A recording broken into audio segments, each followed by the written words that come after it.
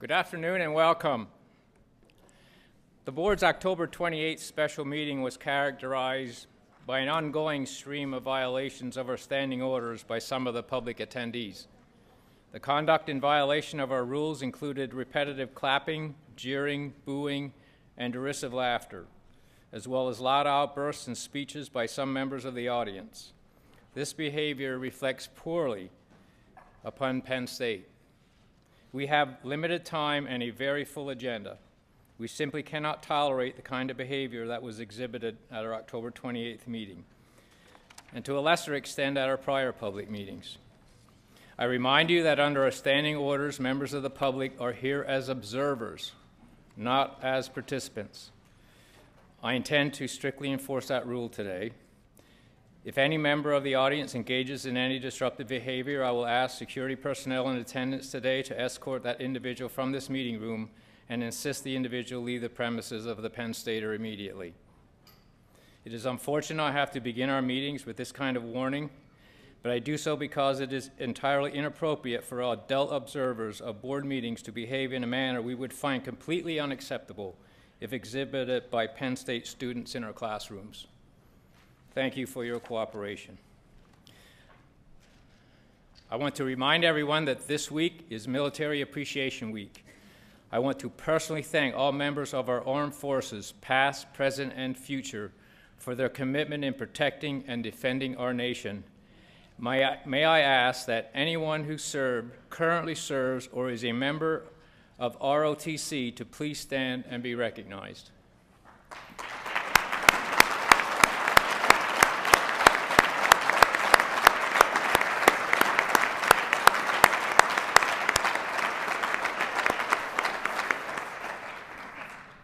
A centerpiece of this important week is Operation Game Day, coinciding with Penn State's football game against Temple. There will be various forms of recognition before and during the football game. For those attending the game, I'm sure you will find it rewarding and compelling. We are pleased that Karen Wiley-Sandler is with us today. As chair of the Academic Leadership Council, we look forward to Karen's engagement with the board. Is Karen? Oh, okay, right there. Thanks for being here, Karen. Jeannie, would you call the roll? Barron? Here. Benson? Here. Brown? Here. Casey? Here. Corbett? Cotner? Here. Dambly? Here. Dandria? Here. Duran? Here. Dumoret? Eckel? Present. Ferretti? Frazier? Goldstein? Here. Gregg? Here. Harpster? Here. Hintz? Huber? Jubileer? Here. Lord? Here. Lebrano? Present. Mother? Here. McCumbee? Here. Mead? Here. Oldsey? Here. Peets? Pope? Here. Rakowicz? Here. Rucci? Here. Schaefer? Here. Silvas? Here. Talafaro? Here. May I have a motion to approve the minutes of the September 19 meeting? A second? It's moved in second. Is there any discussion? All those in favor of the motion say aye. Aye. And those opposed, the same sign. At this time, I'll ask President Barron to provide his report.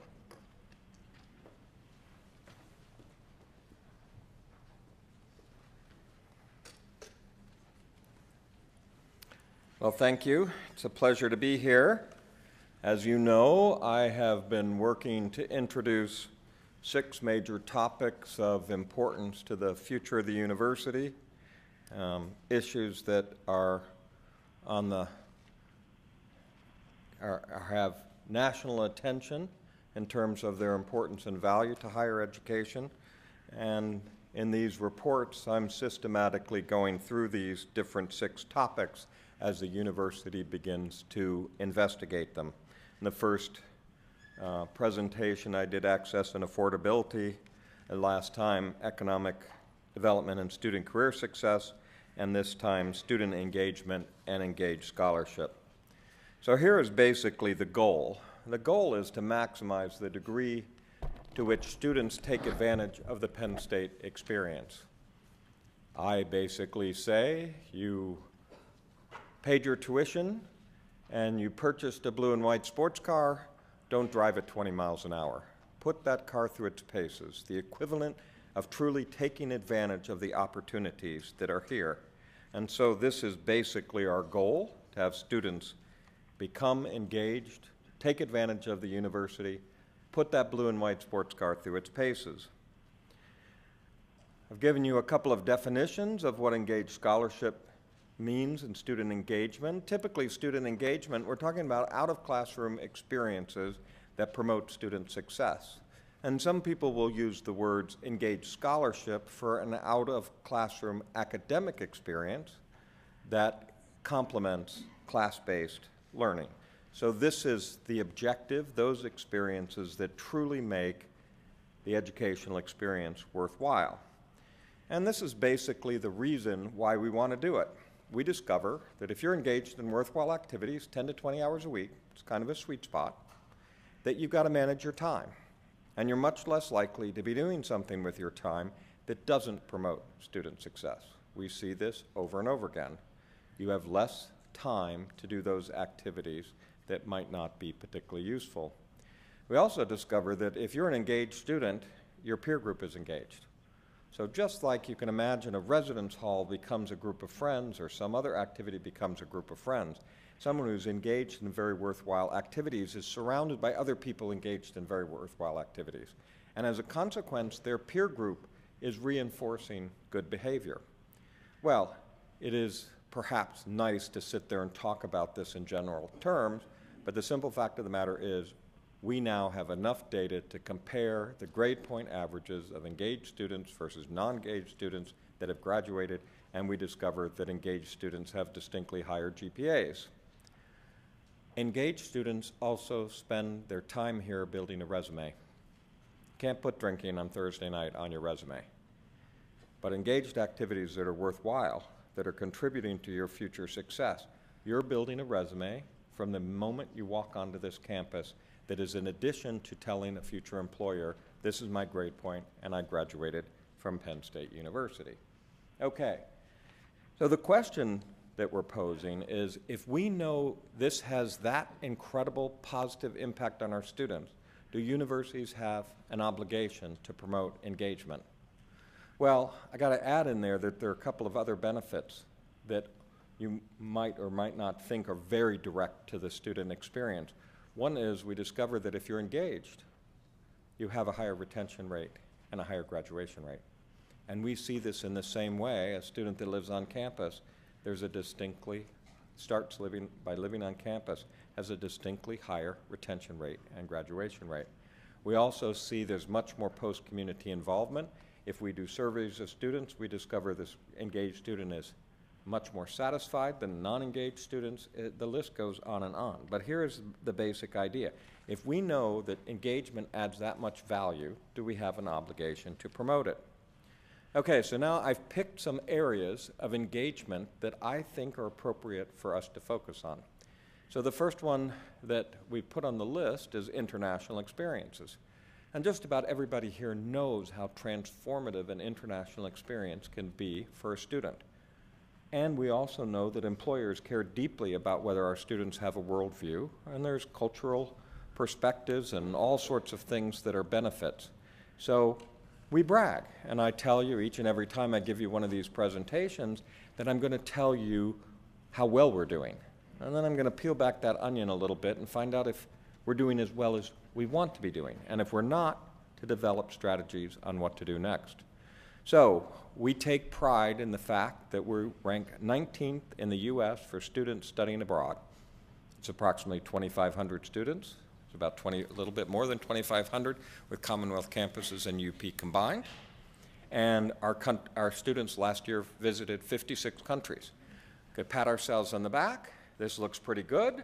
And if you take a look there, and I don't know whether I have a pointer, there's Penn State. Among the Big Ten schools, these are different types of averages you can ignore, but there's Penn State right there in the middle of the pack for the Big Ten. The Big Ten cares about study abroad. Okay, so now we look a little bit deeper, and that top chart is the percentage of our students that are studying abroad. And if you will look, all of a sudden we slipped in terms of our position. And then if we look at the amount of money per student we spend on study abroad, you can see that we're next to the bottom in the Big Ten. So obviously, we're a big university, so we can brag about the numbers of students that study abroad. On the other hand, if what we're really after is to maximize the number of students, the percentage of students, the breadth of students that can study abroad, this institution is not doing as well as it might be doing. So this is the goal, need, issues. We don't have sufficient financial resources. We have to more than double the financial resources we have in order to come into the middle of the pack of the Big Ten in terms of presenting opportunities for our students to have study abroad. So this is also a cost factor, as you know how many students this university educates that are need-based, first in their family to go to college. You have to understand with very little money that those students are disadvantaged in having this type of engagement experience.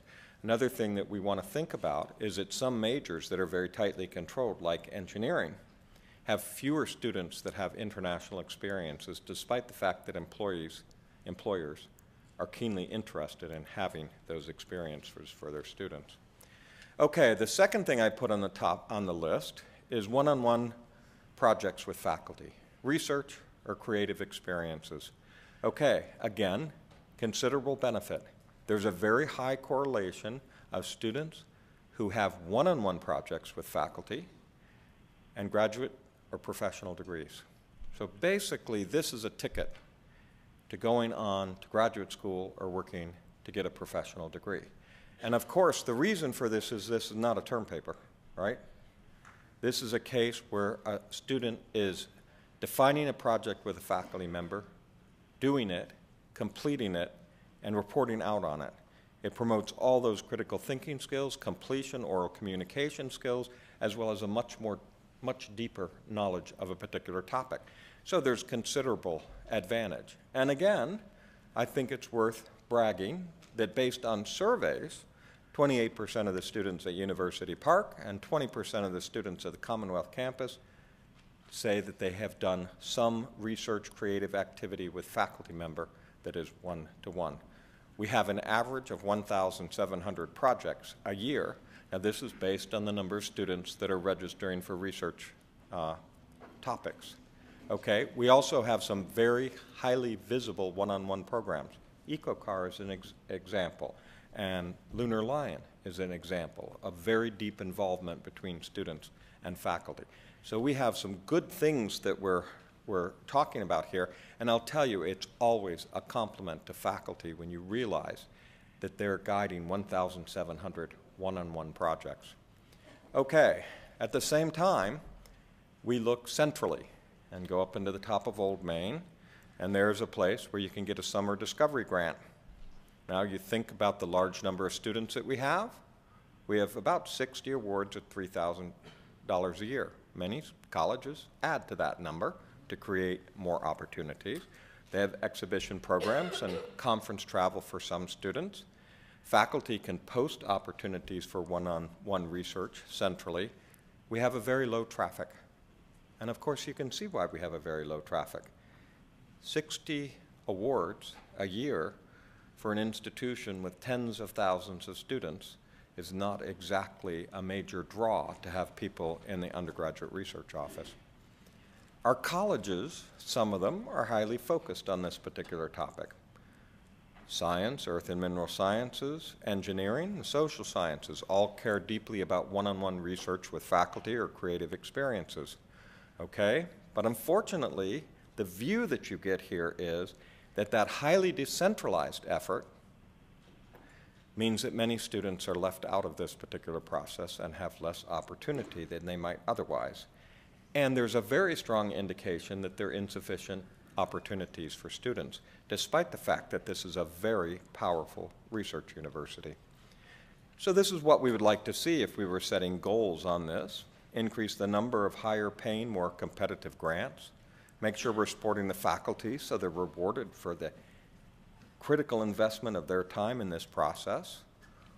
I think we need the dedicated staff that are in a central office with the opportunity and resources where we really draw students into this process.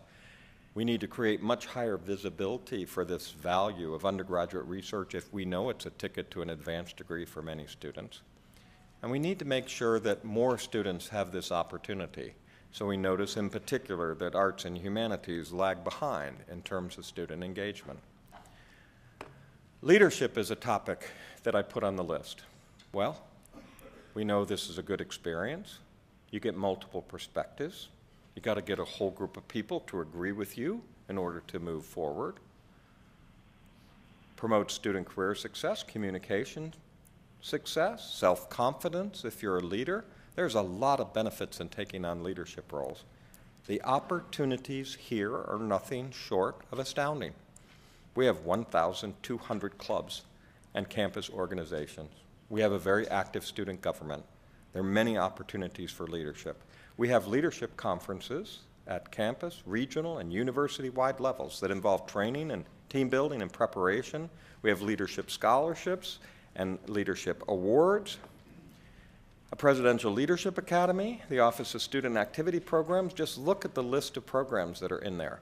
You go look at any campus in the Penn State family, and you will see that campus promoting some opportunity for leadership for our students. We even have a leadership minor in engineering and in agriculture. Okay, I don't know what to put on the goals list.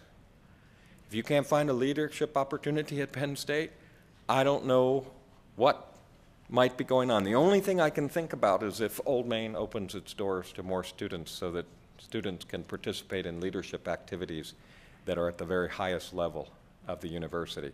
But otherwise, I think this part is something to be proud of. We don't necessarily count. I don't necessarily know what to brag about, but everywhere I look, we send the signal that we value leadership. I put internships on the list, real-world opportunity, networking opportunity. You get a chance for somebody else other than a faculty member to be able to comment about you and your success. There's a high correlation with employment offers. I've now had the chance to talk to an amazing number of corporate partners for this university, and over again, they tell me they have deliberate internship programs because they get a chance to look at our students, decide they have high value, and they capture them into the job market. This is a ticket to job opportunities, and for that reason becomes incredibly important as an engagement activity in student success, but also in terms of real-world learning experiences. 52% of our undergraduates say that they have participated in at least one practical work assignment in industry, government, or the university. That's a good sign. Now, we go look. Open the doors of internships in the university, and what you'll see is central guidance. Here's the first advice. Check with your college first on internship opportunities. Here's a list of organizations that provide them. Here are search strategies that you might employ to find one. Here are some search capabilities that we offer. And then many colleges and campuses have specific programs and specific lists. This is an interesting thing to think about because I suspect there are thousands of internships, but this is an institution that doesn't know how many of our students are gaining this particular experience. My bet is it's a significant philanthropic opportunity that we haven't tapped into because I believe institutions might love the idea of giving an internship to add that practical experience into what they're doing, and so that might turn out to be an exciting untapped opportunity that I think we should work to address. You also have to ask that same question that the faculty asked about research. The recommendations that I made there came from a faculty Senate report in 2012, and that is universities with weaker centralized programs are less likely to be making sure that opportunities are open to all of the students that are out there. And there are indications for that reason that we don't have sufficient opportunities, except in some colleges where the colleges are very deliberate in promoting internships. I put service and service learning. These are also topics that you would see in the engagement, engaged scholar reports that our faculty have produced. This is community involvement, which yields personal satisfaction, certainly great experiences, and I say it's a wonderful signal to an employer. So I've got 2 resumes that look almost identical, 2 good grade points, 2 great university, and on this part of the ledger is somebody that gave back. And I'll tell you, every time, I think the employer is going to pick the person that has given back, because it tells you about how someone is going to interact with their customers and with their fellow employees. So we know that this is a strength that is worthwhile, both from the experience, self-satisfaction, and the potential for employment that has value. So what we have are incredibly visible program. Who doesn't know about Thon, the largest student-run philanthropy in the world, raising $114 million since 1977. Numerous service learning and community-based research opportunities are across Penn State. Many of our programs offer international service opportunities. There's even a minor in civic and community engagement. On the other hand, my suspicion, with Thon being so visible, that almost nobody in this institution realizes just how much service our students are giving to their communities. So it seems impressive, and we've got the big things to brag about, but it's difficult to assess what our commitment is to service. And we seem to lack knowledge of the level of involvement and the breadth of opportunities, and even the opportunity to be able to offer to our students service opportunities that fit closely with what it is they're trying to accomplish in their degrees. Okay, there are 2 strategies being suggested by the university to promote engagement. If you're thinking about this carefully and you're realizing all these tremendous values of having student engagement, how should the university go forward? So the Faculty Senate report, recently released, says our objective should be to provide every single student with an engagement activity. This is a significant change to the curriculum of Penn State, should we take that step. And basically they're saying, let us designate courses as being engaged scholar courses, and students will be required to take one of these courses. So you have to create an inventory of designated courses. There's a lot of investment to develop that, because after all, you're talking about 98,000 students making sure that they take an engaged scholar course. We obviously have to invest centrally in order to manage that enterprise.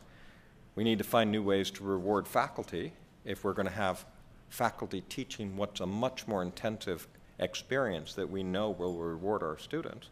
And we need to create recognition and assessment mechanisms so that when we do these programs, we know what the outcomes are, and we watch whether or not we're having a significant impact on our students.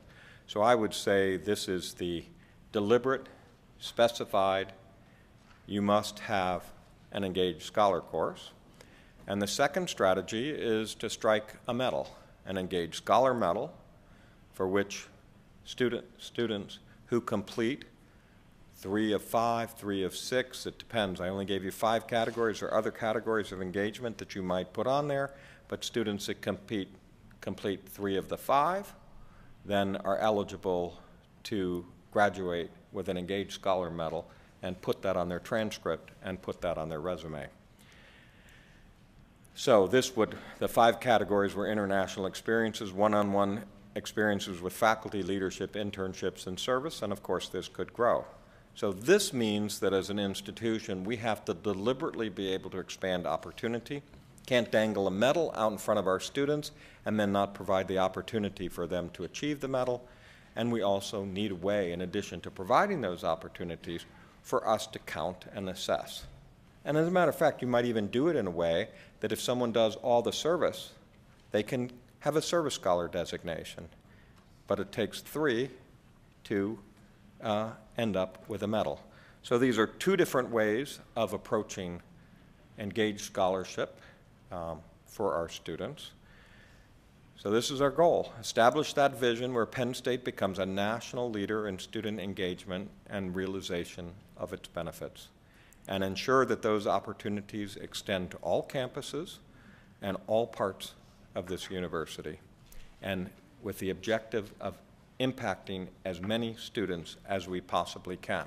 And obviously, from those two examples, that may be impacting all of our students. Okay, we have some challenges in doing that. We have to have more funding for international programs. I don't like being at the bottom of the Big Ten in the dollar amounts that we're providing students to have an international experience. Okay? We need to do much more on one-on-one research and creative experiences. There's a high demand and need for resources if those projects are going to be meaningful, and we have to support our faculty in providing opportunities for our students. I don't think there's any choice that if you're going to provide medals or you're going to make sure every student is touched, that it doesn't mean that we have to have a more centralized function and incentivize more opportunities. And we have to make it more visible than what it is now. We want a lot of traffic of our students headed towards these opportunities. We also want to make sure we leverage the resources existing in our colleges. We don't want to take this from our colleges. We want to be a better partner and have more opportunity in the process. So promote the visibility, increased opportunities for recognition, award, and assessment. So this is my end note. This is of incredibly high value. It is, if you want to use a phrase, putting that blue and white sports car through its paces. We want, going in and out of class is driving the sports car 20 miles an hour. Going in and out of class is no way to take advantage of this university. And we know healthier, happier, better grades, better resume, better career opportunities. This is data that's telling us that this is a positive impact of our students if we do this. We also know that this is better retention, better graduation, better critical thinking skills. Again, this is both ends. It affects our budget model, it affects our ranking, and it affects student success. We need to implement the best strategies for us to move forward. 2 have been proposed, and hopefully you will see as we begin to emerge specific goals and objectives on how we can increase those areas for which we're weak and become known around this nation as one that makes sure that our students have the experiences and opportunities that truly adds value to this education. Mr. Chairman, that concludes my report, and I'm more than happy to take questions. Yeah. Thank you, President Barron. I was wondering, I'm not on. Sorry about that. Thank you. Yeah. I was wondering, you shared a number of statistics on the number of students that were involved with internships, with meeting with faculty, and so on.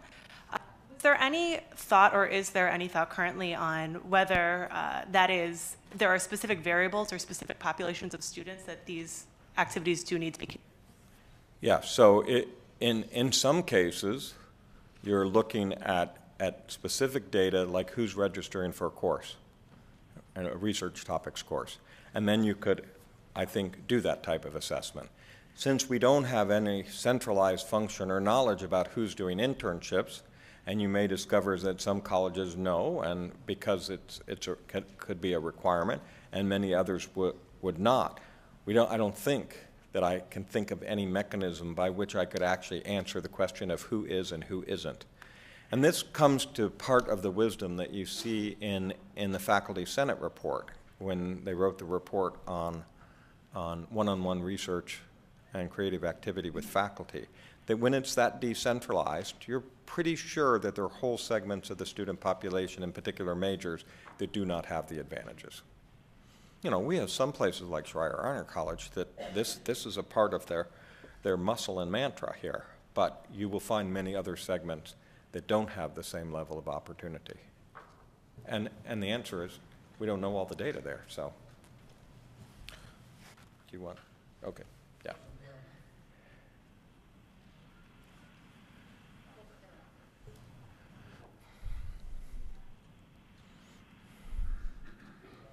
Or maybe you want to use mine. There we go. We're in the middle of the pack in terms of going abroad. Do you have a sense of where we are in terms of international students that are studying here compared to other Big Ten I believe that the numbers for publics that we do quite well, and I think actually those numbers came out, but I hate to cite a number that I can't remember for sure because I don't want to enter the wrong number in there. But we're strong, maybe top 20 among the large publics. I don't know whether Nick knows the answer to that and saw that, or is Michael there? Rob will be doing the enrollment report in a few minutes. Okay, great. You'll get that answer, Joel. Sorry, just a second. Spot on. Clearly, as higher education is transformed in the future with online and all the radical changes that are coming, this is something with socialization of the student, the engagement of the student, is the way of differentiating Penn State from our peers. So it's definitely, and it builds on a tradition and a foundation that has always been the case at Penn State. That's one reason we have all these clubs and activities, and the faculty have always been engaged in mentorship, and that's part of the reason I think that Penn State mystique and the loyalty that graduates have towards Penn State. Thanks. Yeah, you're talking about making this more of a transformative experience. And we know transformative experiences create people that want to give back and that care about an institution. And we're trying to socialize it to the point where the minute you walk in the door, you realize that you're expected to be engaged. You know, I sort of marvel at the fact that we have high school student after high school student that thinks they have to build that resume to get into college. And then when they get into college, they think they need a grade point. When you never want to stop building that resume and, quite frankly, taking advantage of all the experiences at the university. This will do well by them for all their lives. Yes, sir. President Barron, are there any other universities that you think do all of these things really well? Okay, you know something, I think that a lot of privates might tell you that they have very high expectations for study abroad and have significant resources to do it. And the student population is small enough that it's more manageable to do one-on-one with a faculty member. There are some institutions that will tell you that they demand a certain capstone experience for a lot of different students. So I think in those cases that they probably do it very well. And actually, I've done a lot of surveys on types of things they do at small liberal arts colleges because I don't understand why we shouldn't be able to mimic some of those good practices.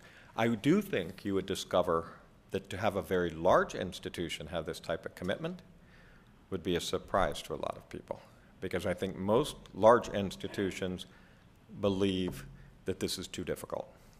So should we be benchmarking ourselves against a different peer group? I don't know. I'd have to think about that for a little while. Right now, I'd like to beat those people up there in those little circles. So this is, you know, you win on the field and you win off the field, and then you go home happy every day. Others? Yeah. Oh, sorry. I'm on, Paul. So. Yeah.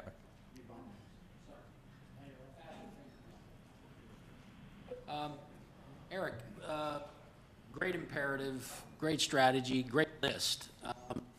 Can you talk to us a little bit about, in order for us to know that we're getting better at this every academic year, we have to really get, I think, better at measuring. We do. Can you talk to us a little bit about how we're going to measure?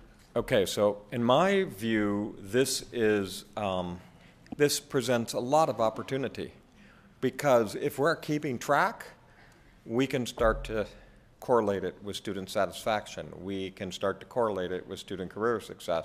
We can start to correlate it with grade point. So a lot of those things we can actually look to see whether it affects retention numbers. Now, I will tell you this is an institution that has a whole list of things that we want to do better. And so we're going to have a multivariable problem for which it's going to be hard to prove who did what. So you know how difficult this would be.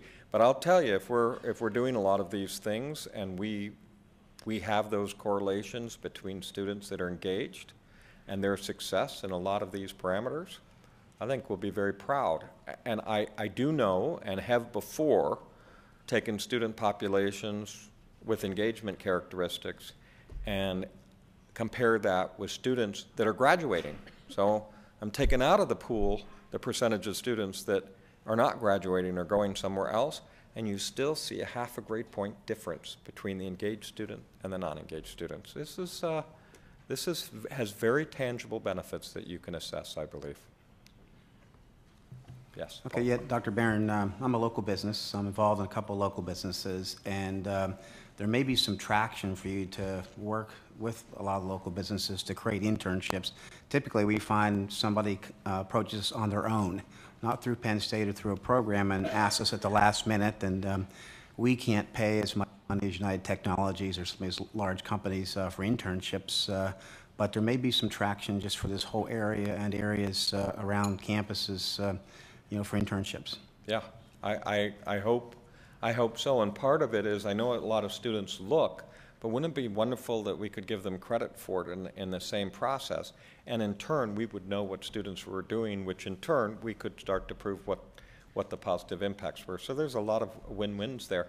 I think there are many other opportunities. Like, for instance, I was talking to the head of Siemens USA, and he was talking about how valuable internships were, and because of this engagement conversation, and we were also talking about international experiences, and he goes, and the key was, this engagement's difficult for an engineering student. And he said, well, Siemens ought to be able to provide a whole group of internships in Germany. Okay, this is the type of thing that if you start to think about it, then you give a whole set of students that aren't getting that experience now a new experience. Local, global, I think we could grow and do great things. So, thank you very much for your attention. Thank you, Eric.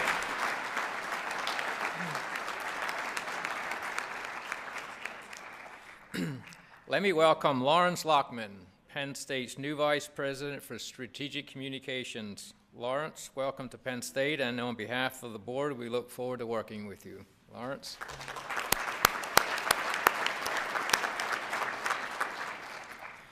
At this time, I'd ask Provost Jones to provide his report.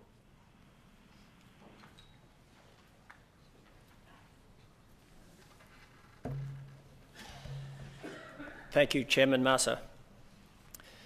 At the last board meeting, I discussed the contributions of Penn State's faculty, staff, students, and alumni. Today, I'd like to focus on some key issues related to faculty, the heart of our university. Faculty are teaching our 98,000 students, pursuing research grants, supervising student research, and undertaking service projects. They are responsible for the consistently strong academic rankings that draw students to all our campuses. A national conversation has been taking place for some time about tenure-track faculty and non-tenure-track faculty. Across the country, faculty not on the tenure track, sometimes referred to as adjunct or contingent faculty, express concerns about their financial compensation, benefits, job security, professional development, and opportunities for advancement. If we look at data through the late 1960s, fewer than 5% of new full-time faculty hires were outside the tenure system. Today, more than 50% of the new full-time hires are non-tenure line faculty. So what happened along the way? And what is the nature of this change for higher education and for Penn State? If we look back 20 years at Penn State's full-time faculty, we can see indications of the same trend that has occurred nationally. In 1992, non-tenure track faculty made up 31% of our total faculty. By 2013, non-tenure track faculty had risen in number to 46%. The absolute number of tenure track faculty increased only slightly over this time period. Before we go further, let me review for you the main types of faculty appointments that we use at Penn State. The first three categories are covered by employee benefits. Standing appointments are full-time with no ending date specified. They are backed by permanently budgeted funds. Standing appointments include faculty who have earned tenure or who are on the tenure track. Fixed-term multi-year appointments are full-time for a minimum of 36 weeks and a maximum of 5 years, and have an ending date specified, although they may be renewed. They are supported by permanent funding for that time period stated. Fixed-term 1 appointments are full-time for at least 6 calendar months, but have an ending date specified. They are funded on a temporary basis and may be renewed. Fixed-term 2 faculty are full-time, but less than 6 calendar months or part-time. They have an ending date specified and may be renewed. And then there is an other category, and professor of practice is one example. These are non-tenure track faculty, frequently with non-traditional academic backgrounds, but with high-level leadership experiences outside the university.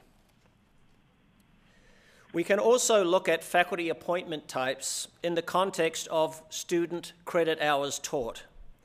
The left axis shows the number of student credit hours. The colors in the bars indicate the type of faculty appointment. Standing faculty, shown in blue, have taught slightly more credit hours over the past 10 years, but a smaller percentage of the total.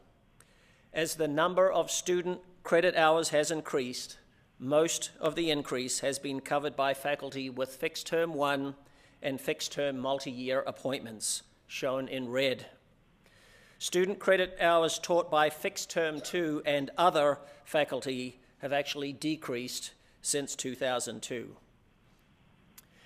As we've reported to the board previously, research expenditures rose significantly from 1992 to 2013, from $288 million to more than $800 million. Penn State has hired an increasing number of research faculty, not on the tenure track, who are essential contributors to our productive and growing research enterprise. Student enrollments have also risen since 1992, and non-tenure track faculty are helping to teach these new students. Instructional faculty on non-tenure tracks typically have more extensive teaching responsibilities than our standing faculty. Our use of part-time faculty, as noted, has actually been decreasing. Penn State did not set out with a plan to increase the number of non-tenure track faculty.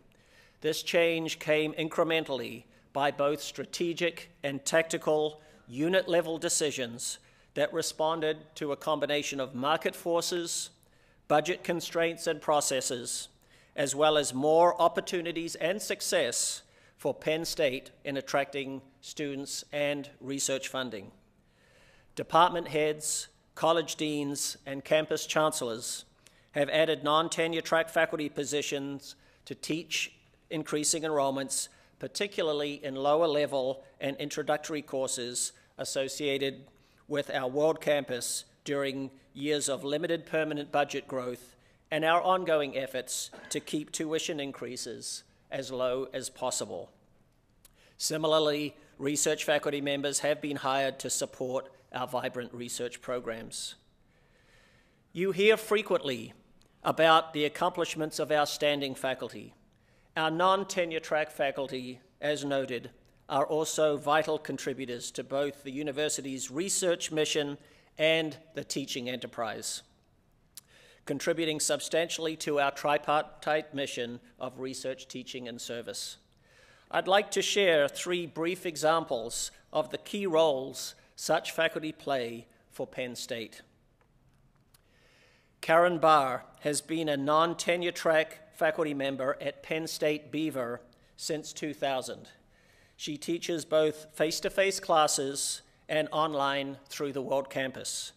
Ms. Barr has received an Academic Advisor Award from the Student Government Association, 2 Excellence in Teaching Awards from her campus, and the university-wide George W. Atherton Award for Excellence in Teaching.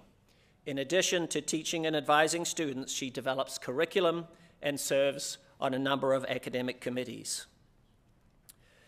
Dr. Stephanie Lanza is a developmental methodologist and the scientific director of the Methodology Center in the College of Health and Human Development. The center develops and disseminates innovative statistical methodologies for prevention-related research. Dr. Lanza helps faculty, postdocs, and students conceptualize and strategize on their research and grant funding proposals. She has also played a significant leadership role in the College of Health and Human Development, where she was a member of the Strategic Planning Council. She is an important part of the HHD community. Dr. Ron Gilliland is a professor of practice in the Department of Astronomy and Astrophysics. Before joining Penn State, he was an astronomer at the Space Telescope Science Institute in Baltimore, Maryland, which operates the Hubble Space Telescope. We're delighted to report that this past Sunday, he was named as a co-recipient of the $3 million 2015 Breakthrough Prize in Fundamental Physics as part of the High Z Supernova Search Team.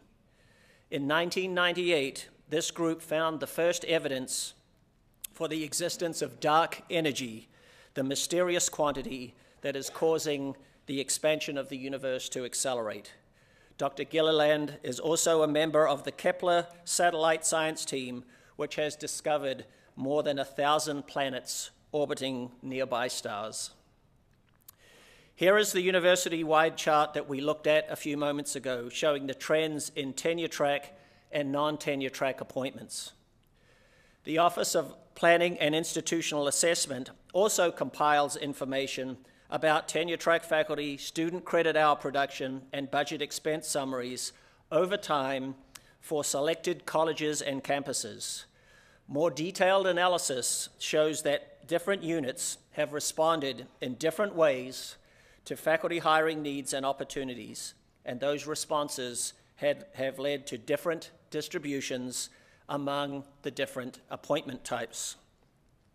These distributions evolve with time and reflect the serious and deliberate commitment of our academic units to respond in the context of external and internal constraints to fulfilling our mission. Penn State has a tripartite mission of teaching, research, and service, and we have assembled highly qualified faculty to execute this mission. Some faculty members are cutting-edge teachers and researchers. Other faculty are purely research or purely instructional in their focus. We pay attention to the distributions among the different faculty types centrally, as do our deans and chancellors, in order to ensure that we are well positioned to fulfill our commitments in the most effective way possible. At any moment in time, the breakdown for a particular unit or for the institution as a whole may not be quite what we seek, but we are always focused on getting the balance right. With the encouragement of our University Faculty Senate, we are paying attention to the composition of our faculty, guided by our values and vision, and we're working on this balance on multiple fronts. At Penn State, we value all members of our faculty, and their complementary contributions are what make us the extraordinary university that we indeed are. Now I'd be happy to take your questions as time allows. Alice. More? There you go. There. Thank you for your report on this. This is a very important issue for all universities, and the faculty system and the tenure system is really under threat nationally, and I completely understand why you would say that you didn't set out necessarily to have the proportions that you do.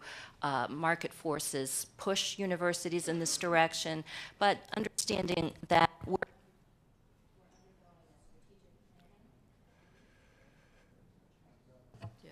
Am I on? Understanding we're going through a strategic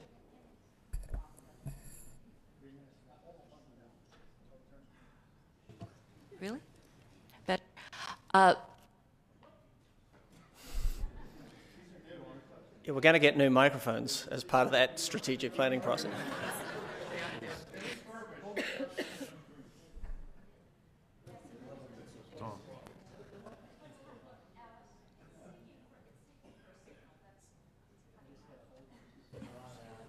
Hold it. You guys test these out before we did this today? All right. Is this figuring into the strategic planning at all, understanding what would be the proper proportion, protecting this tenure system, which is the only underpinning we have for academic freedom, which arguably has support the eminence of American. Yeah, I think I got most of that.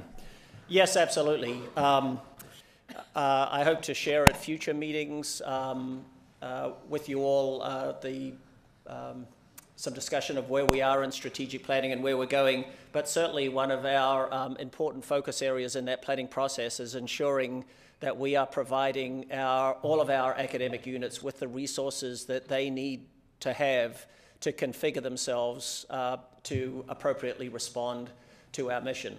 The balance in different units may be different, but we do not ever want to find ourselves in a position where a unit has evolved to a particular distribution of faculty among different faculty types because resources drove them there. We need to be driven to the right balance by the aspirations of those units. So it is certainly a goal to make resources available to facilitate that. Nick? Yeah. Would you put that slide up to the 6 bars on it again? We have to go back a few.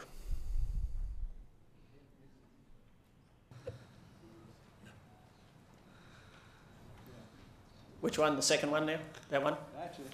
Yep. So today's number is roughly 4,800 instructors. Faculty, yes. And the number in 20 years ago was 3,600. Yep. So that's about a 25% increase in faculty. Yep. Sure. Yep. Actually, almost 30%. Yep. But you see, the mix between the blues and the reds, tenured and untenured, has changed dramatically. And I would guess that's a change to a less expensive instructor. Is that so? In many cases, it is for some of our research faculty who are non-standing. That may not necessarily be the case in terms of salary, although there would be an expectation then that much of their support is derived externally. But generally, for the teaching faculty, that would be the case. I guess. So on a per capita instructor basis, how much would the salaries have changed over that 20-year period versus tuition? Oh, I don't have those. I can get those numbers for you, but I don't have those at my fingertips. I can get that information for you. Thank you. Yep, happy to do that. Nick, we're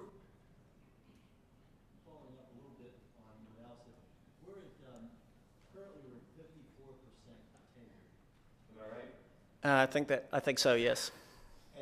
their second bullet point in here says that the national average, I think it says that, or in the U.S., is 25, or the inverse is 75%, right? Because it says 75% of all people, all schools are off the tenured line. So therefore, 25% tenured throughout the United States.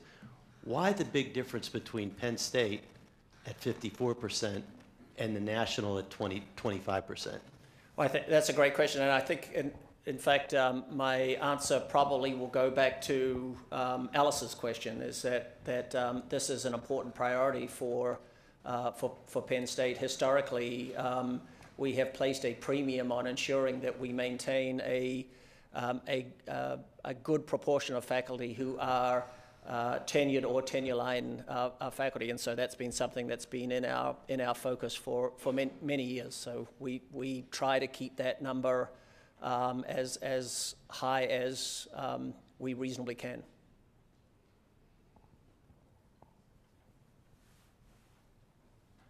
Nick, is there any research that indicates whether non-tenured faculty are less capable of teaching, do a weaker job, a less good job of teaching than tenured faculty, or is there no such research, or can you respond to that question? Yeah, well, I think you could probably find research that would support that contention and also research that would refute it.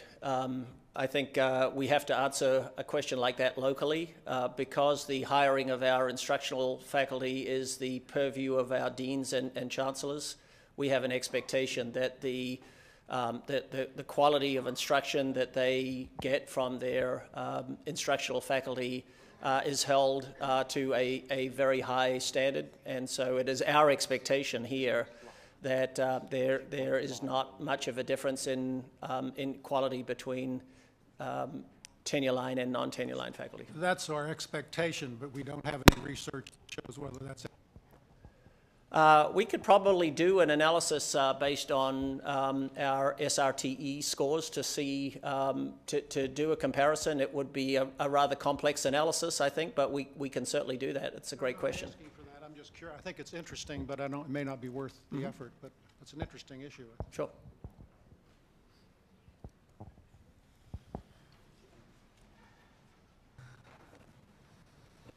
Is that another? Okay. Thank you, Mr. Chairman. Thank you, Nick.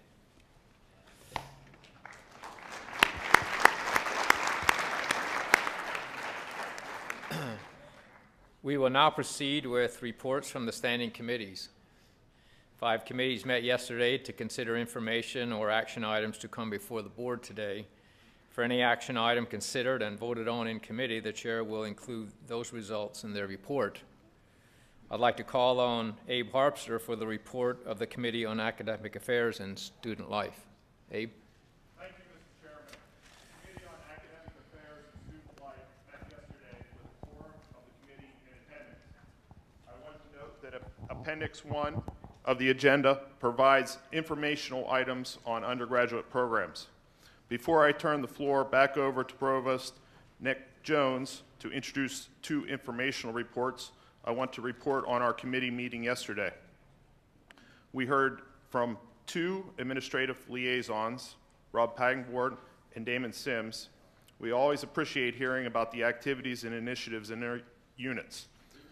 One of the board risks assigned to our oversight was a committee which was specific to research interests.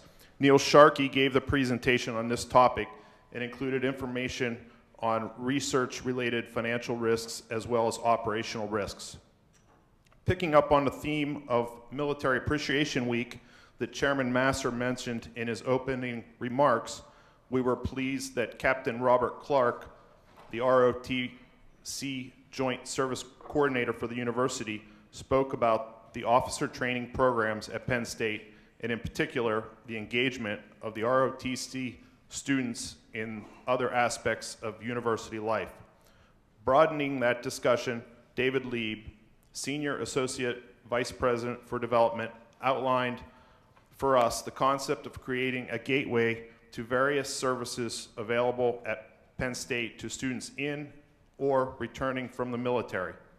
We then had a very good discussion on Engaged Scholarship Initiative.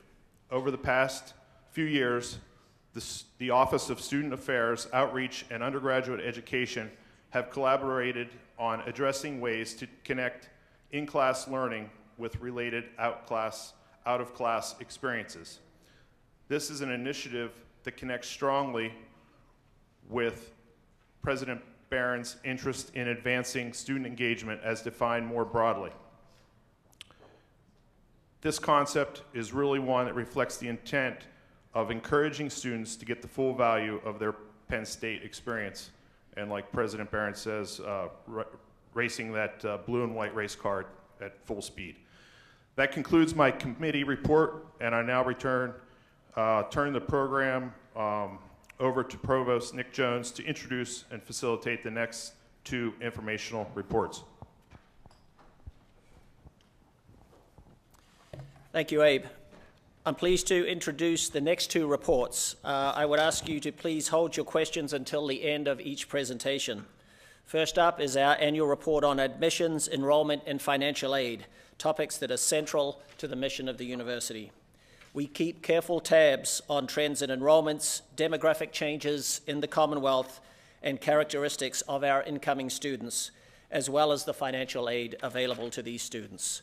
The report will be given by Rob Pangborn, Vice President and Dean for Undergraduate Education. Rob?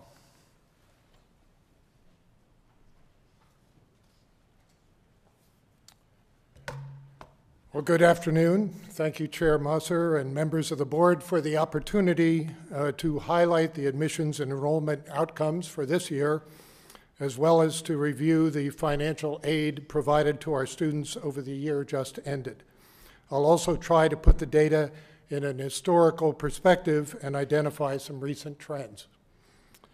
The official enrollment census comprises a snapshot of enrollments taken at the end of the 6th week of the fall semester and includes all undergraduate, graduate, law, and medical students.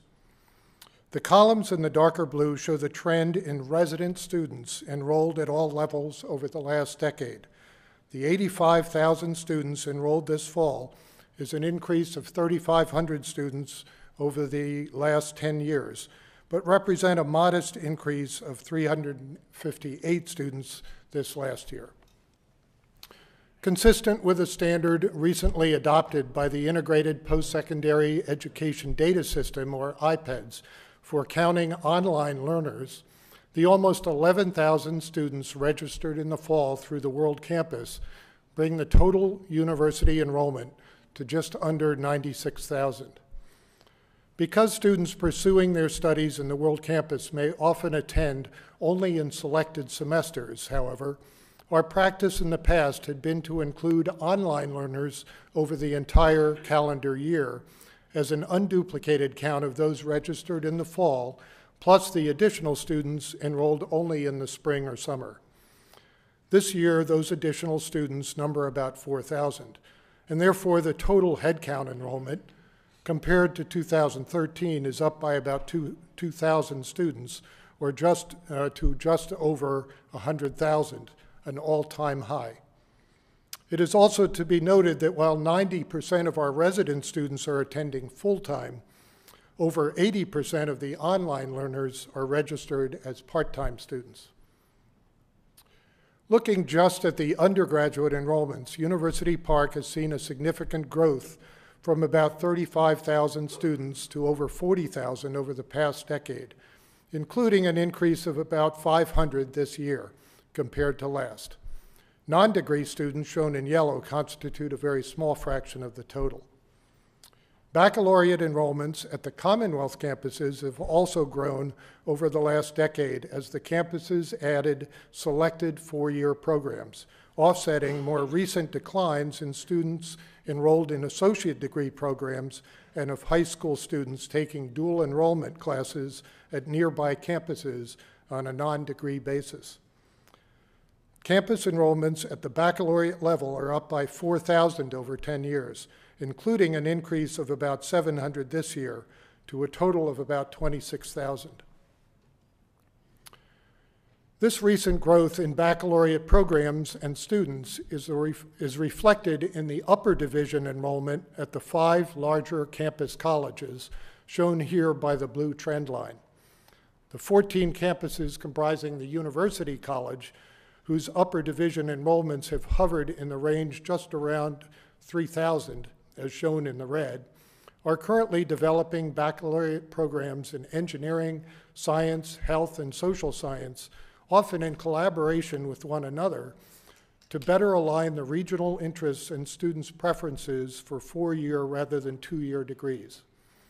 The option to remain at a campus to complete their degrees offers a financial advantage for many of our students and assists those who are location-bound, therefore serving as a complement to Penn State's unique and long-standing academic pathway known as the 2+2.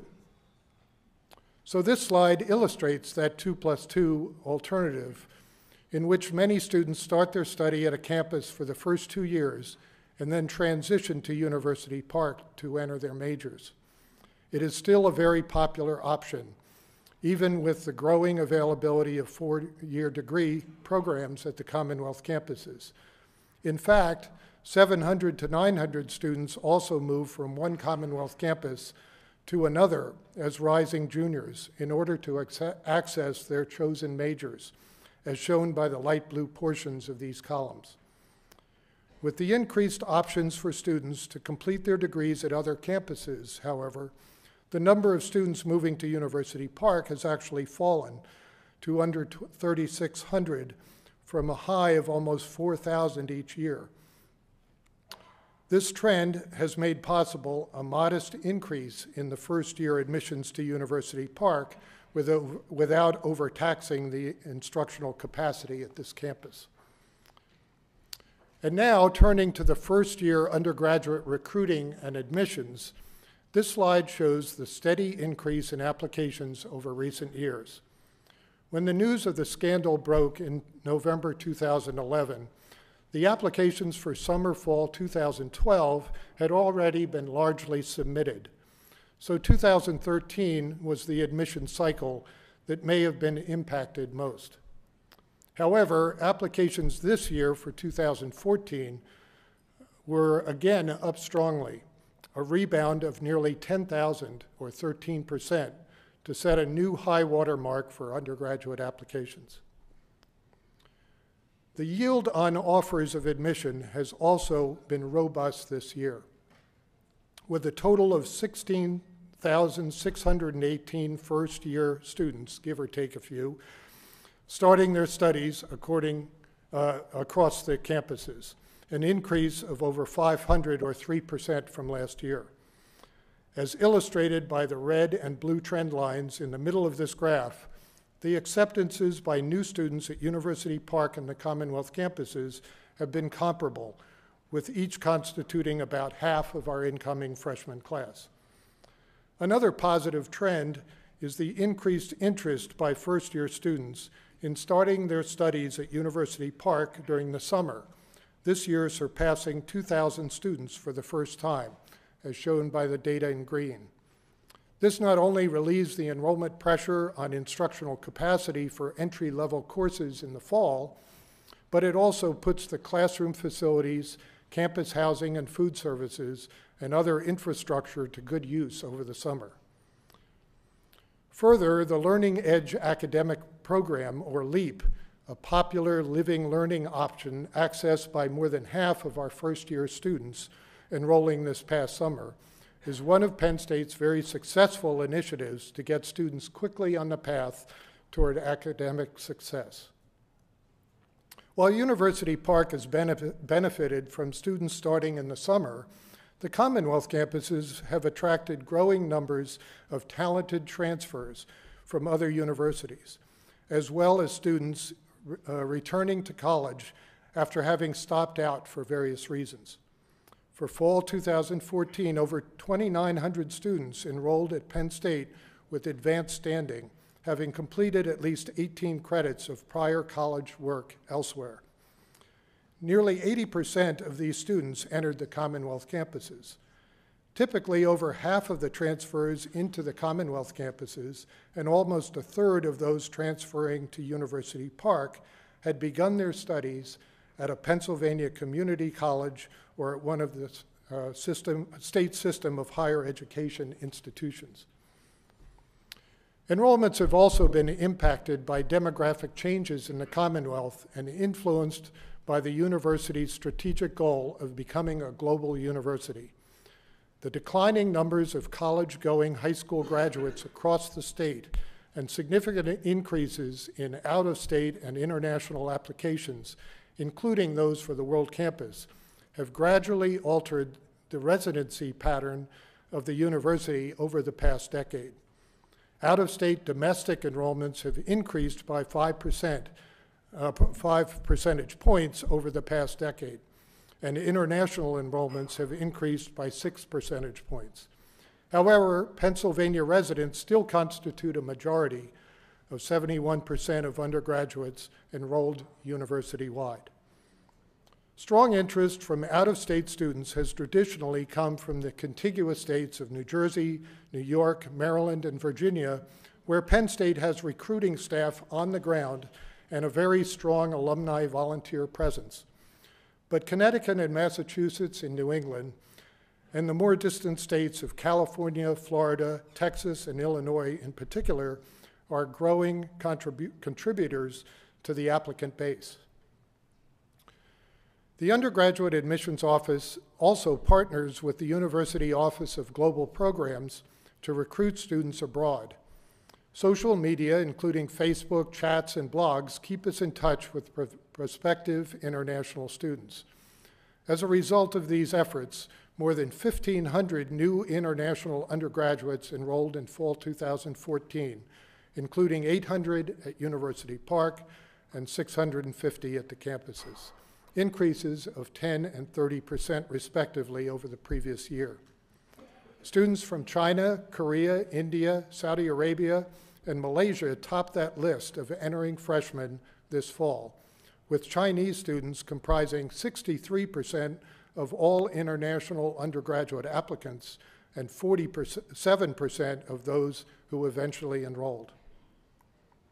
With these larger entering classes, international undergraduates, shown on this graph by the red line, surpassed the combined international enrollments of graduate, medical, and law school students in green back in 2010, and have continued to climb in the years since. International students in residence at Penn State at all levels now exceed 8,000, or just over 10% of our total resident enrollment, excluding Penn College. We have also seen steady expansion of our racial and ethnic minority enrollments. Minority students now constitute 23% of fall undergraduate enrollments at the campuses and 18% at University Park, up from 13% a decade ago. In the World Campus, minority students comprise 22% of all enrollments, and minorities are 13% of our graduate enrollments. Recent gains in diversity university-wide have been particularly notable among Hispanic and Latino students, more than doubling in number from 2,100 to 4,500 over the past 10 years. The World Campus enrollment has continued its strong growth trend, with the unduplicated count of fully online learners increasing from 13,300 in calendar year 2013 to over 15,000 this year. 90% are adult students, and the online programs reach learners in all 50 states, the District of Columbia, 3 territories, and 73 countries. The World Campus offers 44 undergraduate degree and certificate programs and 67 at the graduate level, as well as serving 5,500 of our resident students who opted to take at least one online class through the World Campus this past year.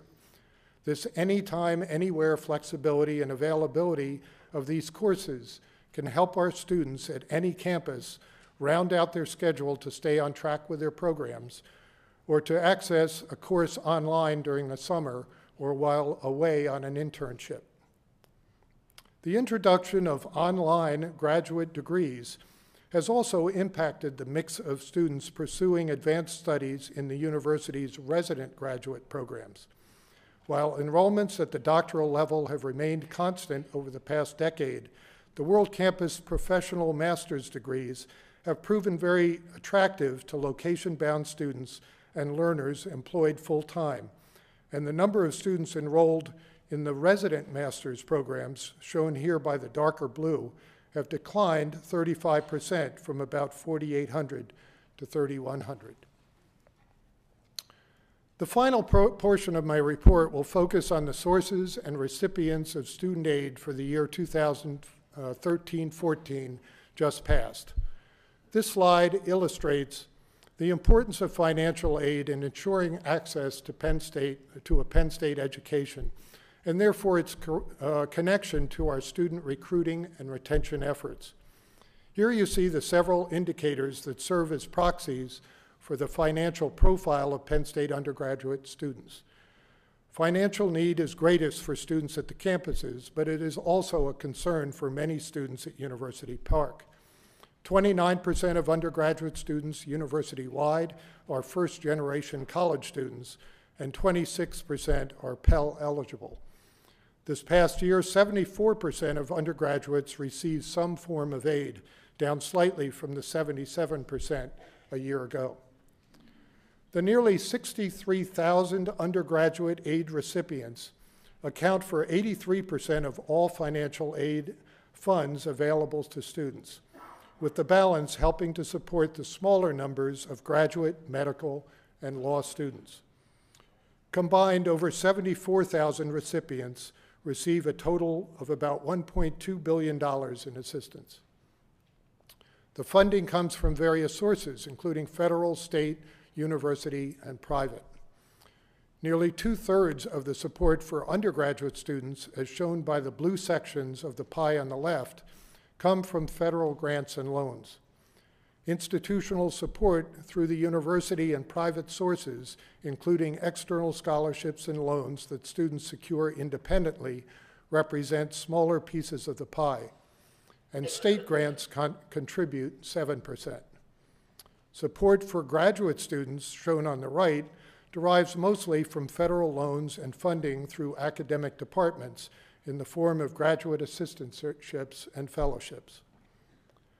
This slide gives an historical perspective of the support for undergraduates. After rising steadily through the first half of the last decade, accompanied by an additional 10,000 recipients on the total annual aid rolls, both the total assistance provided and the numbers of students receiving support have remained relatively flat over the past 5 years. Students access a variety of types of funding, including education loans, need-based grants and scholarships, and wages earned through federal work study. Education loans, however, comprise the largest type of funds. Not shown is the contribution made by part-time jobs that students secure on their own, either on campus or in the community. Institutional grants and scholarships are an increasingly important component of the aid that we can provide to our students, and saw significant growth during the university's For the Future campaign. These resources, divided between annual and endowed scholarships and centrally funded tuition assistance and fellowships, constituted a total of $110 million, supporting over 29,000 recipients this past year. This chart breaks down that institutional support into funding allocated to incoming first-year students and the awards to continuing and upper division students. Much of the larger portion of this pie is administered in the academic colleges and departments to recognize merit and assist retention of students in the majors.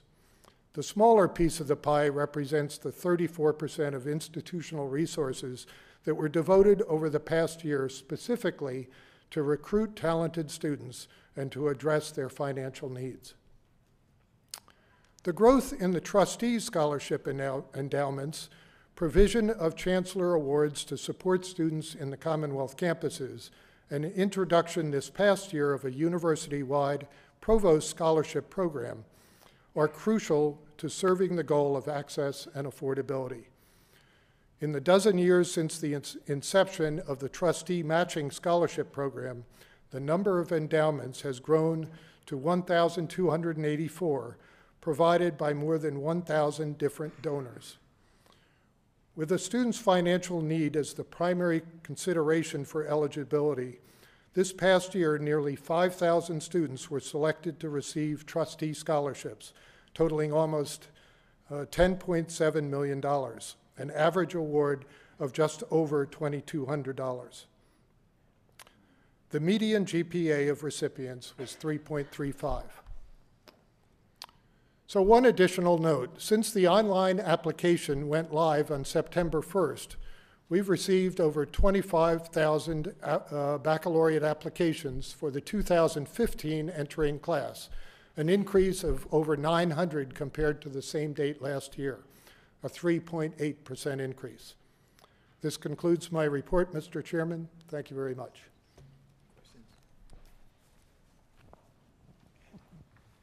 Ed? Could you give us a sense of the amount of debt with which our graduates would have compared with other schools in the Big Ten or Pitt or whatever? We're, of course, very high in terms of the debt. It's on the order of 36,000 students for those students who receive, who take out loans. Excuse me? $36,000, right? Right. Are you saying the average is $36,000? Accumulated debt at the end of, when they graduate, correct. And that's lower than both the Pennsylvania and the national averages, but it's high relative to the public institutions. Yes, sir.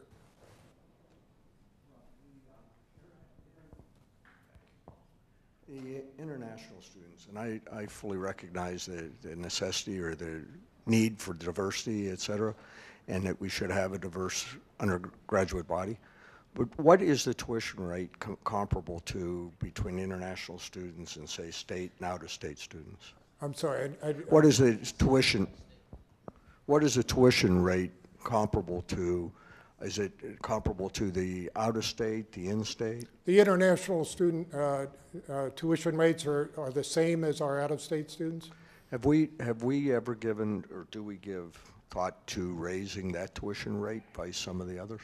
We have, and this year, in fact, we did implement a fee for international students to cover the additional kinds of services that they need at the university, both through in the intake process and when they get here in terms of writing skills and so on that require specialized tutoring.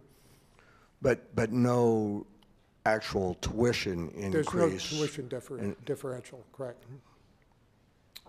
Let me just go back to the other question for 1 minute and make it clear that where we are lower than the national and Pennsylvania averages is on the default rate for students who leave the university with accumulated loans. So. I have two questions regarding enrollment of resident students. First, we see a continuing decline for graduate study. What's your understanding of what's driving that? Well, it's actually really not a continuing decline in graduate study. If you look at the combined numbers of the world campus enrollments and the resident enrollments, it's a steady increase. There is a differential there in terms of the extent to which students are enrolled full time. The resident students tend to be full time. The world campus students are pursuing their graduate degrees part-time. So if I understood your graph correctly, my question is really specifically about the resident graduate students. Is it you're thinking that more students are opting for online learning rather than it is? Right. All right. And undergraduate residents, did I understand correctly that enrollment there has a slight decreasing trend? Was that, so we had 85,000 enrollment in resident undergraduates, correct? That's correct, and that is steadily growing. The ratio is changing between in-state students and out-of-state students, but the numbers of Pennsylvania students continue to increase because the total enrollments are increasing. So when I say resident, I don't mean Pennsylvania residents. I mean resident as opposed to world campus. So I thought that was one of your first graphs, that that number was declining as world campus enrollment was increasing. No, the resident enrollments are also up. They are? Yeah, they're up about 1,500 this year compared to last year. All right, good. That makes sense because the applications and yield were good. Right. All right, thank you.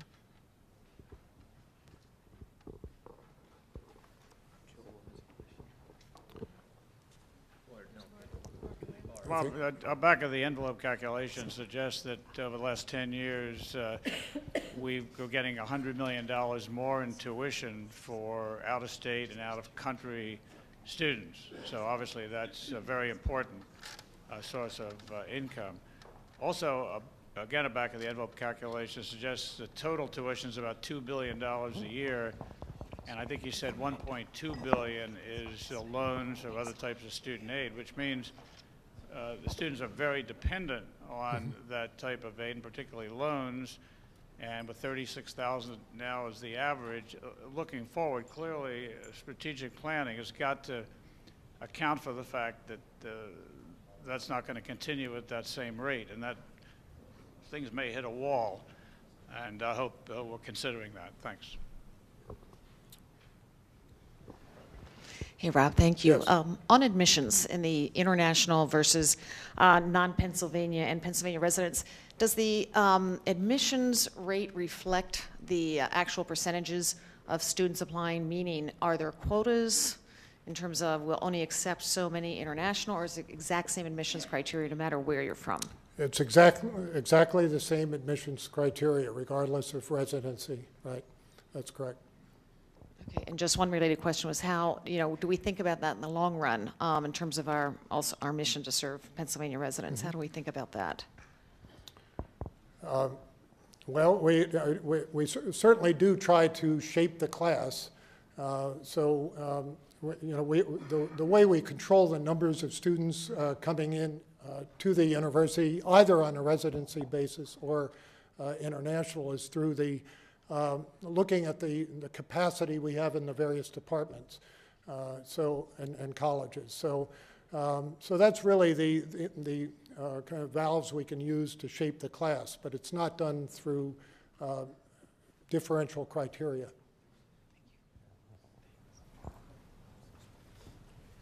Yeah.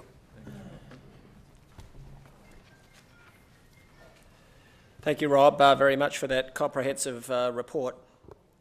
Next, we will hear about 3 programs of excellence that represent enriched academic experiences for undergraduates. All 3 are highly selective programs offering challenging academic courses, research opportunities, strong faculty involvement, leadership or service commitments, mentoring and advising, and teamwork with peer groups. There is collaboration among the programs and coordination in serving students. Chris Brady, Dean of the Schreyer Honors College, will give us an update about the highly ranked and thriving Schreyer Honors College.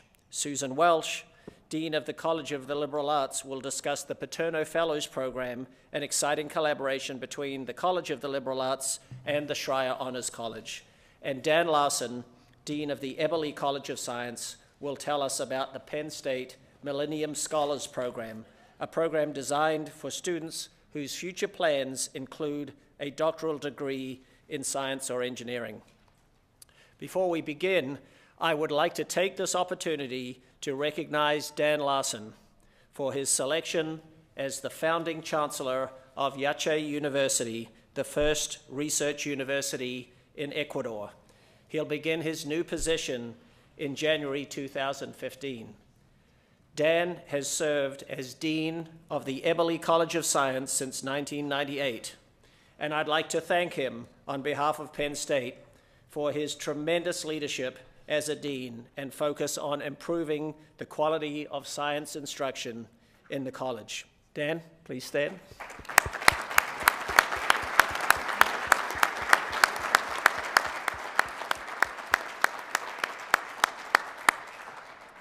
We'll begin with Chris Brady.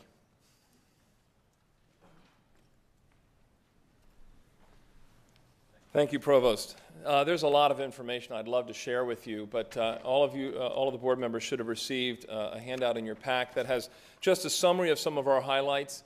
And next week, our most up-to-date annual report with additional facts and statistics will be up on the web. The URL is at the bottom of that handout, and of course is available for anybody at shc.psu.edu. There you can also see more information about a variety of programs that we do for our students, both inside and outside the classroom. I wanted to begin in the same way that I begin with any recruit and potential student, And that is by telling them that what sets an honors college or honors program apart and makes it distinctive is the institution that it's a part of. So what makes the Schreier Honors College one of the best, if not the best, honors college in the nation is the fact that we are Penn State. We could not offer or do the sorts of programs that we have within the Honors College if it weren't for the university as a whole. So we are always recruiting and advancing the institution as a whole. The second thing that distinguishes us is our mission: to achieve academic excellence with integrity, build a global perspective, and create opportunities for leadership and civic engagement. You'll notice they are ABC, which makes it easy for me to remember. But this is our commitment to our students, to provide them the academic opportunities both inside the classroom and outside of it, so that they can achieve as far and as wide and as deep as they can possibly go in their academic ability. We always do it with integrity. We want our students as well to have a vision of the world that's broader than themselves, that they can look out at the world around and think not just how can I succeed, but how can I succeed and help others in the process, and that leads into leadership and civic engagement. I also wanted to share with you first what motivates me, my view of what honors education should be. In my view, honors education first and foremost should enhance the entire university. We are not cloistered away. We are not intended to be isolated with walls that cannot be penetrated. Everything that we do should ultimately enhance and benefit the entire university. So when honors classes are offered by our faculty, where seats remain available, any Penn State student can enroll. We have our gateway access, so students who maybe were not able to come in the first 300. Last year, by the way, we had 3,300 applications for just 300 incoming first-year positions. Students who are successful can apply at the end of their freshman or sophomore year to come into the Honors College. So the things that we do should benefit the entire university, and that leads to the second, which is the idea of being an incubator. That we can try things out. Many of the sorts of programs that President Barron mentioned in terms of engaged scholarship and impacting our university, we have provided a platform where we can try these things, and when they work and they're scalable, we are more than happy to pass them along and have them benefit the entire university. So that is my view of what honors education should be. Never cloistered away, hidden away, not some elitist program, but rather a place of excellence within the university that is adding to what is already one of the greatest universities in the world. Now, as I said, there are literally hundreds of programs that we put on every year that I could mention. There are, as you heard earlier in President Barron's slide, over 1,000 different individual research opportunities. All of our students have to engage in a thesis and complete a thesis before graduation. But I thought I would highlight via our mission statement 3 of our students to give you a sense of what a Schreier Scholar is here at Penn State. What you see on the screen before you is Ryan Henrique, and he's actually mentioned in your Penn State news. Tomorrow, Ryan goes to New York City with another one of our students, Marina Burka, to interview for the prestigious Marshall Scholarship. Ryan himself is in science and biology and medicine. He has already done pediatric cardiothoracic surgery externship. He is first author on an article published in Nature, and it's one of Dan's students, and Dan will be happy to tell you, I'm sure, of how unusual it is for not only for an undergraduate to be first author on an article, but to have one in such a prestigious journal. He is an example of a student who has taken every opportunity presented to him academically, within the lab, to really excel, but also has been engaged in the world around, taking part in Springfield Thon. He was part of the homecoming court. And as I said, he interviews tomorrow for the Marshall Scholarship, and whether he wins that particular award or not, I know he will be exceedingly successful as he goes on into graduate work, into medicine and research, particularly with infectious diseases. I warned him to expect many questions on Ebola tomorrow. Building a global perspective, Abu Fofana. Odds are really good that a fair number of you know who Abu is. He is a senior, and he has gotten to know everybody he can in his 4 years at Penn State to take everything he can out of his experience. Abu was born in Sierra Leone. His father was killed when he was just an infant in the war there. And his mother managed to get into the lottery to come to the United States, and he grew up in South Philadelphia. He has done an exceptional job in College of Business. His freshman year, he went to the Special Olympics event here, and was so moved by these students that he coupled that with his desire to be an entrepreneur and has started his own company called MOAP, for Motivational Apparel. And he has also taken advantage of the opportunities, our Schreier Ambassador Travel grants to travel around. And just recently, he was accepted into a fashion design program in Milan, Italy. And just yesterday, he tweeted out that he had bought his tickets. So he is ready to go and excited to continue his career beyond Penn State. And finally, Kate Thompson, who graduated this past spring. Kate was a major in anthropology and community and development and environment. She is a phenomenal young lady. She comes from a difficult home situation, an incredibly supportive mom, but her mother is single with limited financial means, and Kate is the eldest of 4 and is a first-generation student. She's an example of a student who came in through the gateway, worked incredibly hard her first year, and did academically so well, her department immediately put her forward. And she very quickly took advantage of a travel grant to go and study in Africa. She volunteered at an orphan, and then later on went to Madagascar to work with lemurs. And that's where she found her passion for evolutionary anthropology. She is also someone who's benefited tremendously, as has Abu, on scholarships and grants that have been provided by the Penn State community. Kate, for example, received over the course of her 4 years over $29,000 in academic scholarships and $2,800 in travel and research grants. She was awarded a full ride with a package to SUNY Stony Brook, one of the top 2 evolutionary anthropology programs in the nation. So this is just a sampling of what your Schreier Honors College is doing for our students. And as I said, we are truly and fully embedded in this university. We are only what we are because of you all, the legacy that you've left, and our faculty and our deans and the programs that we have here. So thank you now, and I'll hand it over to Susan Welch.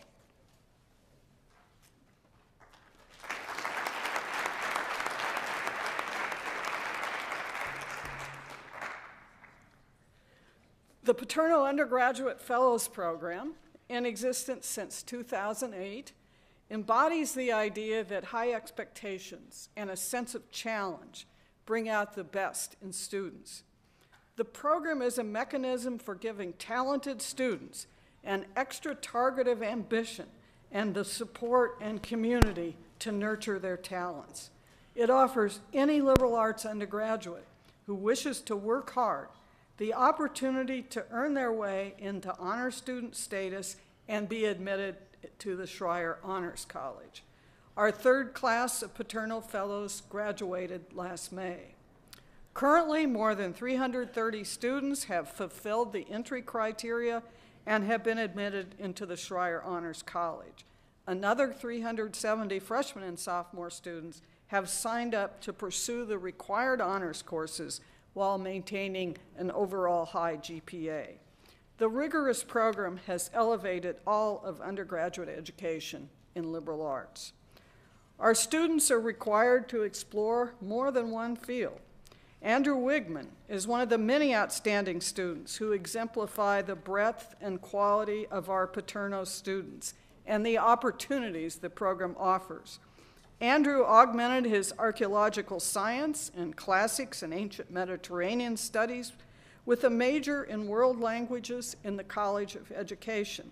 He studied abroad in Vienna, Rome, Israel, completed a semester of teaching high school Latin as part of his student teaching commitment, and wrote a thesis on Native American language revitalization. This year, he is earning a master's degree in Germany. Honors courses are part of the Paterno Fellows curriculum. We introduced a new course, Rhetoric and Civic Life, an integrated rhetoric, speech, and composition sequence that replaces the standard sequence of English composition and speech communication for Paterno Fellows. We're trying to get students to talk to each other. So students learn to apply concepts in rhetoric, synthesize complex position, take a stand, talk with others about their differences, write persuasively, and use different forms of advocacy, such as formal papers, blogs, and position papers, using a variety of media. The course is now the standard course for all UP Schreier students. The Paterno Fellows have augmented class and out-of-class experiences.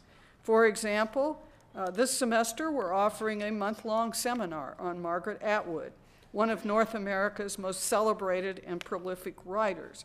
As part of the course, Margaret Atwood attended a class session to talk with students. We provide each student with at least $2,000 to support enrichment activities. We too want them to ride in that blue and white sports car. 75% of the class of 2014 studied abroad in places all over the world, 75%. For example, Chloe Weaver, who graduated with degrees in history and German, studied and completed an internship in Berlin during her sophomore year. As a senior, she returned to Berlin for an internship in the U.S. Embassy. 60% of the class of 2014 pursued internships here or abroad, ranging from volunteer work in a North Korean refugee camp in South Korea and work with a development organization called Women in Morocco, to Volvo, Ernst & Young, and Walt Disney Animation Studios. Last year, John and Ginny Chappell endowed an executive internship program, and last summer, 9 students participated, including Samantha Allen, who interned at Oprah's magazine, O. Independent research is a hallmark of honors education, and we encourage and support our Paterno students in pursuing extraordinary opportunities. Joshua Branch, a Paterno Fellow majoring in political science, pursued his research interest in the U.S. Congress by serving as a congressional intern and conducting research at the University of Oxford in England. He plans to attend graduate school in political science after finishing his Teach for America commitment this year. The challenges and high expectations that define the program would not have been possible without the support of dozens of generous donors who have provided more than $7 million endowment.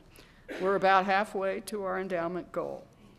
To take us full circle, let me conclude with the words of Sue and Joe Paterno about the program in a video made in 2009. The thing we're trying to do with the program that's been set up is to get kids to be excited about what their role they can play in the future of our society. It makes me proud because they have tried to establish the values in the program that we have in our own life. And I think that's important. And it's a program that we're really proud of. I just think it's a great program, and not because our name's on it, it's because of people who have taken a hold of it, because of what they can do, what their potential is, you know, and don't waste it.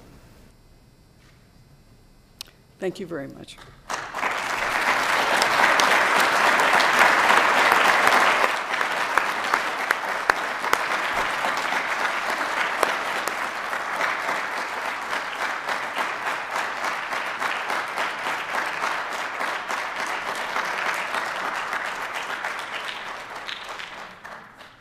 Good afternoon. We all know that the U.S. is becoming more and more racially and ethnically diverse, but I was surprised when doing strategic planning last spring to see how diverse the applicants to Penn State have become. This is a pie chart showing the racial and ethnic diversity of undergraduate applicants to the Eberly College of Science at University Park for the current year. Shown in red, Asian Americans constitute nearly 20% of the applicants. The most rapid change in applications in recent years has been the increase of international applicants, shown in green, who now comprise over 20% of the applicants. Applications from blacks or African Americans in purple, Hispanics or Latinos in light blue, and others in orange also constitute about 20%. Only 40%, well less than a majority, of the applicants identify as white Americans, shown in dark blue. The applicants to all colleges at University Park and to Penn State overall are similar in many respects, but differ in that Asian Americans are a smaller percentage of applicants and white Americans comprise just over 50%. The world has indeed become diverse. The Penn State Millennium Scholars Program, change to the next slide, celebrates excellence and diversity and is focused on preparing knowledgeable, passionate, and diverse leaders in the science, technology, engineering, and mathematics disciplines, the STEM disciplines. Launched in 2013 by the College of Engineering and the Eberly College of Science, and soon to include the College of Earth and Mineral Sciences, the Millennium Scholars Program is open to academically strong students who make a commitment to pursuing doctoral degrees in science or engineering, and who are committed to increasing the diversity of researchers in these disciplines. The students have access to the excellent Penn State majors in engineering and science, and also have a strong academic and social support network of peer mentors, faculty, and advisors. The program has been developed with assistance from several places, including initially Penn State Educational Equity, where Terrell Jones was an immediate and enthusiastic supporter, the Schreier Honors College, the Provost, and the highly successful Meyerhoff Scholars Program at the University of Maryland, Baltimore County, or UMBC, which is the model for the Millennium Scholars Program. Recently, the Howard Hughes Medical Institute, HHMI, provided substantial funding for scholarships in the biological sciences and for assessment of the Millennium Scholars Program. We now have a four-way partnership with UMBC, HHMI, Penn State, and the University of North Carolina, Chapel Hill, which has a similar new program. The elements of the Millennium Scholars Program include an academic summer bridge, mentoring that provides both support and a message of high expectations, research experiences in the summers after the freshman, sophomore, and junior years, exposure to research in other universities, national labs, and private companies, group meetings and events, community service, and significant scholarship support. Each cohort of incoming Millennium Scholars attends a rigorous 6-week summer bridge program before its freshman year to gain academic preparation, strong study habits, and supportive peer group that will lay a solid foundation for the student's success at the university and beyond.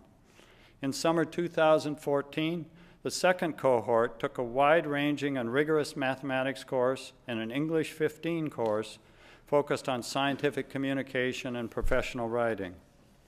The Summer Bridge also incorporates World in Conversation facilitated discussions of race, gender, and cross-cultural relationships, engineering design, introduction to research, and a professional development segment. In the professional development segment, the students learn how to introduce themselves professionally, how to develop an elevator speech. They learn about professional dress and decorum, talk about ethics, create a mission statement, and more. In addition, the students learn that they are not only representing themselves, but also the Millennium Scholars Program and Penn State, and that they need to leave a positive impression everywhere they go. They do team building exercises, community service, visit the students in the partner programs, and have professional excursions to other institutions, including the National Institutes of Health. I hear about the great impression that these students make where they interact with visitors or visit another institution. I think and hope that the Millennium Scholars Program can become a nucleus of institutional change at Penn State by fostering a collective expectation for excellence and inclusiveness in STEM fields. In the future, we look forward to expansion to other Penn State colleges with STEM programs. Thank you.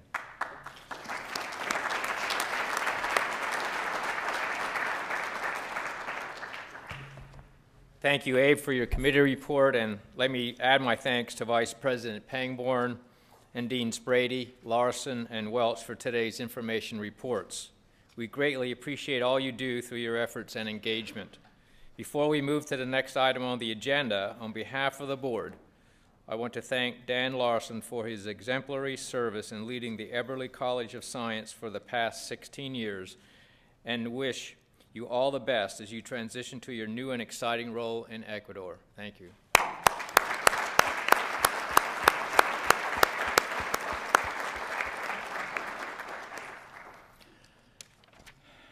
Karen Peach, Chair of the Committee on Audit and Risk, is with us. While the committee did not meet yesterday, I would ask Karen to report on the committee's meeting of October 24. Thank you, Mr. Chairman. As you've noted, the Committee on Audit and Risk met on October 24th. While we have no action items to come before the board, at our October meeting, we had a full slate of discussion and informational items. We reviewed the roles and responsibilities matrix, and the committee approved the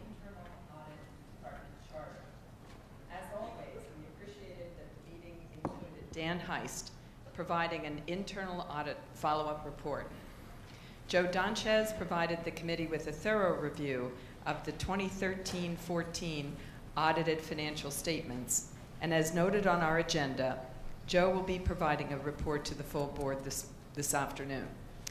The committee voted to accept, on behalf of the board, the audited financial statements for the year ended June 30th, 2014. Mr. Chairman, that concludes my report. Thank you. Thank you, Karen. The Committee on Compensation did not meet yesterday, so there is no committee report. I'd like now to call on Mark Dambley for a report on the Committee on Finance, Business, and Capital Planning. Thank you, Chairman Moss. The Forum of Finance, Business, and Capital Planning Committee met yesterday. The committee approved the minutes of the September meeting. Action items required before the vote today. The committee met in session yesterday, and I will report the findings of the committee's recommendations for each action item. A reminder to the board that you have all received these action items as part of your agenda, so you've had an opportunity to thoroughly review these items prior to the vote that Chair Mosser will ask for at the conclusion of our report. The committee reviewed and approved items K and L of the Finance, Business, and Capital Planning Committee consent agenda by unanimous vote. Agenda item 2 is proposed reauthorization to expend funds for the Hetzel Union Building addition and renovation.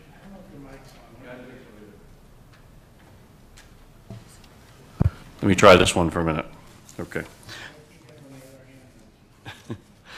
The committee approved the resolutions for items 2 by unanimous agenda item. Okay. Agenda item 3 is the proposed extension of developments. Wait a second, hold on a second. Sorry about that.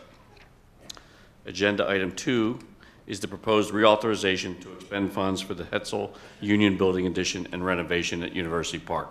Details regarding this item were reviewed by the committee and are in your agenda. The committee approved the resolutions for item 2 by unanimous vote. Agenda item 3 is the proposed extension of development services agreement with the Research Park Management Corporation. The committee received an information update on Innovation Park from Neil Sharkey at yesterday's meeting.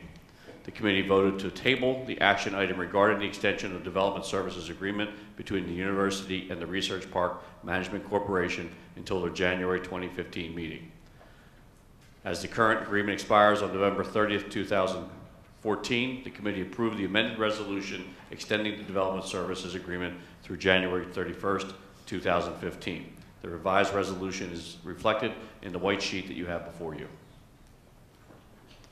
Agenda item 4 is the proposed appointment of design build team for the East Hall's renovation and a new resident hall at University Park. At this time, I'll call on David Gray to present this item. David.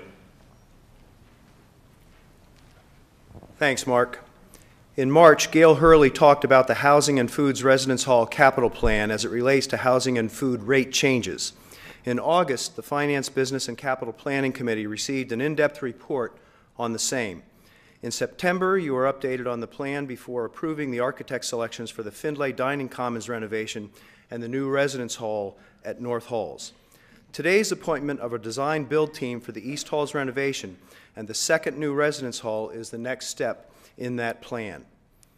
Building the new residence halls at the beginning of the construction program will offset the loss of beds during renovations and will ultimately increase residents' capacity at the end. As part of the current capital plan, we hope to construct the 2 new residence halls, renovate Findlay Dining Commons, and renovate the first 5 East Halls buildings. Today, you are being asked to appoint the designer for a new residence hall and the East Halls renovation. The plan calls for the renovation of 2 buildings per year. You will be asked to approve the plans for each of these renovations before construction begins. It has been determined that the design-build process is the most appropriate for this project. The Architect Selection Subcommittee recommends the appointment of Clayco of St. Louis, Missouri. They will retain DLA of Pittsburgh, Pennsylvania, and Mackey Mitchell Architects of St. Louis, Missouri to design the project. The following slides show examples of the team's previous work. The first example is the new Western Campus residence halls at Miami University of Ohio in Oxford, Ohio. Here we have the interior of the Williams Village Housing Phase 2 at the University of Colorado, Boulder. And this final photograph is of the Bulls Field Residence Hall at the University of Illinois at Urbana-Champaign. The Committee on Finance, Business, and Capital Planning recommends the appointment of Clayco of St. Louis, Missouri to design and build the East Halls renovation and residence hall at University Park. I'd be happy to take any questions. Thank you. Thank you, David. The committee approved the resolutions for items 4 by unanimous vote. Agenda items 5 and 6 are the proposed final plans and authorization to expend funds for the Greenberg Indoor Sports Complex renovation at University Park and the data center at the Milton S. Hershey Medical Center. Agenda item 7 is the proposed purchase of Delta Point property in Silver Spring Township, Cumberland County. Information regarding all of these items was included with your agenda materials. In the interest of time, we will not be giving a formal presentation on these items. Before we move on through, does anyone have any questions regarding any of these items? Nothing, Anthony? I'll save my questions more. You'll save your time. Thank you. The committee approved the resolutions for items 5, 6, and 7 by unanimous vote. Agenda item 8 is the report on audited financial statements. At this time, I'll call on Joe Donchez to give his report. Joe?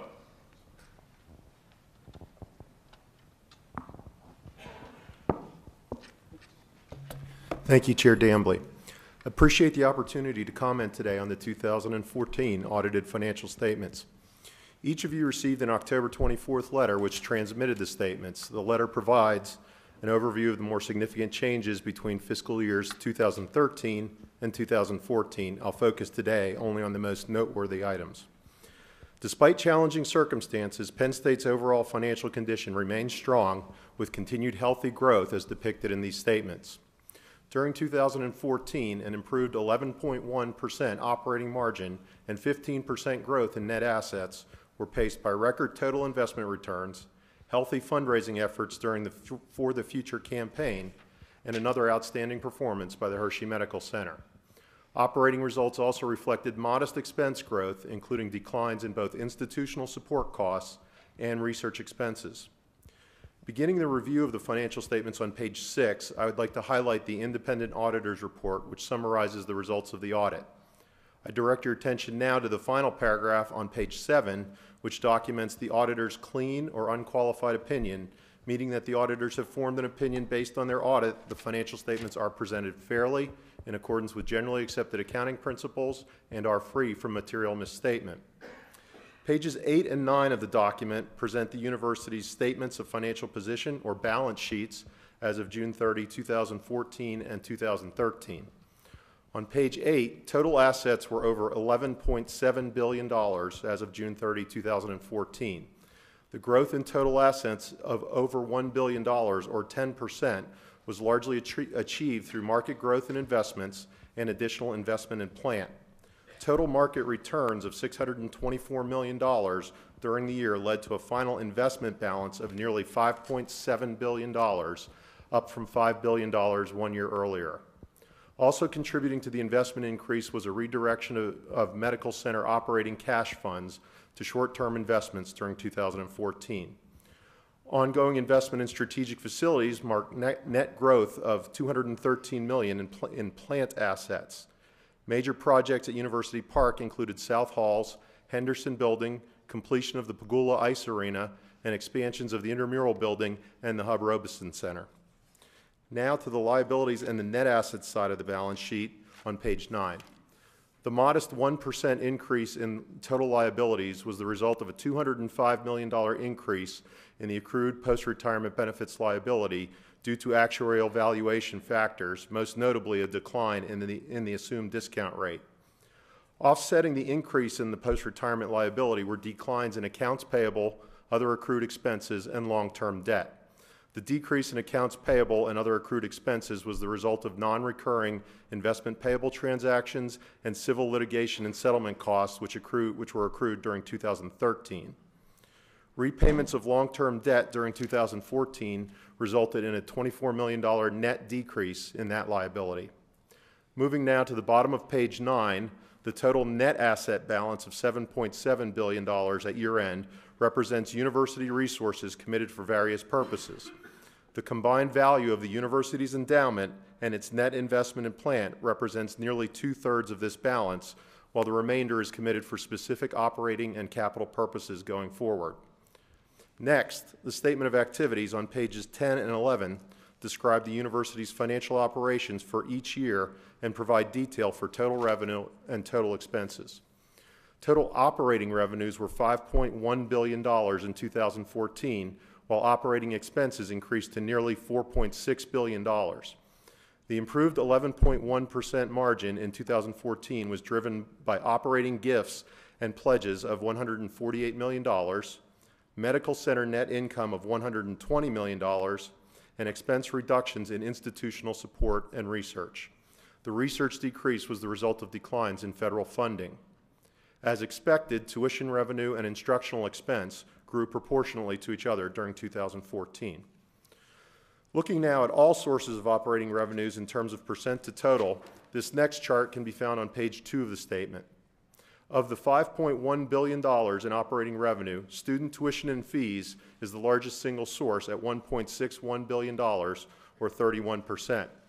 Moving clockwise, medical center revenues are $1.47 billion and represent 29% of operating revenue, which reflects Hershey's impressive operating performance, including a $98 million increase in revenue over last year. Moving along now, government grants and contracts accounted for 12% of operating revenue, followed by auxiliary enterprises at 8%. Private gifts, grants, and contracts represented 6% of operating revenue, followed by the Commonwealth appropriation at 5%. Turning to operating expenses of $4.6 billion on page 3 in the statements, this chart shows the proportional share of each expense category to total spending. At nearly 30% of operations, medical center expenses of $1.35 billion represent the largest component of expenses, followed by $1.19 billion of instructional expense at 26%. Research represents 17% of total spending. Auxiliary enterprises at 8% is shown here, along with the remaining categories that comprise the final 28% of operating expense. Completing the review of the statement of activities on back on the bottom of pages 10 and 11, you'll note that non-operating activities netted $405 million in 2014, driven by record investment returns on the long-term investment pool and nearly $115 million of new endowed gifts and pledges. The final financial statement is the statement of cash flows on page 12. You'll note a net increase in cash and cash equivalents of $45 million during the year. This increase is the net of $590 million in cash provided from our operating activities, less $545 million of cash used in the investing and financing activities of the university. The footnotes are found on pages 13 through 36.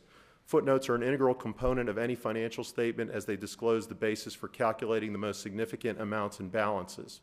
Footnotes 1 and 2 on page 13 disclose the basis of presentation and summary of significant accounting policies for the consolidated statements, while footnotes 3, 4, 5, and 6 on pages 20 through 28 are very similar to last year and delve into great detail on university investments, endowments, and receivables, as well as the underlying valuation of those assets. Footnotes 7 through 11 on pages 29 through 34 are also largely consistent with last year's presentation and include significant information on university liabilities, expenses, and the Hershey Medical Center. This year, footnote 11 on page 34 specifically discloses the medical center's intent to form a new health enterprise, which may significantly impact the presentation of these statements in the future. The footnotes conclude on pages 34 and 35 with disclosures related to contingencies, commitments, and subsequent events. Topics covered there include the status of litigation, investigations, sanctions, and other unique costs paid and accrued during the fiscal year. Let me transition now to the annual report on the university system of internal controls. Our controls address the magnitude and diversity of an institution with $11.7 billion in assets, over $5.1 billion in revenues, $4.6 billion in operating expenses, and 24 campuses executing over 4 million financial transactions annually. The critical elements of our internal control system are displayed here. Historically, the key to the success of our control structure has been integration of good processes and systems with dedicated people. Traditionally, my presentation has highlighted one element of this control system you see on the screen. However, given recent developments, it's important this year to focus very briefly on the federal government's new framework for consideration of effective internal control systems. The government recently issued uniform guidance which supersedes, streamlines, and clarifies requirements from existing federal regulations. The new guidance is designed to strengthen internal controls within non-federal entities. Under this guidance, organizations such as Penn State must establish and maintain effective internal controls that provide reasonable assurance that the entity is in compliance with federal statutes, regulations, and specific terms and conditions of any agreements with the federal government. The guidance also notes that internal controls should be in compliance with COSO's Internal Control Integrated Framework issued by the Committee of Sponsoring Organizations and also with Green Book standards for internal control in the federal government. As some of you may be aware, COSO is a joint venture of the private sector organizations noted here that are dedicated to providing thought leadership and guidance on enterprise risk management, internal control, and fraud deterrence. This graphic depicts the key considerations for an effective internal control system under COSO. You'll note many similarities between the new framework and elements of Penn State's existing system of internal controls. That said, we will be reviewing and assessing our controls, policies, and procedures over the next 8 months to ensure that we have appropriately considered and implement all the relevant aspects of the new guidance. This process will include not only members of the Corporate Controller's Office, but also representatives from colleges and administrative units across the university, including risk management, internal audit, and the Office of Ethics and Compliance. Our internal assessment process will be expanded to include fundamental concepts that are codified as 17 principles shown here. Each of the 17 principles must be present and functioning within our internal control environment, as well as our risk assessment, communication, and monitoring activities. We view this as an opportunity to continue strengthening our system of internal controls, and we will update the audit and risk and other board committees as warranted.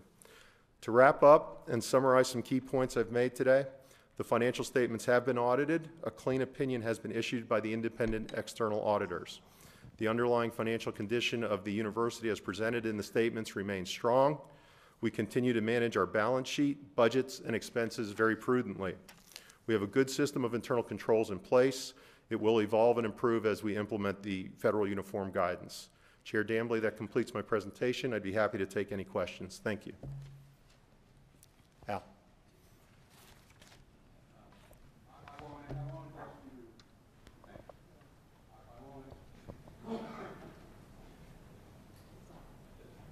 Hello. I want to ask you to put a slide back up. But I think the total tuition dollars are 1.6? Of? Yes, revenue. Was about $1.1 billion. Right.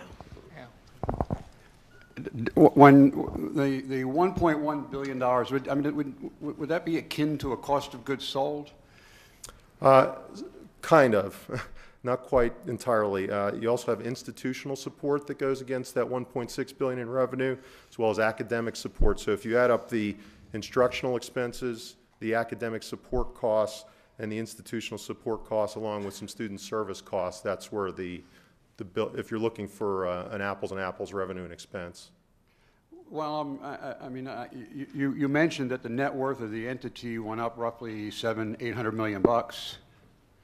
You showed roughly $500 million in what would otherwise be called net income in another company.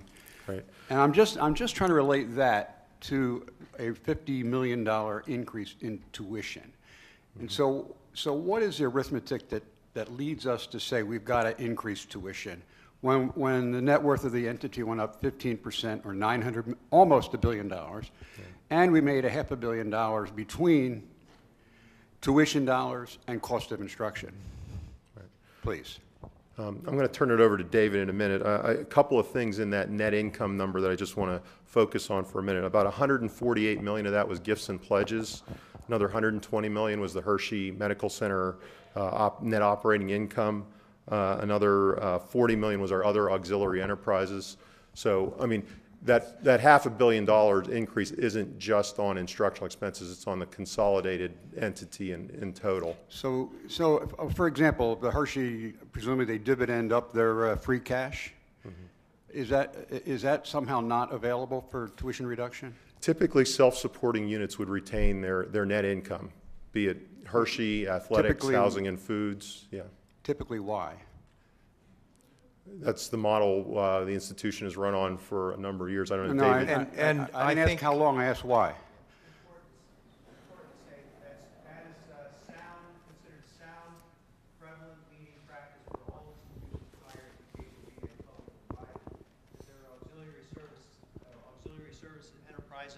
Are run on a self-sustaining basis, that the accounting for those is done separately, revenues and expenses retained and accounted for separately. Well, look, we've all done lots and lots of accounting over our lives, but we're talking about $1 billion increase in the value of the entity that deemed it necessary to increase tuition. And I suspect what you're saying is that $1 billion, not $1 of it, could we have found allocable to reduce tuition? I mean, is that the premise? I think that's fair, and I think it's also. Is that the premise? That is the premise. Okay.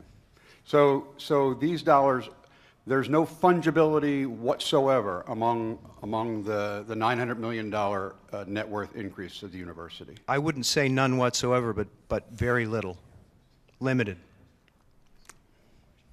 So Mark, then, are you saying, I call it free cash, if you will, is that retained at Hershey, or does that roll up so that it's part of, I'll use that phraseology that was used before, the rainy day fund?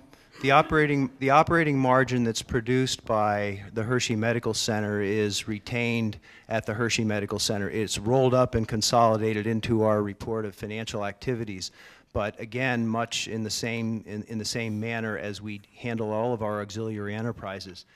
We cordon off the revenues and expense activity of the Hershey Medical Center. So it rolls up. Is it available to be used for other than Hershey purposes?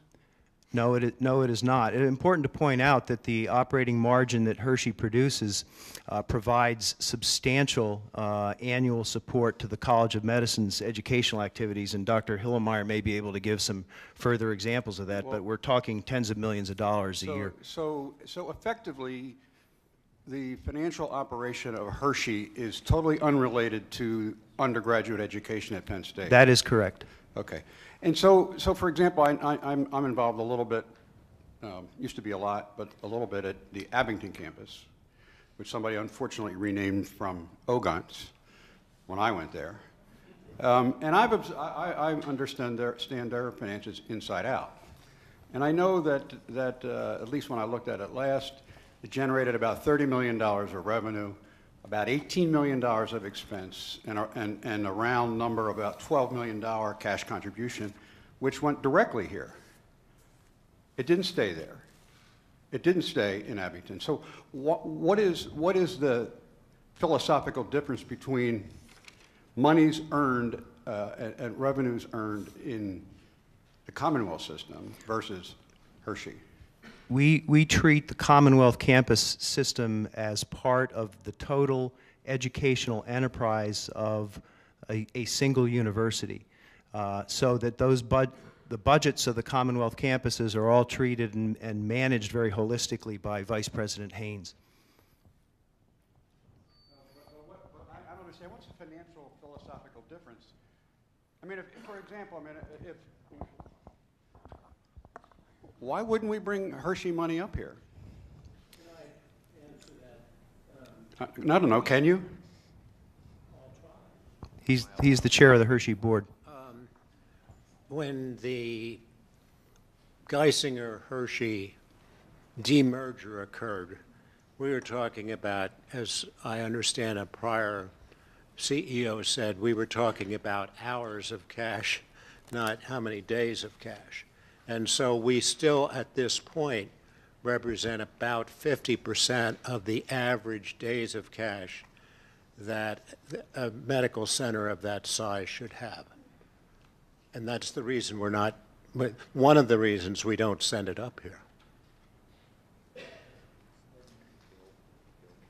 I mean, does that answer the question? Not really, but that's enough.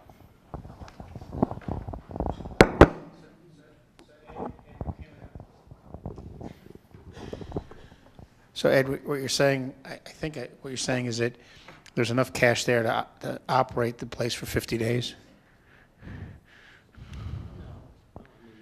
There's maybe the ratio of cash necessary given the amount of potential drain on it right now is 50% of what we might wish to have at Hershey. It's been growing every year, but it hasn't reached anything more than 50% of the. Just out of curiosity. Just to answer that question, Anthony, it's. You need the mic, Mark?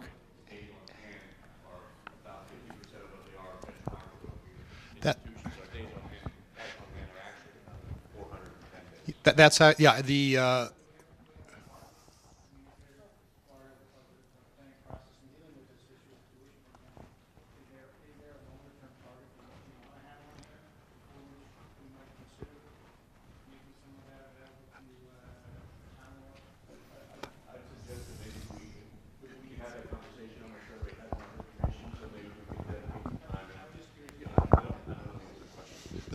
The median benchmark for the size institution that the Hershey Medical Center is about 220 days of cash of a similar sized academic medical center. We have between 90 and 100 days of cash right now, depending on what one looks at. If you look at the operating margin that's reported up there, probably, I can't give you the precise number, so it's probably, you shouldn't talk in generalities, but probably $40 to $50 million has to go directly to fund capital operations to keep the hospital operating. And probably of that amount, maybe another $50 to $60 million is directly transferred to the College of Medicine for its operations, because colleges of medicine traditionally bring in tuition which covers between 35 and 40% of the actual cost so almost all of that money is indeed spent in capital, accumulating cash, or transferring to the College of Medicine.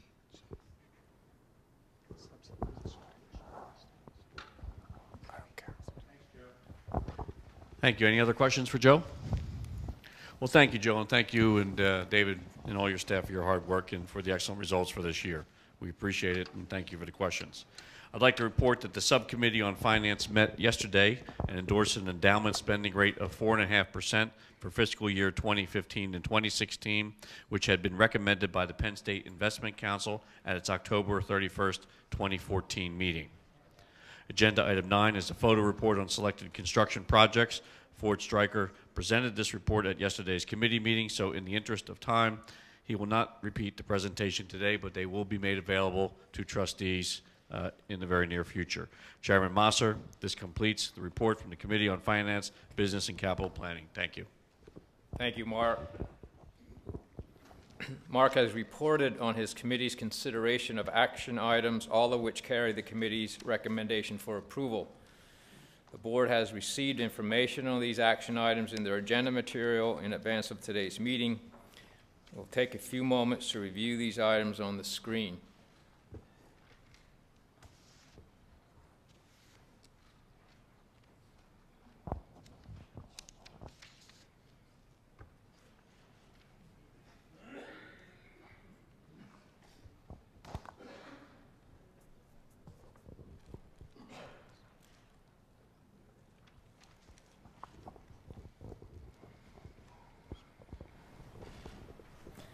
May I have a motion for adopting approval? So moved. It's moved in second. Discussion. Hearing no discussion, all in favor of the motion, please indicate by saying aye. Aye. Those opposed, same sign. Motion carries. Good to hear from you, Keith. I'm here with you. Okay. Well, since you're the chair of the Governance and Long Range Planning Committee, but joining us by telephone, I'll ask Committee Vice Chair D'Andrea to provide the Governance Committee report. Thank you, Mr. Chairman. The Committee on Governance and Long Range Planning met yesterday, and a quorum of the membership was present. Madeline Haynes, Vice President for the Commonwealth campuses, joined us yesterday to address one of the enterprise-wide risks assigned to our committee, the risks associated with our multi-campus model. Madeline described how centralization of processes and policies is a keystone of managing the risks associated with our campus model. Following Madeline's presentation, Provost Nick Jones shared with us important information about the university's strategic planning process. Provost Jones is chairing the university's Strategic Planning Council, and the information, process, and context he provided was very helpful. I think all of us who were involved in the meeting yesterday found it to be very interesting, and we appreciated Provost Jones sharing his status report with us. Our board and the Governance Committee can look forward to continued progress reports in the months ahead. Over the past few months, we have had numerous opportunities in the Governance Committee to discuss governance reform proposals, including most recently an off-cycle meeting on August 15, as well as the committee's meeting in mid-September. At its September meeting, the committee, by a vote of 7-1, recommended adoption of a governance proposal by the full board. That proposal, for consideration today, is Appendix 3 of your agenda. Now, based on input of Governor-elect Wolf, and Keith, do you want to describe that for us? Dr. Barron. Maybe, yeah. Dr. Barron, could you tell us about your conversation with Governor-elect Wolf this week regarding the governance proposal? I had an excellent conversation with the governor, actually two conversations with the governor in which we discussed the potential part of a proposal that would include removal of voting power by secretaries. And of course, although this motion was one that has been discussed for quite some time, and in fact was part of a Senate bill, the timing of it makes it appear as if we're removing voting privileges of gubernatorial appointees immediately after the election. And so the two of us discussed postponing that discussion and having a discussion with him as the chief executive of the state after the inauguration. And I informed him that A, I would pass this on to the board, and that B, it seemed like a perfectly reasonable request to me to have any discussion about voting privileges related to gubernatorial appointees, specifically the secretaries, to be postponed until after the inauguration. Thank you, President Barron. Based on the input of Governor-elect Wolf, as just described by President Barron, and discussions among the full board this morning, Mr. Chairman, I move to amend the committee's governance proposal in the following respects. First, to delete the proposal to change the voting status of the Commonwealth's cabinet secretaries, that is, the secretaries of Agriculture education, and conservation and natural resources from voting to non-voting. So we will not be proposing to change the cabinet secretaries to non-voting status. Second, to delete the proposal that would have authorized the board chair to determine the maximum number of members of the executive committee. Third, to delete the proposal to substitute other rules for Robert's Rules of Order for board and committee meetings. Fourth, to delete the proposal making the vice chair a member of all committees and subcommittees. Now, Frank, do we have the pages ready to circulate? Mr. Chair, just a point of order.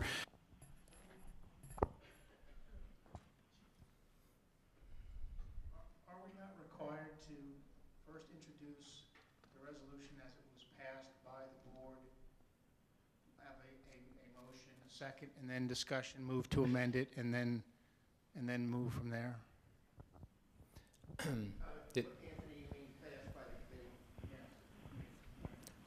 Yeah, I think it would be appropriate to have the original resolution moved and seconded and then offer up the amendment.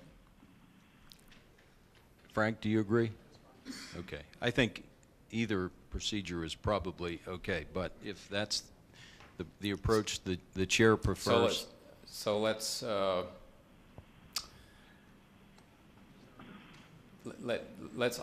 entertain a motion for the original governance proposal as was distributed to the board.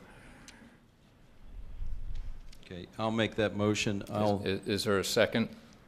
Second. It's moved in second for the proposal that was originally distributed to the board. And now I'll ask for discussion. And then now you can... I think the motion to amend would be the appropriate starting point at this point.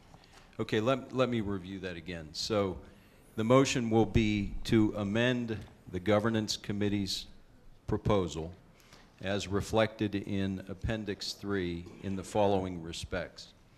First, to delete the proposal to change the voting status of the Commonwealth's cabinet secretaries, that is, the secretaries of Agriculture, Education, and Conservation and Natural Resources, from voting to non-voting. Second, to delete the proposal that would have authorized the chair of the board to determine the maximum number of members of the executive committee. Third, to delete the proposal to substitute other rules for Robert's Rules of Order for board and committee meetings. Fourth, to delete the proposal making the vice chair a member of all committees and subcommittees. Is there a second? Is there a second to the amendment? It's moved in second. Okay, it's moved in properly second. Now discussion on the amendment. Mr. Chair. Yes. Could we see it as revised? Pardon? Could we see it as revised? Yeah, do we have it put on the screen? Has it been circulated? Oh, okay. It's coming. So Mr. Chair, several things. Before I explain why I oppose this resolution even as amended, I'd like to read in the record two letters. The first letter is a letter that was sent to you as chair and Kathy Casey's vice chair on Wednesday the 12th in the morning, and it reads as follows, and don't worry, Tom, I'll make sure you have electronic copies of these. In light of the election of a new governor, we ask that you table consideration of the governance change resolution scheduled for consideration by the full board on Friday, November 14th. Governor-elect Wolf, who ran on a pro-education platform, might understandably take umbrage at the changes that reduce his gubernatorial prerogatives. Moreover, although some on the board might believe the Commonwealth government plays no role in Penn State governance, others on the board believe otherwise. Why so blatantly put the already strained relationship in further jeopardy? Remember, the Commonwealth is the plaintiff in the case versus the NCAA, Penn State as defendants. With recent events, attention is once again squarely upon us. Power resides with Governor-elect Wolf, Treasurer McCord, Senator Corman, and Judge Covey, not our board majority. Board approval of proposed governance changes runs the risk of legislative intervention in the governance of the university. We therefore ask that you table the governance resolution. Respectfully submitted, Edward B. Brown, Barbara L. Duran, Robert C. Jubileer, Albert L. Lord, myself, Ryan J. McCumbee, William F. Olsey, Alice W. Pope, and Adam J. Talaferro.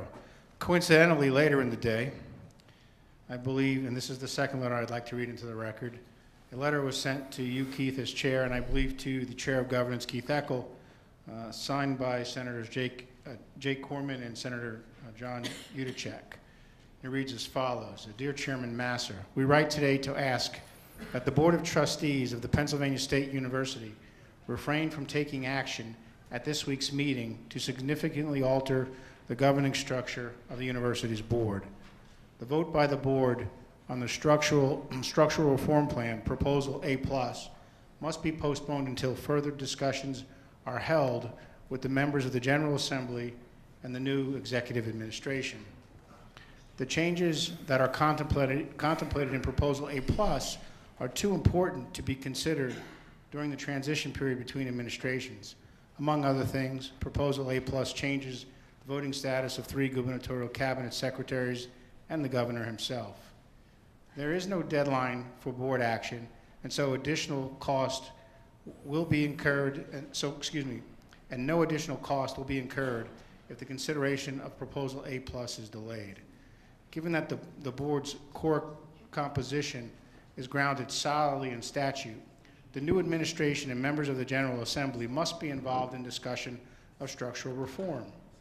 We are all interested in moving our university forward and ensuring that a balanced governing approach is approved.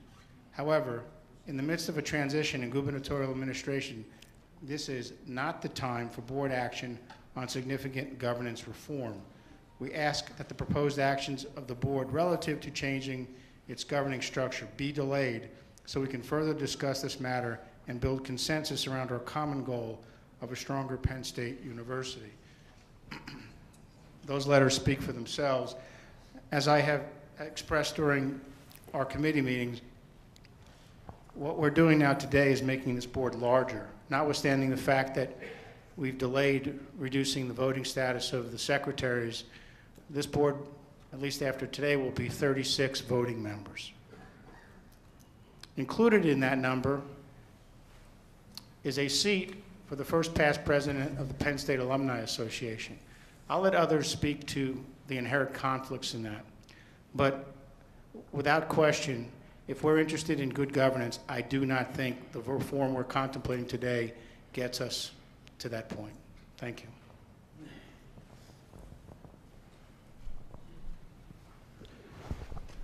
Mr. Chair, we had planned to have Holly Gregory, our governance consultant, give us a brief review of the process and substance of the governance committee's proposal, and I'd like to do that now. I think it would be a good basis for our discussions. Okay. And while we're bringing Holly into the room, let me introduce Holly. Holly is the co-chair of Sidley Austin's Global Corporate and Executive Compensation Practice Group. She counsels clients on the full range of governance issues, including fiduciary duties, risk oversight, conflicts of interest, board and committee structure, board leadership structures, special committee investigations, board audits, and self-evaluation processes, as well as governance best practices. In addition to her legal practice and policy efforts, she has lectured extensively on governance topics and is the author of numerous articles regarding governance. Holly is widely recognized for her work, including among many other honors being listed among the 100 most influential players in corporate governance by Directorship magazine in 2014. Holly? Thank you. Thank you for having me here with you this afternoon, Mr. Chairman. Vice Chairman. I've been asked to outline the process that resulted in the governance reform proposal that you will consider today. if it moves forward. In the past 3 years, you've adopted a number of very significant governance reforms aimed at improving the board's effectiveness, its accountability, and its transparency. So when the Governance and Long-Range Planning Committee began this phase of the reform process last December, it was building upon a significant foundation of reforms that this board has adopted. Many were based on recommendations from a variety of sources, including the Pennsylvania Auditor General and the Special Investigative Counsel. The reforms you have adopted to date are ones around which consensus was fairly readily apparent. There was a fairly clear path about what would improve board effectiveness. The reforms that the committee has been exploring over the past year again relate to issues and concerns raised by a variety of interested parties: the Auditor General, the Senate faculty, the student body, the Penn State Alumni Association, and Pennsylvania legislators. But these issues of board size and composition are more difficult than the earlier reforms because there was far less agreement from the outset. So after much discussion, study, and effort at forming agreement, the Governance Committee's proposal addresses the difficult issues of size and composition of the board, issues for which consensus has proven elusive in large degree because these are issues for which there is no one right conclusion. These are issues on which different approaches and different solutions are available. These are issues on which reasonable and responsible people with the best interests of the university at heart can disagree. And that is because there's no single pathway to board effectiveness. As you can imagine, forming agreement required considerable discussion and exploration of a range of views. Ultimately, the committee agreed on the proposal that has been presented to you, a proposal that includes a package of related reforms and was supported by a significant majority, 7 out of 8 of the committee members. You have a memo and other materials that cover in greater detail the process and the proposal, but let me outline the process that the committee followed to come to its proposal. As you know, the committee's been working on this for the past year. In December of 2013, we began with interviews of trustees, faculty, students, staff, alumni, and others affiliated with the university. We met with the full board in January in a day-long session on board evaluation and a review of the reforms made to date, and a discussion of potential additional issues for consideration, and a discussion of the guiding principles that would guide that consideration. In March, the committee focused on the issues identified at the retreat and requested that benchmarking be conducted on a peer group of universities. During the spring, committee and board representatives participated also at the same time in a series of meetings with legislative caucuses and representatives of the governor. In May of 2014, a special meeting of the committee was held. The committee reviewed the benchmarking data and requested additional data. The benchmarking data is based on 36 universities that were identified by the committee as peers.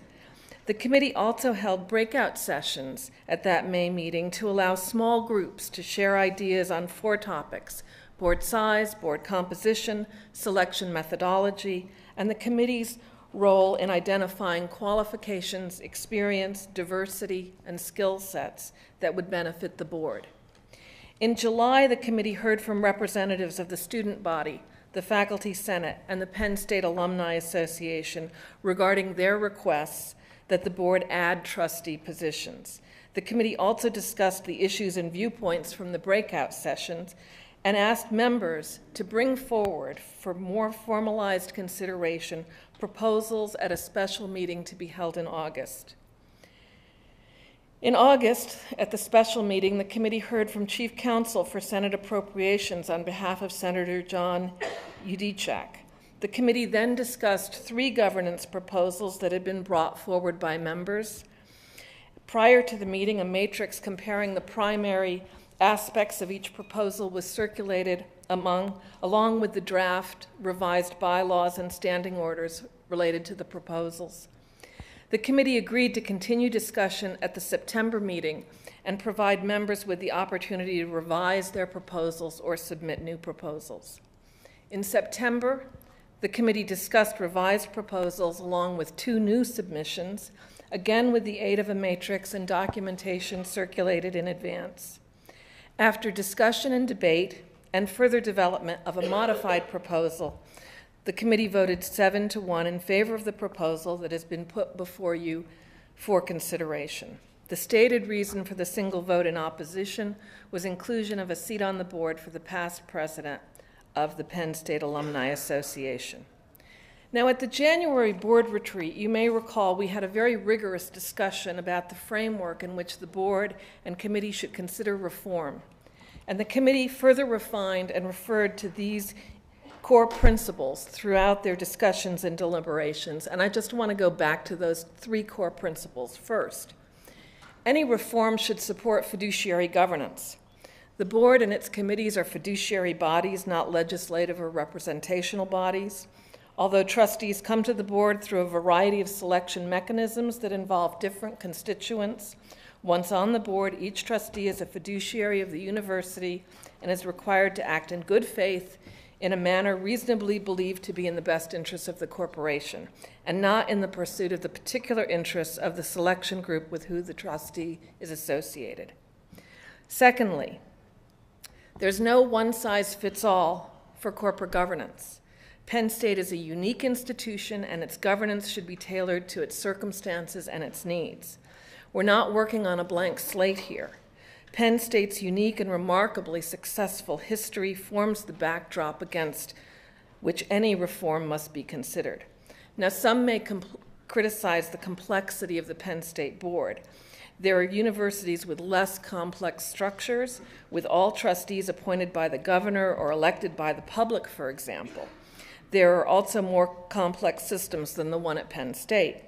There are strengths to the current board composition, requirements, and selection methodologies. The variety assures diverse perspectives and provides for checks and balances.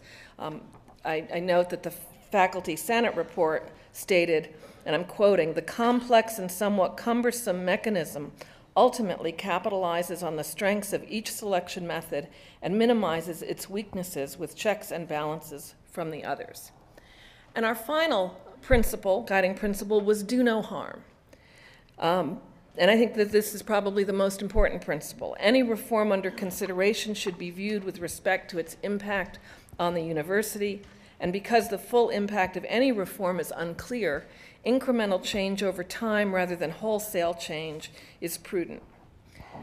Now I'm going to just briefly go through the committee's proposal if you would like me to. Okay. And I will, do you want me to do the original proposal, or I will? The proposal is amended. I will try. Okay. Okay. So size. The predominant view that emerged in committee discussions was that the current board size is not too large. It could, in fact, be enlarged without detriment to board deliberations and trustee engagement in light of the current committee structure through which much of the board's work is developed. Therefore, in order to accommodate what the committee viewed as legitimate requests for board representation and to assure that the board has the opportunity to self-select some members to assure that any expertise or experience gaps can be addressed, the proposal recommends that the total board size be increased from 32 to 38 members overall. Under the proposal, as amended, the voting members would increase from 30 to 36. Now, this proposed size is well within the ranges demonstrated in the benchmarking and is approximately at the median. I do want to say something about benchmarking. Because this university is so unique, there is no one group of universities that you can look to provide answers. And I would also posit that benchmarking cannot provide the answers to the questions that you're seeking. That being said, the size of this board as proposed would be within the range of the similar universities. I note that the data shows that the 36 peer universities range in size from 9 to 111 overall members, with a mean of 34, and from 8 to 78 voting members, with a mean of 31. And the mean for other Commonwealth universities is higher than the proposed size, I would note as well. In terms of board composition, the proposal would add a permanent voting student trustee to assure that the student perspective is represented in board deliberations. The position would be filled by a full-time undergraduate, graduate, or professional student in good academic standing in a degree-seeking program at Penn State. The student would serve for a 2-year term. Similarly, the proposal would add a faculty position on the board to bring academic expertise and institutional perspective to board deliberations. The faculty member would serve for a 3-year term. The proposal recommends adding a voting trustee position to be filled by the immediate past president of the Penn State Alumni Association to provide the board the benefit of that leadership experience. That would be for a 2-year term. And finally, the proposal would add 3 at-large trustees selected by the board itself to assure that the board has a limited degree of self-selection to fill any experience or expertise gaps. This is in line with general recommendations from the Association of Governing Boards of Universities and Colleges about how to build governing board capacity. In terms of method of selection, the committee's discussions of selection methodology focused on the value of diverse perspectives and the checks and balances that the current formulation provides, and a further concern that no 2 groups on the board should be able to control an outcome. The proposal addresses procedural revisions to the election processes for the alumni elected, agricultural association selected, and business and industry trustees. The proposal also includes other changes, creating a risk subcommittee of the audit committee and providing for 3x3x3 meetings each semester among the leadership and executive staff of the board, faculty, and the university as recommended in the Faculty Senate report. The Governance Committee's proposal is the product of significant diligent effort over the past year. The decision-making process was considered and thorough, providing for substantial review, discussion, and debate before the committee ultimately agreed on the proposal. Once adopted, the new board composition and structures will provide a new foundation for the committee and the board to continue to improve upon. Good governance is not static, after all, but a process of continual improvement. The next stage is to consider whether there are board and committee processes that could help to build a more inclusive board culture that both accepts, values, and respects divergent views and respects board decisions once made. Thank you. Mr. Chair.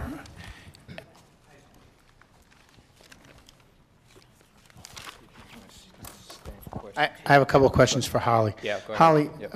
with all due respect, we've had many conversations about this. So you were engaged by Penn State. How many other universities have you done work for in this area? I have worked for several universities, but my expertise is a broad-based corporate governance expertise, working with a variety of entities. Right. So the answer, I think you told me you hadn't done this kind of work for any other university previously. I haven't done this type of project. So correct. when you said that we took input from others, the Pennsylvania Auditor General, for example, did he recommend that we increase the size of this board?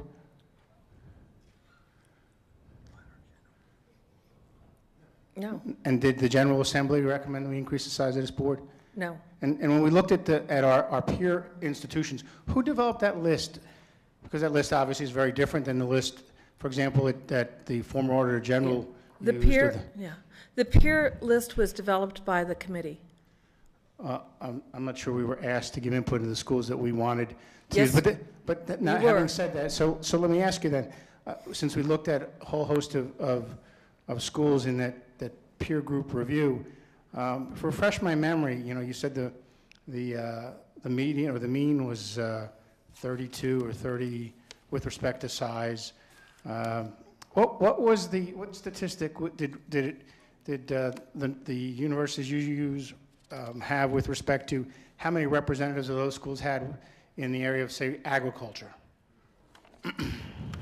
The data is in the materials. I can look it up Right, for there are you. two schools, I think Purdue and Cornell, Mhm. and Cornell had 2, and Purdue had 1, and that was a person elected by the alumni.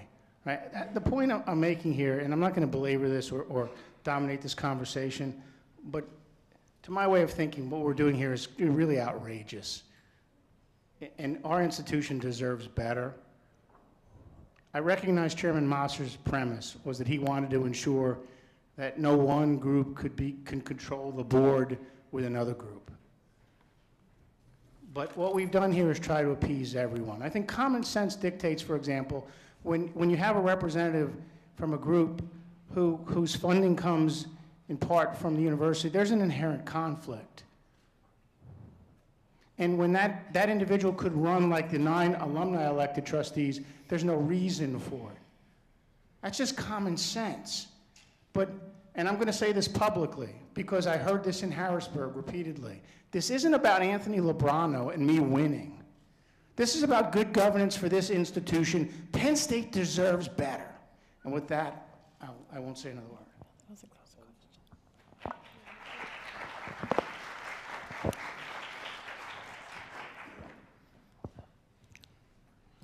Holly and Chair Mosser, since Trustee Lebrano has brought up the issue of expertise in terms of university governance, I thought today it would be sensible to talk about the American Council of Trustees and Alumni, better known as ACTA, which I think is acknowledged both internationally and nationally as a very robust group in this particular area, which is governance of universities, university boards. They just published their 2014 report. It's called Governance for a New Era in Higher Education. The report was completed by a variety of university presidents, chancellors, trustees, emeritus trustees, state governors, people steeped in experience in this exact area that we're focused on today, from schools like Dartmouth and Yale, Indiana University, Arizona State University, and states like Indiana, Florida, Colorado, just to name a few. This is a report written by a very bipartisan group of diverse expert governance leaders. I'm going to read you a very short section from this report. I would encourage everybody on this board who hasn't read the report to do so. Very short, though. Boards should maintain their reputation by creating board cultures and board structures that compel transparency and accountability. Boards need to be a workable size. While there's no magic number, an effectively functioning board should generally not exceed 15 members. Too often, larger numbers of trustees mean the whole board ceases to be involved in policy decisions on such crucial matters as academic quality, athletics and athletic integrity, and cost control. That's their opinion. Today, we're voting on a resolution, as I understand it, to move our number of voting members from what to what? 33 voting members to 36? 30 to 36, thank you. That's a frightening governance move, in my opinion, in exactly the wrong direction, and I think it's unsupportable.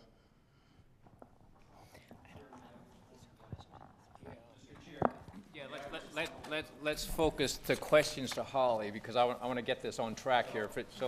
So I want questions to Holly, and then I want questions relating to the amendment, to the amended resolution that's on the floor, and then when we vote the amendments up or down, then we'll talk about an amended resolution, or if the amendments get voted down, we'll talk about the existing resolution.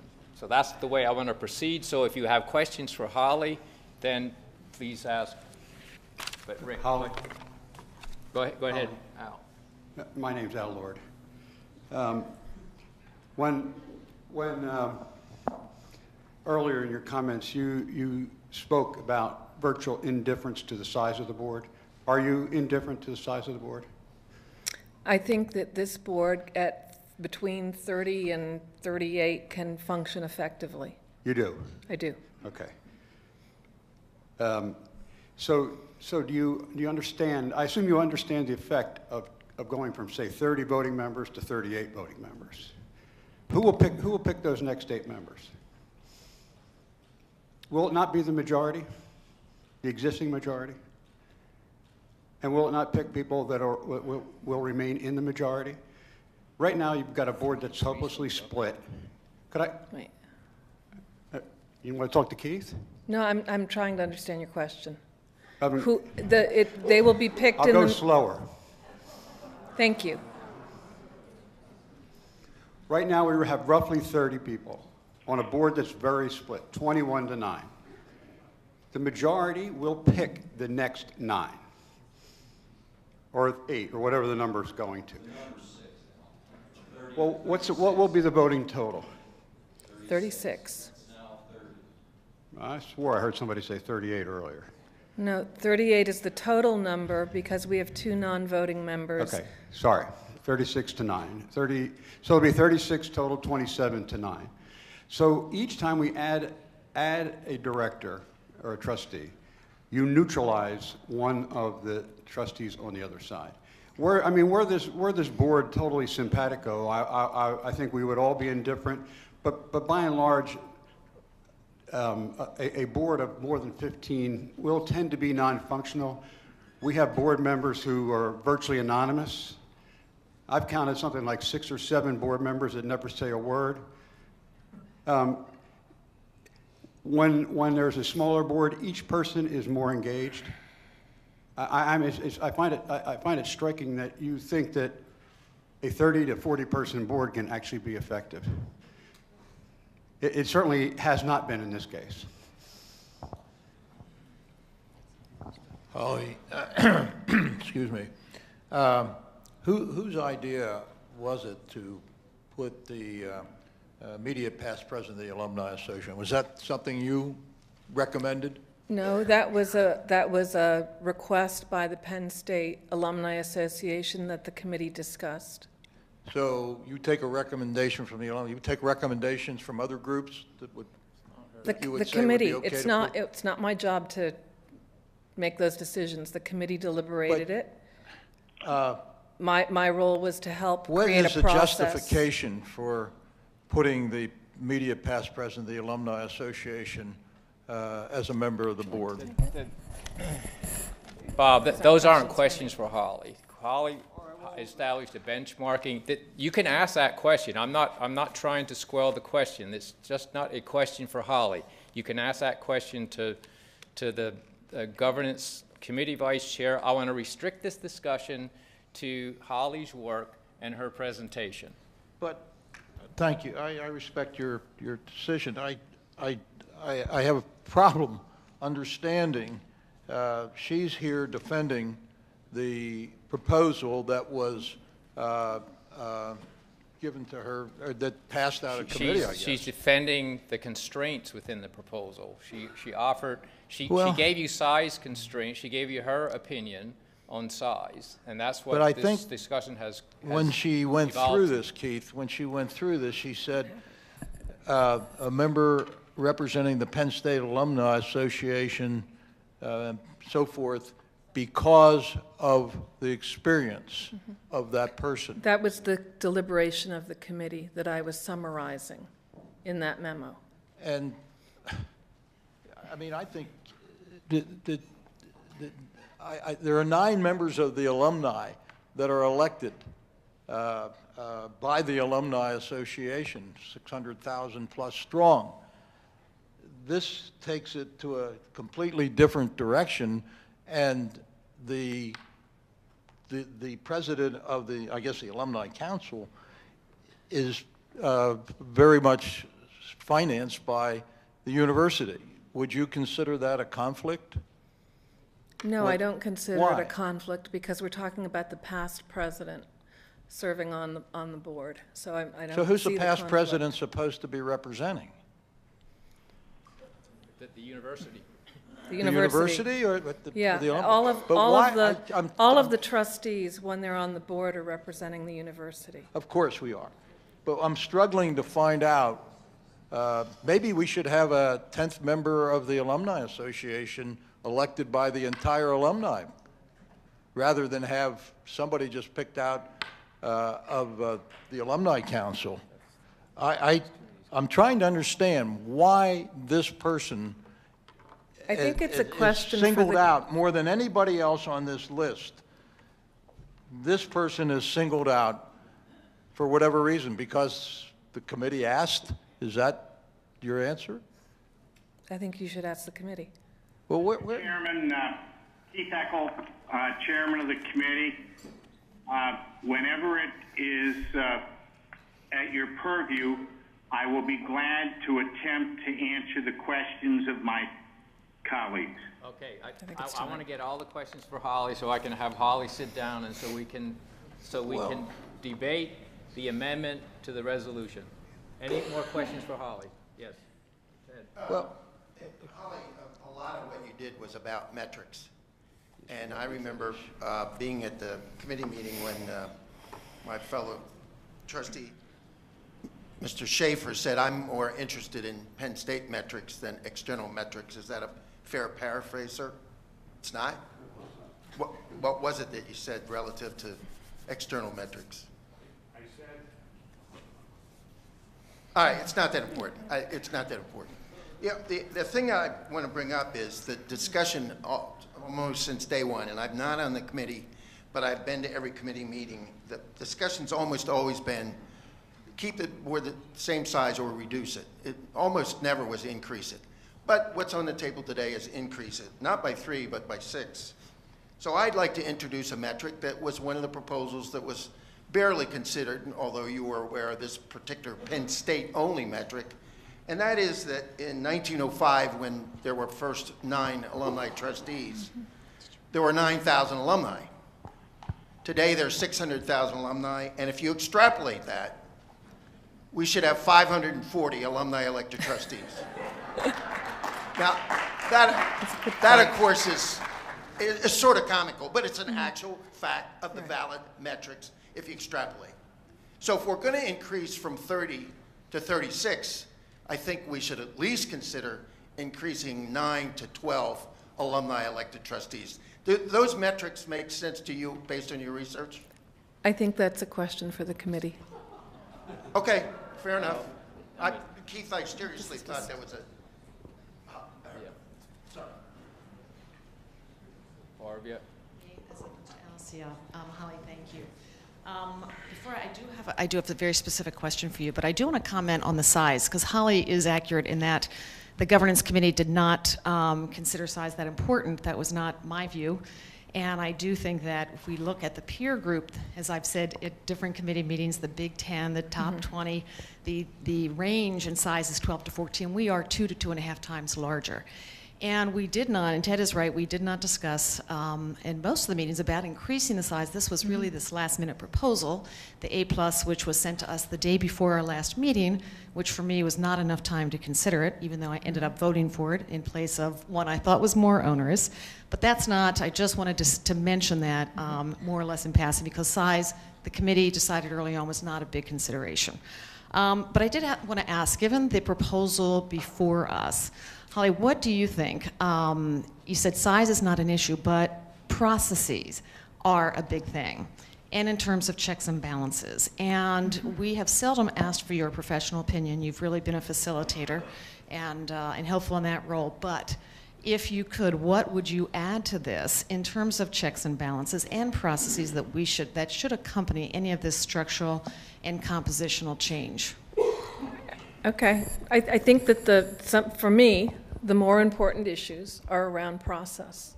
They're around how you run board meetings to make them inclusive, to ensure that voices can be heard, to ensure that time is reserved for real deliberation and debate. And that is something that we had these other issues that we had to look at, and we did not have the time to turn to them. If you'll recall, at the January retreat, this was an issue that came out, and we were asked to first focus on structural issues. So these reforms, as requested, are focused on the structural issues. I think for this board, the bigger issues are process issues. Okay. Thanks, Holly. Now let's get back to. I'm sorry, I had a question for Holly. Can we get her back just for another moment? Thank you. Hi, Alice. Hi, Holly.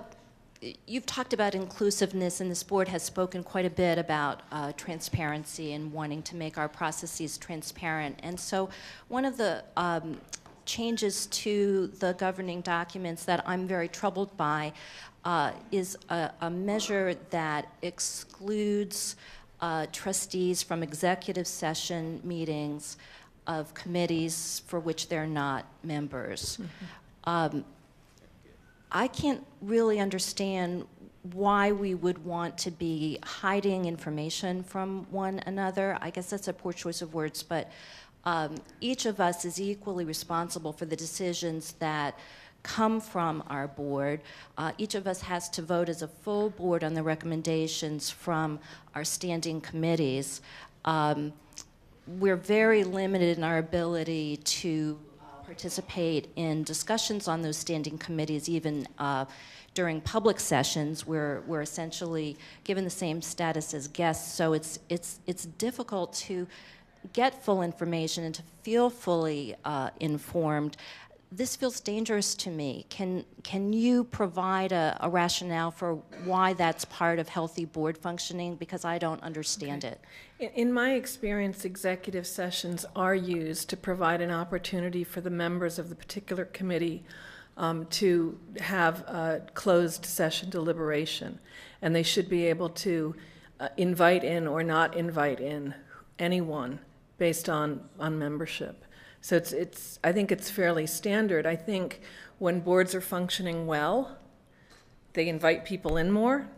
And when they're having more difficulties, they tend to hold things a little bit closer to the vest. So, that's almost a metric. But I do think it's a standard protection that committees and boards have to hold executive sessions and to determine who attends those sessions.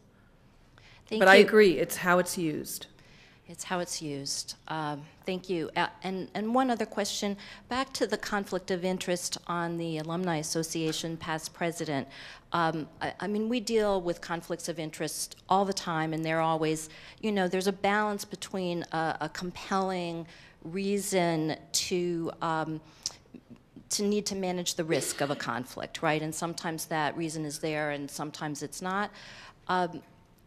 The past president of the Alumni Association continues to serve in very critical leadership roles on the Alumni Association. The past president serves on their executive committee and is the chair of the nominating committee, and is the nominating committee that chooses the next vice president, who then automatically becomes the president, who then automatically becomes a trustee.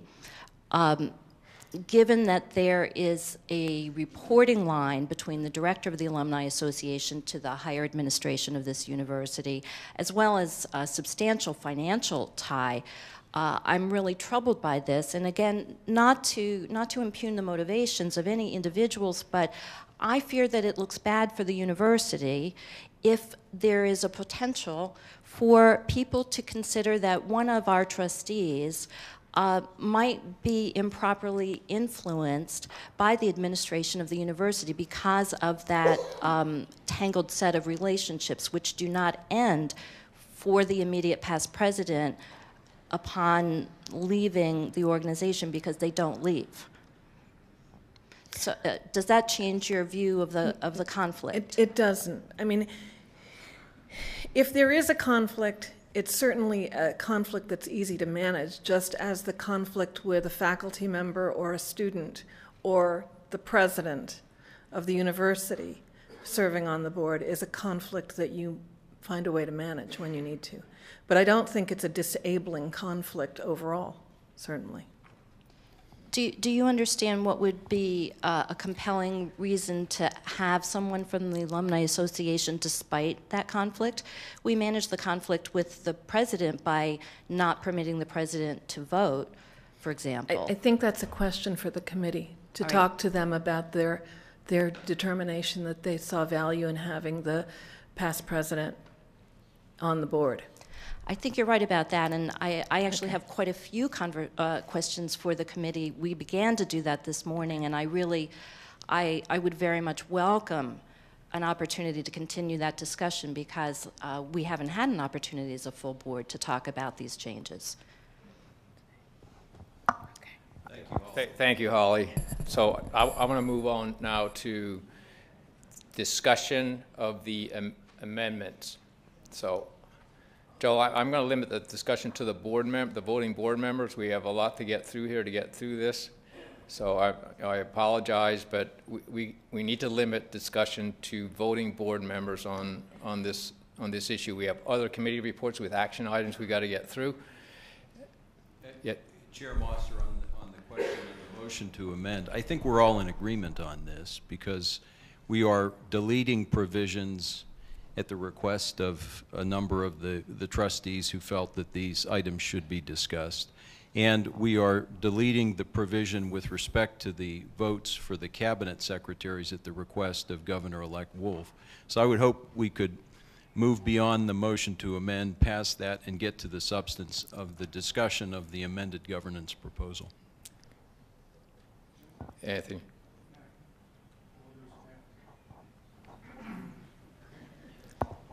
With all due respect, I don't want my valued colleague from Eckerd Seaman to put words in my mouth, but I don't think we all are in agreement. And so given the discussion I've heard so far and given the discussion we had this morning, I would encourage us to heed the requests of Senators Utachek and Corman and delay a vote on this measure.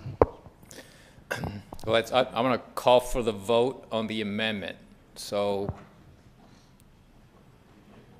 okay, all in favor of the amendment? Do we want a roll call vote? Is it okay? All in favor of making the amendment? Well, you have them in front of you. Did you have a copy? We're voting. We're all voting for all four amendments. Yeah. It's the motion to amend that I described. Would you like me to repeat it, Keith? The pages that include the amended proposal have been passed out. Is that right? This is a marked up copy. You're calling that a resolution, an amended resolution? Well, that reflects the resolution. Well, we don't have it in writing. I think it's well within our rights to make this motion orally, and so I think we can act on the oral motion. I'd be happy to restate it one more time. Please restate it. Okay. So the motion is to amend the governance proposal, which is set forth in Appendix 3, to delete the following provisions. First, to delete the proposal to change the voting status of the Commonwealth's cabinet secretaries from voting to non-voting status. Second, to delete the proposal that would have authorized the chair of the board to determine the maximum number of members of the executive committee. Third, to delete the proposal to substitute other rules for Robert's Rules of Order for board and committee meetings. And fourth, to delete the proposal making the vice chair a member of all board committees and subcommittees. Okay. All in favor of the amendment signify by saying approving the amendment, signify by saying aye. Aye. Aye. Aye. And those opposed, the same sign. No. Okay. Jeannie, would you give a roll call vote? Benson? Brown? No. Casey? Aye. Cotner? Dambley? Dandria? Aye.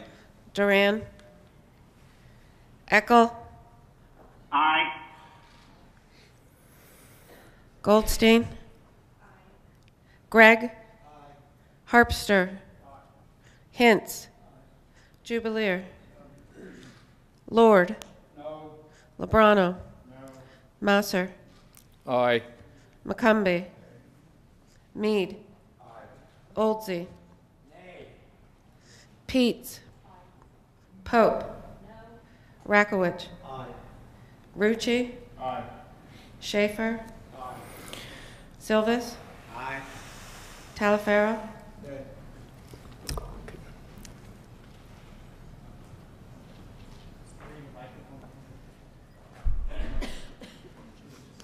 $17 Okay. to 9. Okay, so now we have an amended resolution for consideration before the board. Mr. Chairman, I move to table the resolution. There's a motion to table the resolution. There's a second. We ought to have an opportunity to see this. Well, we don't This need, is just so we don't can- need to discuss the motion to table. We'll take a vote to table the resolution. Yeah, let's do a roll call vote again. Benson. Brown. Casey. No. Cotner. Dambley. No. Dandria. No. Duran. Eckel. No. Goldstein. Gregg. Harpster. Hintz. Jubileer. Lord. Lebrano. Masser. No. McCumbee. Mead.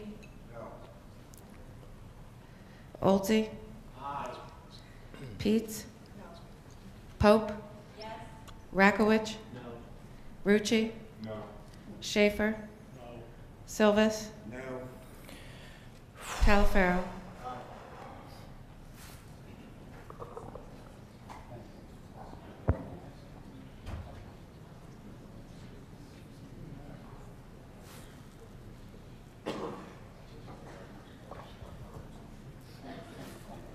$15-11. 15, okay. So we're moving forward. Let me state that I've had numerous meetings with Senators Udechak and Corman. Trustee Rucci's accompanied me at those meetings, Trustee Casey, Trustee Eckel. We've been meeting since the last months on working on this. And it is clear, and I want to be corrected if my interpretation is wrong, but that size became less of a focus during those discussions. Is that correct, Kathy? Correct. And the focus was shifted in those discussions with the two senators toward not reducing the size of the mechanisms that were in statute. And that was the alumni elected trustees. And later in the discussions came on not, questioning the ability to remove the voting powers of the secretaries. And that's how those discussions ended up.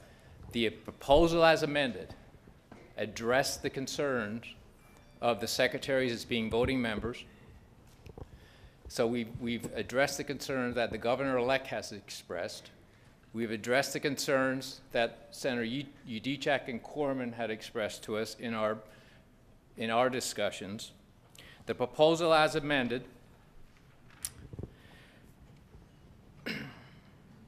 puts this board at a similar size to the state-related university, the other state-related, Temple and Pitt.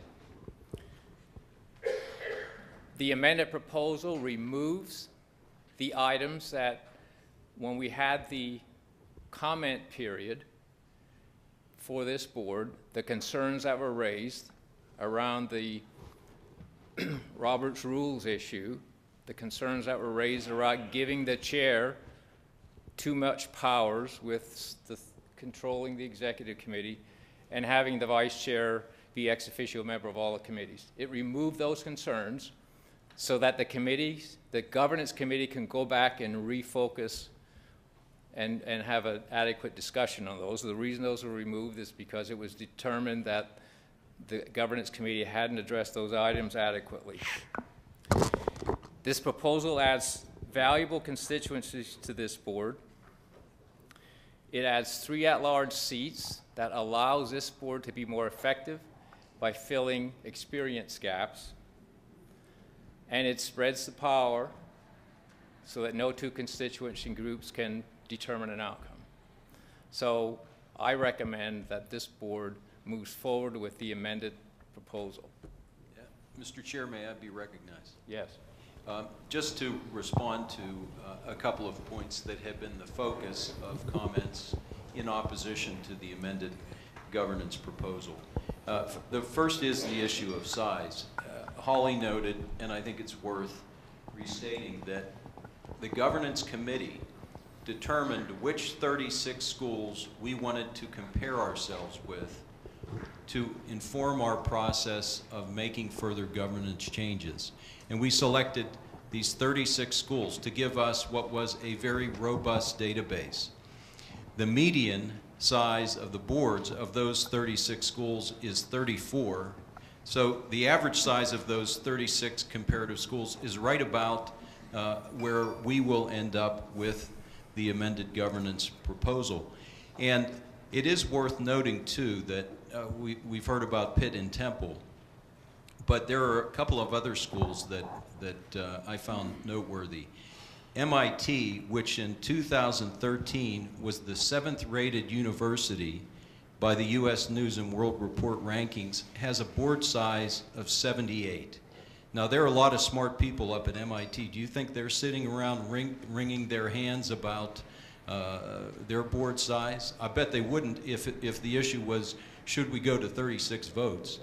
And Northwestern, one of our fellow Big Ten schools, the 13th ranked school in the U.S. News and World Report, has a voting board size of 36. So Cornell, a private land-grant university, and another excellent school, 16th ranked school under the 2013 U.S. News and World Report rankings, has a board size of 64. So there are plenty of great schools with board sizes that are far, far larger than ours. I think this size issue is a red herring. I heard the comment that our board is too large and that contributes to its dysfunction. I think our board functions well on a very wide range of issues. We all work together well on a lot of issues. We have disagreements on some very important issues, like governance, like the consent decree, like the free report. In those instances, our board function is not what it should be because we have a majority and minority agenda. And that's the real, that's just a fact as to why the board's function is hampered. That's reality. I don't think it has anything to do with size. Now, there have been comments made about the Alumni Association seat, the seat for the past president of the Alumni Association, and this premise that there's a conflict of interest if the past president were to ascend to the board. I think it's simply false. I think it's a complete red herring. For instance, Alice, you mentioned that the Alumni Association on a, I believe you were referring to a Penn State organizational chart, is that the association reports to the Department of Development and Alumni Relations. But the president of the organization, the volunteer president, does not report to Rod Kirsch or anyone else in development or anyone else in alumni relations. Rather, the executive or the secretary treasurer, Mr. Williams, who is the employee of Penn State, does. So the volunteer president does not report within the organization. Similarly, I've heard this notion that because of the university supports the organization, there is a conflict. But although some of the employees of the Alumni Association are paid, the president, who becomes then the past president, the officers, other than the secretary-treasurer, the officer who is the vice president, the president, and the past president, are volunteers and are not paid. So there is no financial conflict of interest. They are volunteers like we are. And these issues of conflict that have arisen, I think, are just red herrings. I don't think there's any substance to them. Ed. We have a guest coming in and we're honoring in about 3 minutes. And I think that I have to excuse myself to sort of be the chairman of that meeting. And so I'm just going to take a pass on this. I don't understand a lot of the past and these issues and so forth, so I will just declare a non-vote until the next meeting.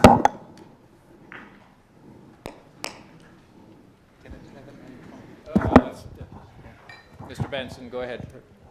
Cliff or Ted? Yeah, very quickly. Keith, you mentioned that Senators Utachak and Senator Corman's issues were addressed. Then why did they write you a letter 2 days ago asking you to defer the vote if they were addressed? I would have think they would have written a letter, thank you very much, go ahead with our blessing. Because the secretary's non-voting status was on the table. Mr. But there were many other things on the table besides that. All I'm saying is their letter said, please don't vote. It doesn't say thank you very much. And I interpret that as being triggered by the lame duck session of the switch of the governors. His representative is here if you want to give him an opportunity to speak. Dr. Barron had a discussion with the governor. Well, we were talking about Senator Utachak, I thought. Dr. Barron had a discussion with the governor-elect. I've had plenty of discussions with Senator Utachak and Senator Corman on this issue. And as have I, and I respectfully disagree with the characterization that you presented with respect to their concerns. And I guess we're going to have those disagreements about the size of the board, the composition of the board. No, I'll concede. And we're just going to have to disagree on that, Keith. Yeah, I'm not going to disagree with you really on that. What I said was that the focus became less on size and more about, in our last discussions, which Todd was with me, Keith Eckel was with me, Kathy was with me, became less about size and more about not reducing the size of alumni elected trustees, more about not removing the votes from the secretaries. That's where we were, and this proposal is not in conflict with statute. It doesn't reduce any of the constituencies that are established in statute. The proposal we have on the table does not conflict with the statute. Well, I think you might remember at the governance committee meeting there was a proposal A, and that proposal, I believe, called for the reduction of alumni elected trustees from 9 to 6, and it took the threat of litigation by the legislation for A+ to be promoted. So again, I disagree with your characterization of those conversations. Okay. Mr. Chairman, Keith Eckel, I'd like to respond. Sure. Please do. I want to remind the full Board of Trustees that this has been a long journey. In fact, it's interesting to me today that there is criticism that we're moving too fast when for many months we were criticized for moving too slow. In fact, when we moved to engage a governance expert, we were criticized that that was a delaying tactic. Let me assure you that the full committee, I absolutely believe has had the best interests of governance for Penn State University at heart. We have had some strong disagreements, but in most cases, we have come together. I've heard today it said that, well, you've included too many things. I think this is a time for Penn State University to be inclusive. I think it's critically important the students have a seat. I think it's critically important that the faculty have representation.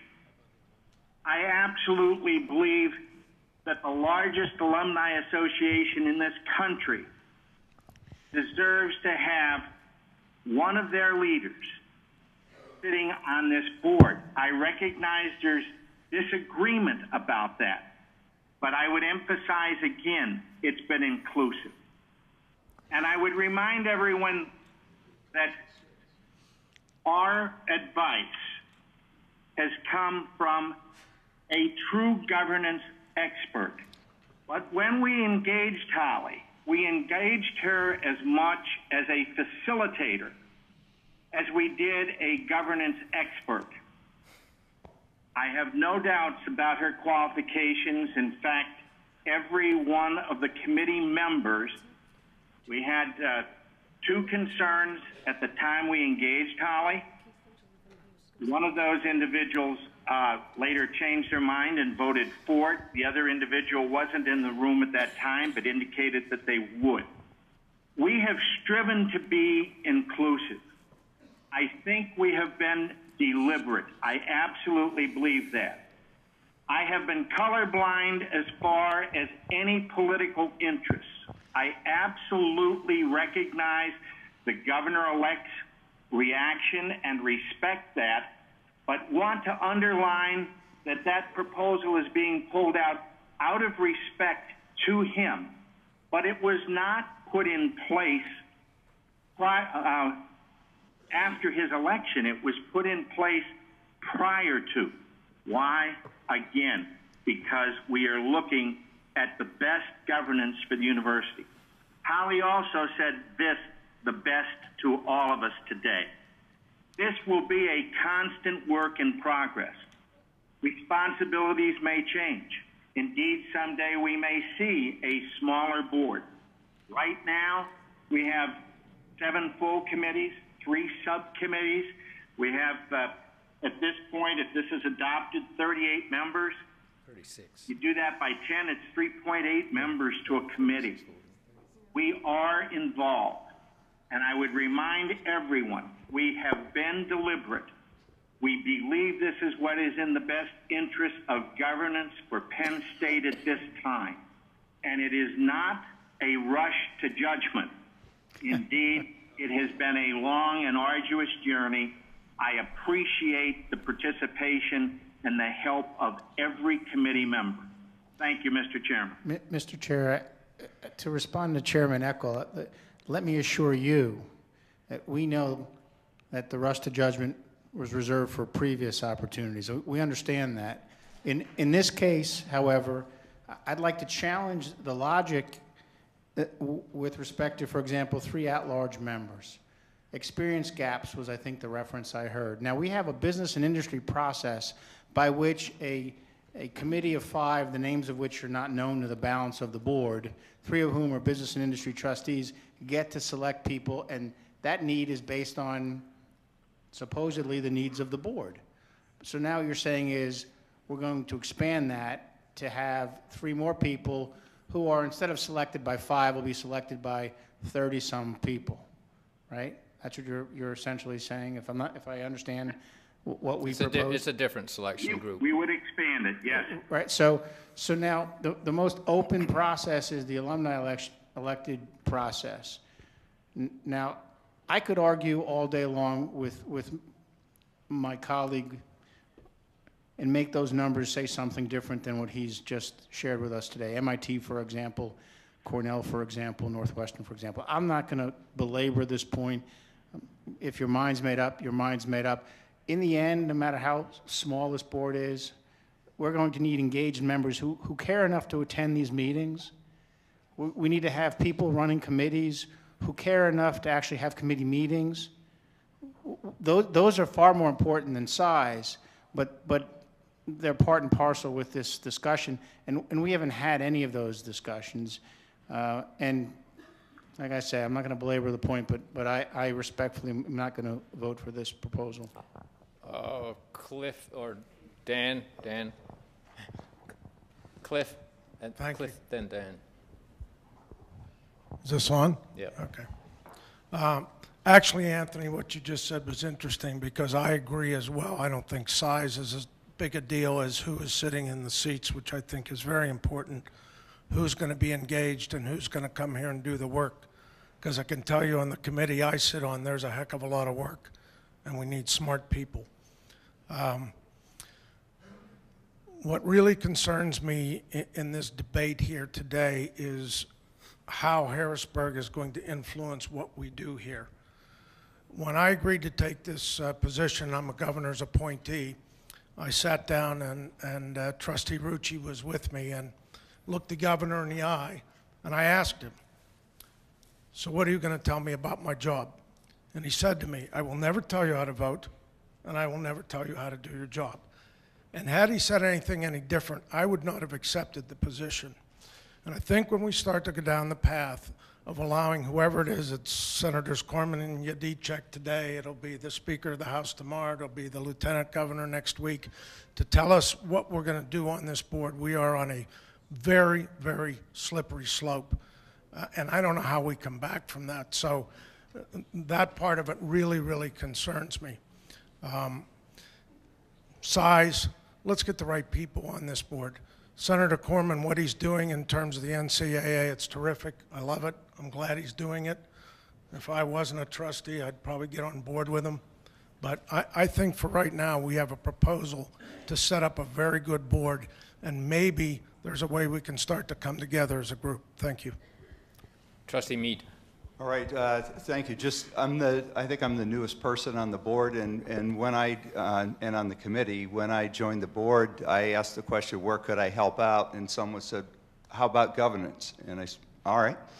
And here we are. So, you know, I'm glad to join that because my fellow committee members, I've become very impressed with their diligence and their work.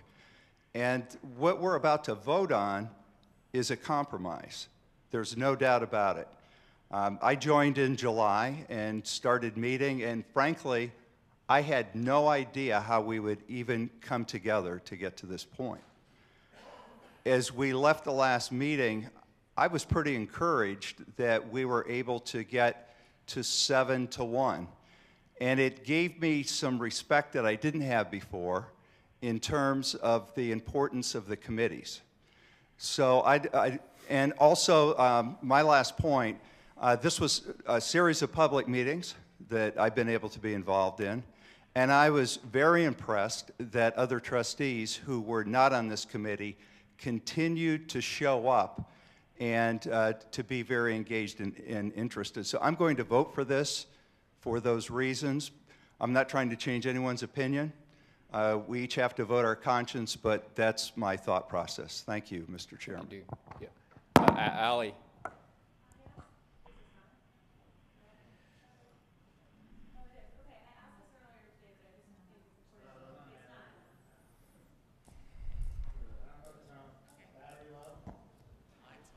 Thank you. I asked this earlier today, but I just think it's important to ask again.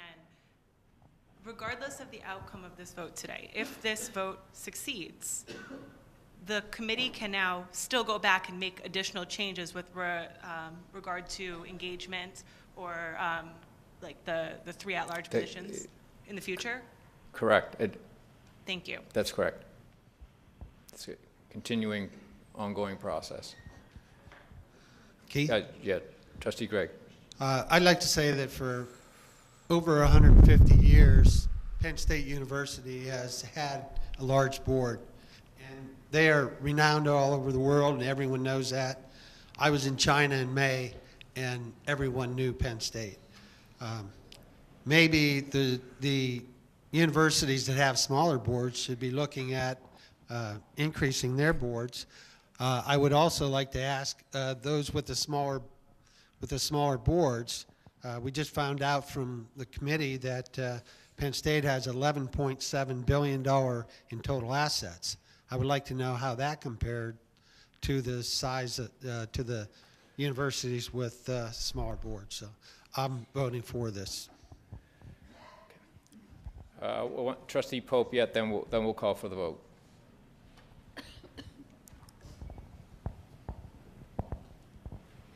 Thank you. Trustee Mead's comments on the engagement of many trustees in the governance changing process is right on target.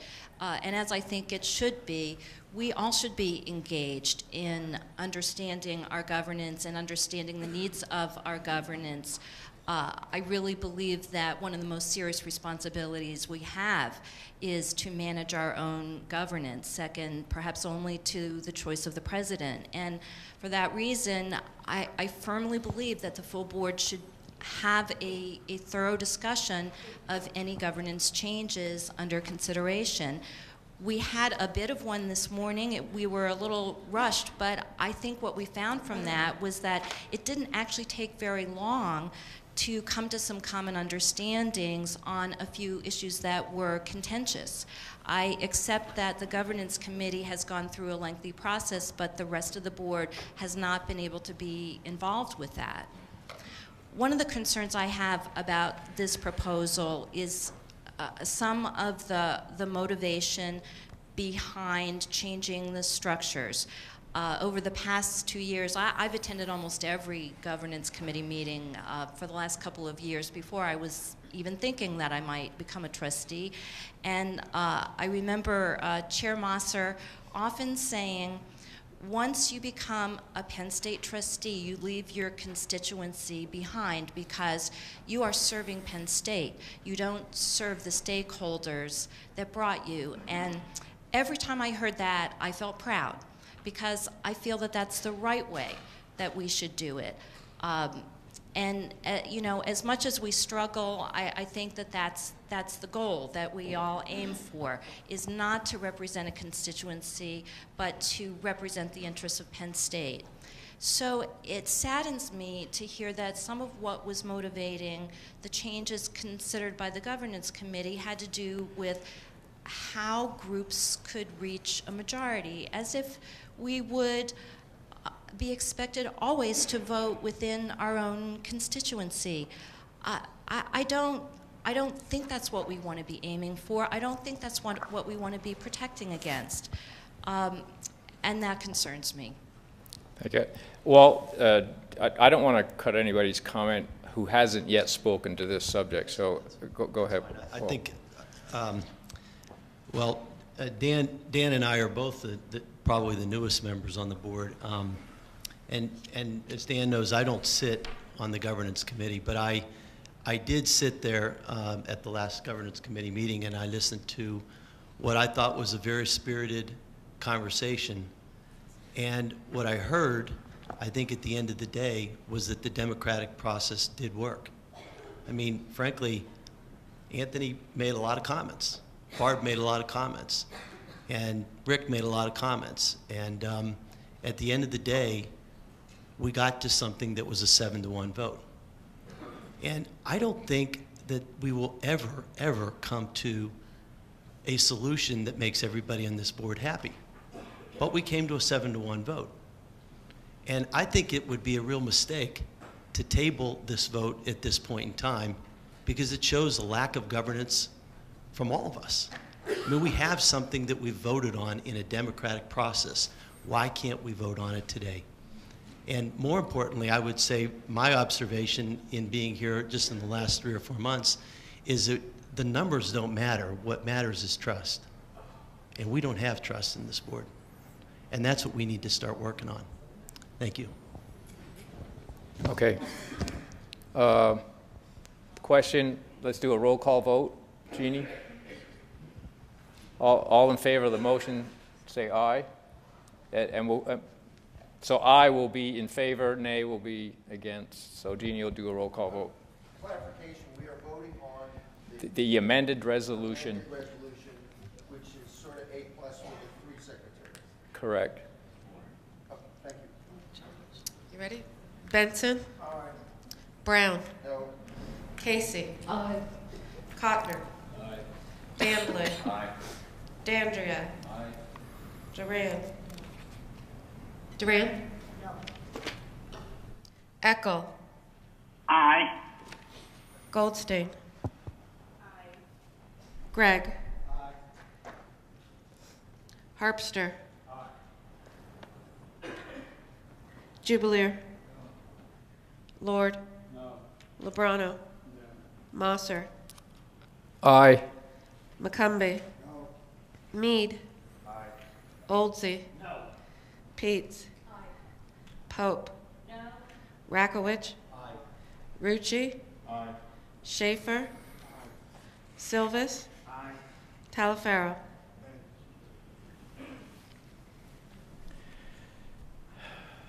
$16 to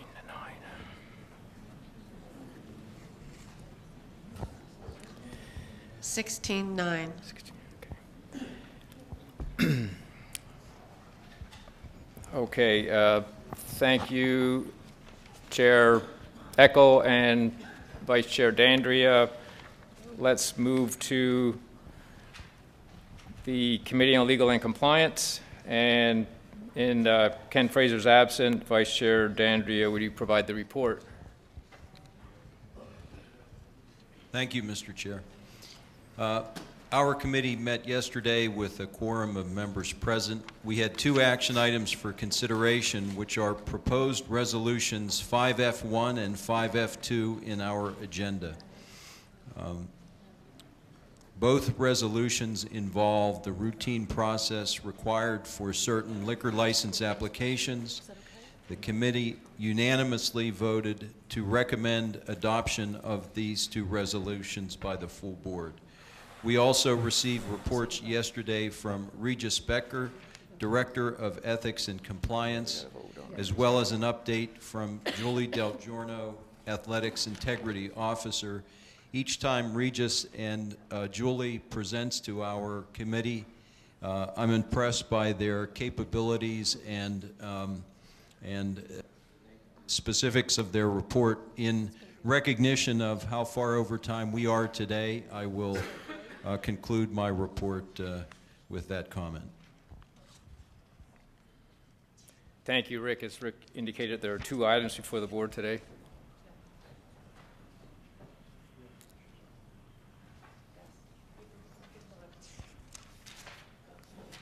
Are they going to be on the screen? Okay.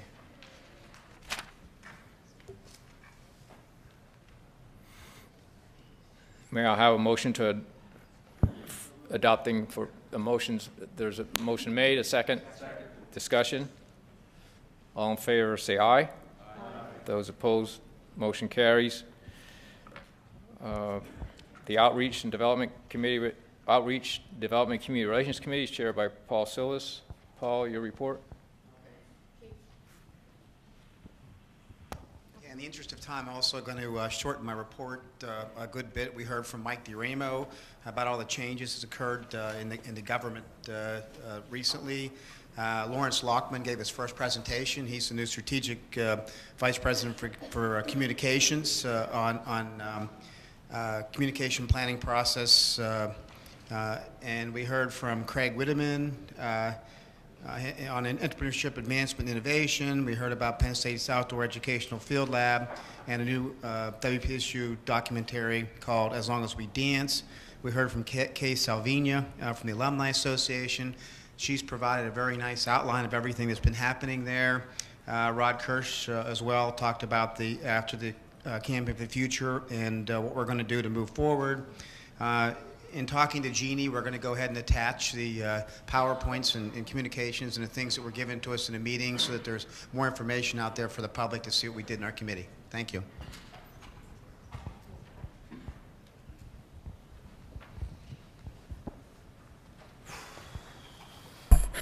Thanks, Paul.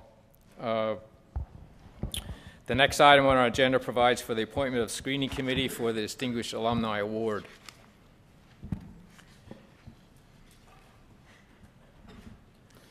Is that coming up?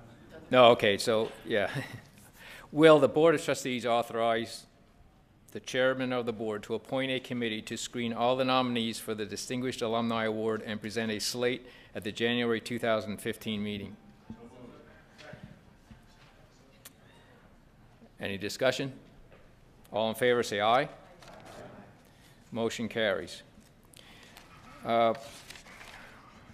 Before we do the public comment, I want to move to other business. Anthony, Anthony's not here, huh?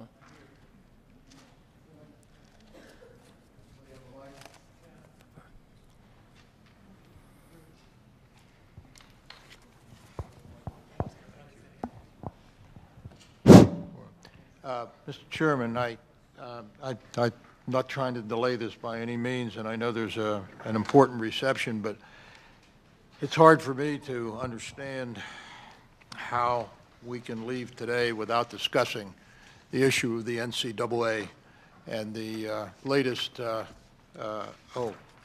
you going to offer this? Okay. Yeah, keep going. And the latest activity by the NCAA, which appears to be a combination of extortion, potential extortion, and collusion with the Big Ten and Penn State. It is and Louis Free. Sadly, we did not review the Free report at the last meeting. Perhaps we could have avoided some of this. Having said that, I truly believe, as someone who sits on this board, that we need to have a discussion here.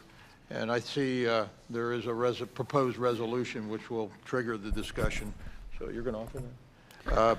Rather than, I'd like to speak on it, but I think it's more appropriate if Trustee Lord offers his resolution first. I've offered it to Anthony. So it'll be Trustee Lubrano. Thank you, Mr. Chair. We enjoyed a very healthy discussion this morning, and in light of that discussion, we believe that it's appropriate for us to offer the following resolution. Whereas the recent public disclosure of internal NCAA email communications has revealed that the NCAA's own staff and officials did not believe that the NCAA's Constitution authorized the NCAA to exercise enforcement jurisdiction over Penn State regarding the Sandusky matter or impose the sanctions. Whereas notwithstanding the NCAA's own own internal doubts about its jurisdiction and authority to impose sanctions, the NCAA presented a slate of onerous sanctions to Penn State as the only alternative to the feared four-year quote-unquote death penalty. Whereas internal NCAA email communications demonstrate, and the board has come to believe, that the NCAA intended its threat of the death penalty to frighten or, quote, bluff Penn State into accepting sanctions the NCAA had no authority or jurisdiction to impose.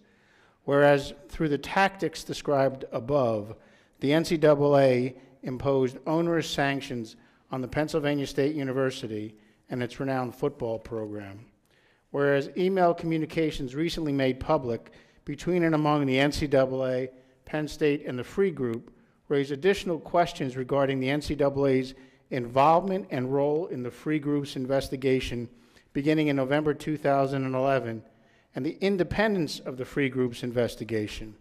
And whereas the board believes that Penn State can best investigate these serious issues relating to the NCAA's jurisdiction and tactics and impose sanctions on the university, and the full extent of the NCAA's involvement in the Free Group's investigation by realigning itself as a plaintiff in the civil action McCord-Corman et al. V. NCAA, now pending in the Commonwealth Court of Pennsylvania, where the university is currently joined as a co-defendant with the NCAA. Therefore, be it resolved that the board hereby authorizes and instructs the university's counsel to file an appropriate motion in the Commonwealth Court seeking to realign Penn State as a plaintiff in the above referenced civil action. And therefore, be it further resolved that the board hereby instructs the university's counsel to pursue discovery in that civil action directed to a full understanding of the NCAA's jurisdiction and tactics in imposing sanctions on the university, and a full understanding of the NCAA's involvement in the Free Group's investigation, and report their findings to the board to obtain further direction. Thank you, Mr. Chair.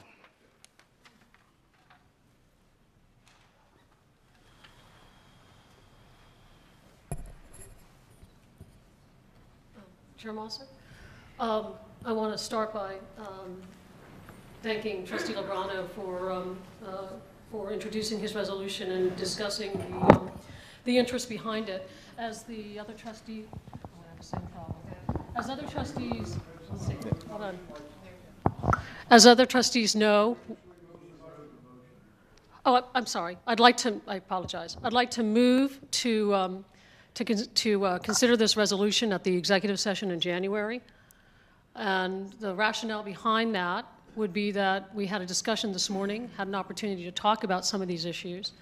And I believe that it would be worthwhile for the board to have an opportunity to further consider it in executive session in January. So that would be my motion, would be to postpone this resolution for consideration in executive session in the January meeting. There's a motion on the floor. This is seconded. Yep, right. I got to tell you something. I moved the table of previous resolution on the government proposal, which did not need to be acted on today. But if we walk away from this with all that's going on and say, oh, kick it down the road to January, I think we're making a terrible, terrible mistake. This is serious, serious business, what's going on with the NCAA and our brand that has been really brutalized by the NCAA and the collaboration with the with Louis Free and with the Big Ten. I think everybody here should be sickened by what happened. And I think it deserves discussion. I'll stay here. Because I live here, but I'll stay here as long as it takes. But let's go on the record. Let's see where people really think about what's going on here. And I absolutely oppose tabling. Chairman Mosser, may I at least move the motion and get a second? No, she didn't move our motion. She moved her own motion. Right. You can. I move that this be introduced as a motion. I'd like somebody to second. Okay. So. All right, so it's been moved and seconded. And so now, does that mean we can discuss it, Chairman Mosser? No, we have a we have a That's motion. what I We're going to executive session if we're going to discuss it. We're not. It's got legal implications. We're not discussing. Yeah, it does. So Kathy, we have a motion on the floor to postpone this. You can discuss the reasons for not doing it. And Mr. Chair, yep. You know, and the reality is, if we do that, we can call a meeting in 3 days, right? That's the reality here. Right. Well, we're going to go to executive session to discuss this first before we have a public session. Why? What are we hiding? We're not hiding anything. Well, then stay here. We had a discussion this morning. Mr. Chairman? Yep. Keith Eckel. Yeah. I am extremely appalled by what I've read in the newspapers. I share the concerns of all those there. Having said that, this is a legal question. I can't make judgments based on what I read in the newspaper. I've got to do it on fact. I have to have legal counsel advise me, or I can't meet my fiduciary responsibilities to this board. So I support the motion to table, and I would remind you that that's not debatable. To table, I mean, Frank, Everybody there's a. walks out of here, and we don't at least have a discussion on this, and there's no reason why we can't. You had a discussion on this morning, and Dr. Barron explained, we explained the reasons why we're not why we're going to wait on this. I want to vote on this resolution. Could we at least vote? I'm confused. We have a motion. We have extortion. We have table something that collusion. wasn't introduced. The brand. No, it was introduced. Kathy's. The motion was made before it was introduced. Yeah, but Kathy jumped right in the middle of our motion. Settle down. We thought the resolution that was put on the floor was the motion. So when Anthony came up, so we procedurally corrected that. The motion, the resolution is on the floor. It's properly seconded. Kathy has now made a motion to postpone. Secretary Gregg has seconded the motion to postpone. We can discuss whether or not we should postpone it, but we will not discuss the motion. Okay. Okay. Mr. Chairman, may I make or ask Trustee Casey if I can make a modification to her motion? And that would be that we table this motion and have a special meeting next week. Oh, my God. That will give everybody time to reflect and review and look at it. And that we have a meeting sooner rather than later. That would be up to Trustee Casey on her motion. I very much appreciate the request, Trustee McCumbee. I would be concerned with doing that for a couple. Can you all hear me? I'd be concerned with doing that for a couple of reasons. The first of which I think was the discussion that we had in executive session this morning, and I don't believe that a week's time is going to allow us to give full consideration to some of the broader legal issues that were addressed, at least initially, based on what we understood the resolution would look like this morning. I also think that, perhaps more fundamentally, some of the input that we received from our president and some of the discussion that we heard about the implications of what this would mean, I think are really quite significant. And so again, my concern would be that a week's time would not be sufficient to remedy, I think, what were really overwhelming concerns with proceeding. So that, I mean, I would definitely suggest that if we could look to January to have another full executive session, that would be my preference. But that would be my input with respect to any effort to amend it. Other trustees may have other views on that, but that would be my perspective.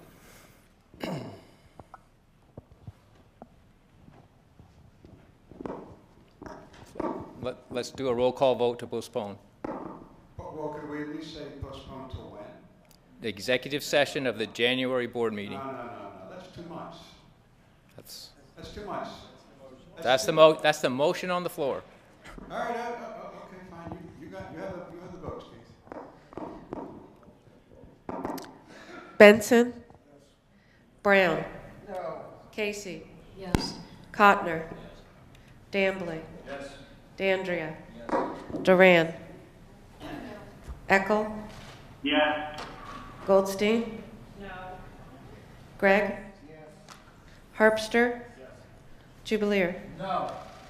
Lord? No. Lebrano? No. Mosser? Yes. McCumbee? No. Mead? Yes. Oldsey? No. Peets? Yes. Pope? No. Rucci? Yes. Schaefer? Yes. Silvis? Yes. Talaferro?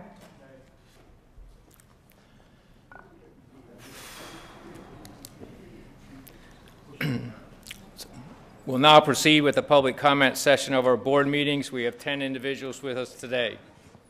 Each speaker will be permitted up to 3 minutes for comment with the guidance and assistance of one of our colleagues at WPSU who is located near the reserved seating area for our public comment participants. A visual prompt via an electronic crop will assist with the timekeeping. Why are our directors leaving? Why are they leaving? Eric, don't you want to hear the public? Sorry, I was student engagement next door. And so there's a large audience there that's waiting. Major priority. We can postpone it. We can postpone it till the next meeting. But I have chosen to continue to do it. So while the topics included are our agenda items, there are a few items that are not permitted. And those permitted are university's collective bargaining process, the employment status of any specific individuals, statements concerning private activities, lifestyles, or beliefs of individuals employed by or associated with the university, grievances of individual students or employees, proposals or bids for contracts, or pending or threatened litigation involving the university. I want to welcome our first speaker to the microphone, Timothy Reinhardt, a Penn State student who is asked to speak on the issue of the FDA's blood donor referral program.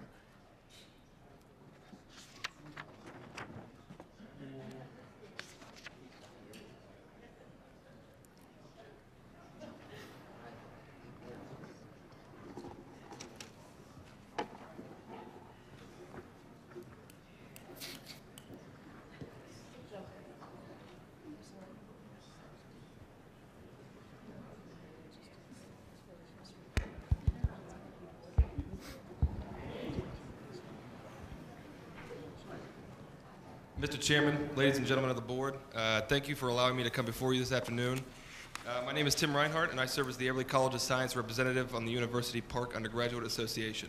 Today I wish to inform the board on the efforts being made by the UPUA to address the Food and Drug Administration's outdated policy which indefinitely prohibits the donation of blood by men who have engaged in sexual activity with other men in the period from 1977 to the present day. This standing policy was adopted during the origins of the AIDS epidemic in the United States when the risk of contracting the disease from blood transfusion was first recognized. To date, this policy has not been amended to reflect the availability of new scientific data that attests to the much lowered risk of disease transmission from transfusion.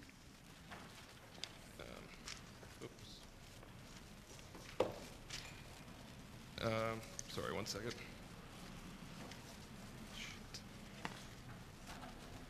Recently, both the American Medical Association and the American Osteopathic Association have issued statements calling for a change to the FDA's current policy, stating that it is discriminatory and not based upon sound science. Several city councils and national blood organizations have made similar statements and have suggested amending the policy to reflect a one-year deferral instead of a lifetime ban. But this is not just a national issue. It's an issue at the university level, right here at Penn State. The Red Cross relies heavily upon university blood drives in its effort to maintain supply. Any student, be it a Penn State or another institution, who pays into an activity fee that goes towards funding such blood drives ought not to be shut out from participating. But because of the current FDA policy in question, that is exactly what happens.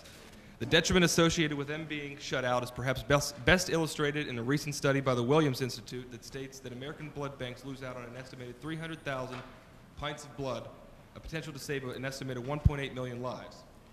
For these reasons and many others, we in the UPUA felt a strong need to address the policy from a student perspective. In late September, the UPUA passed a resolution opposing the FDA's current policy, instead advocating for a policy alternative that reduced the lifetime deferral to 1 year and established a commission charged with generating an informational report reflecting our proposed policy alternative. Myself and members of the commission will be presenting our report to the FDA Blood Products Advisory Committee in early December. As this issue is already being debated on the national stage, pointed student testimony will be crucial. It will be a crucial factor in achieving tangible reform. Initiatives such as these truly benefit the students as well as the Penn State community as a whole. And I urge the board to be cognizant of these efforts and provide support as appropriate. Thank you very much. Thank you, Timothy.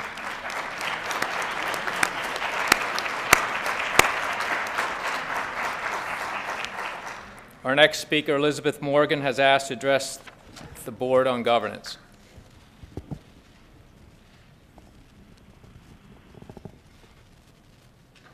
I would like to take this time to review a few failures.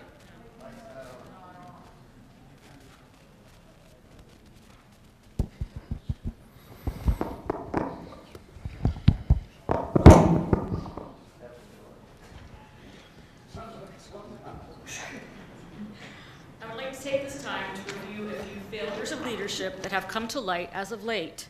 Last week, emails made public in the Corman lawsuit showed that the NCAA officials had questioned their own authority to sanction Penn State, and that enforcement officials were hopeful that the university would be so embarrassed they would do anything.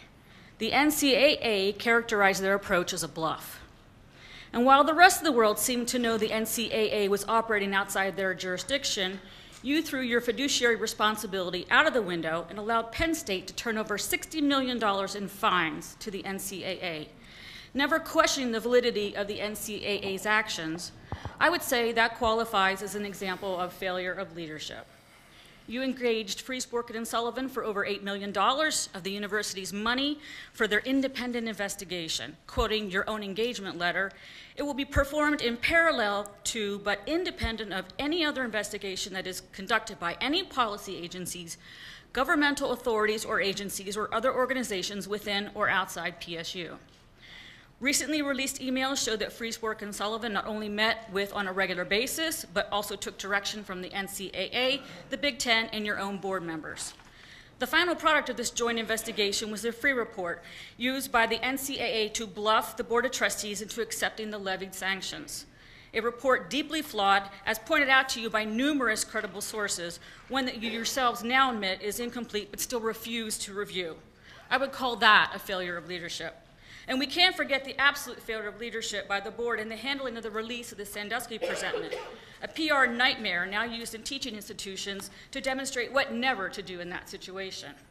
But by far the biggest failure of leadership is that you have done nothing to improve the welfare of children in this state. You have successfully diverted attention from the Second Mile and other government agencies that allowed this abuse to occur. You took the blame and paid out millions of dollars for the actions of others that still operate without correction or control to this day. 3 years ago, you fired an employee of 61 years of service for a failure of leadership. I suggest that most of you should have been fired long ago.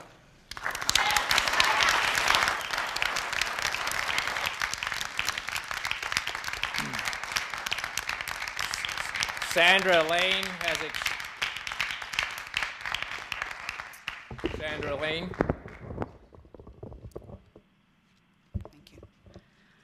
I am not an alumna of Penn State.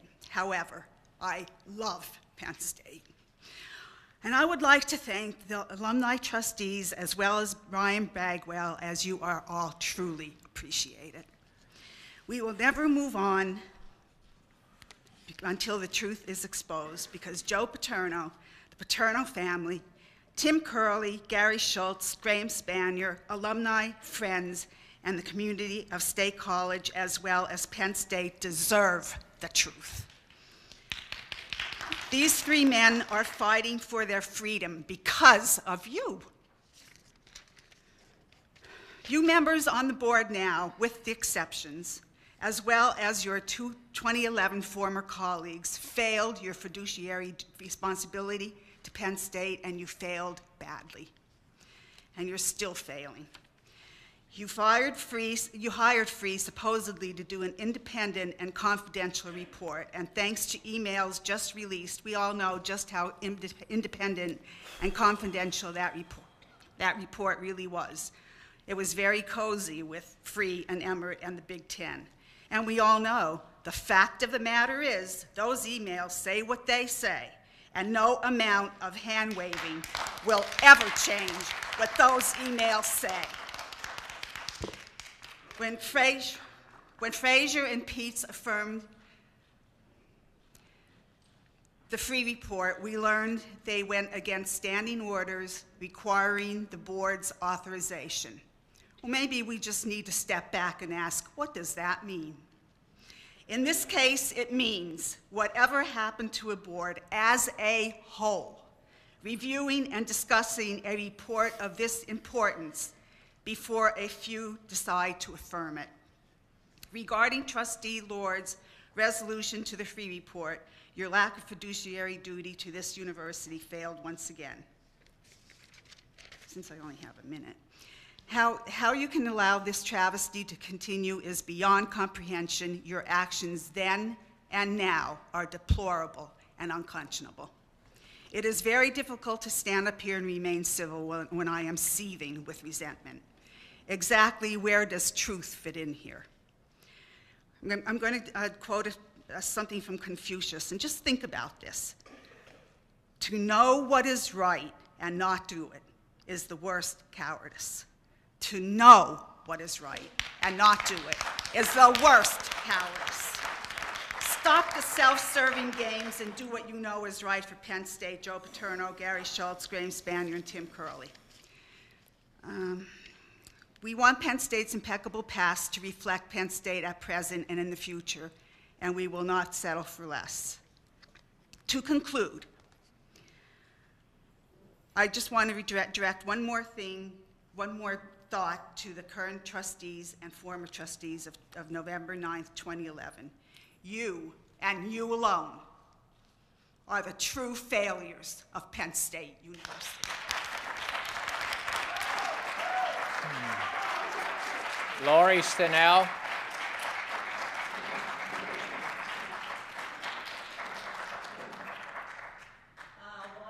What happened a few minutes ago, I'm almost embarrassed. I'm actually very embarrassed to walk out of this door because we're looking like more and more buffoons.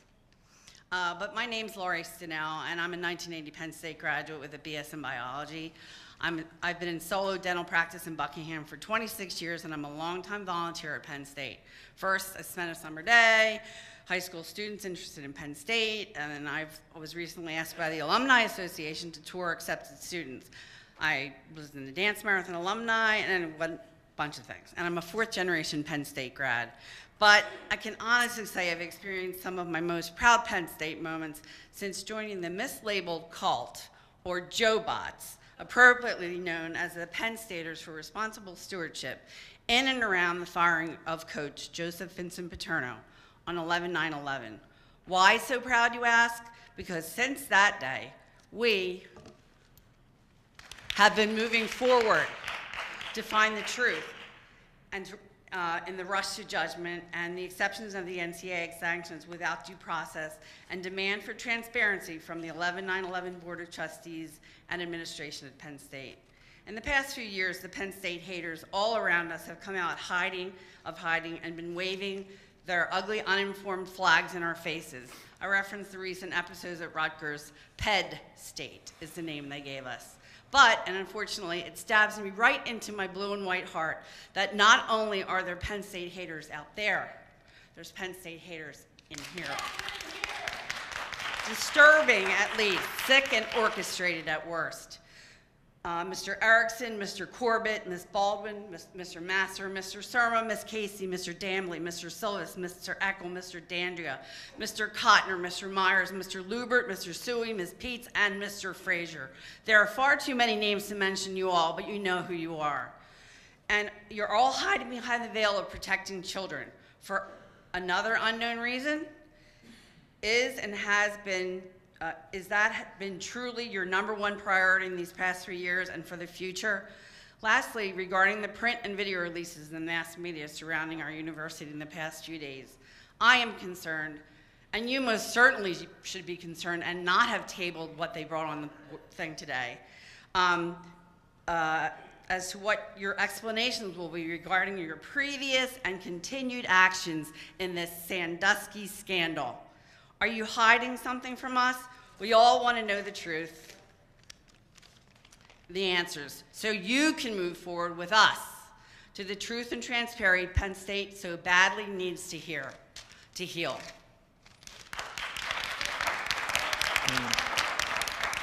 Jeff Goldsmith.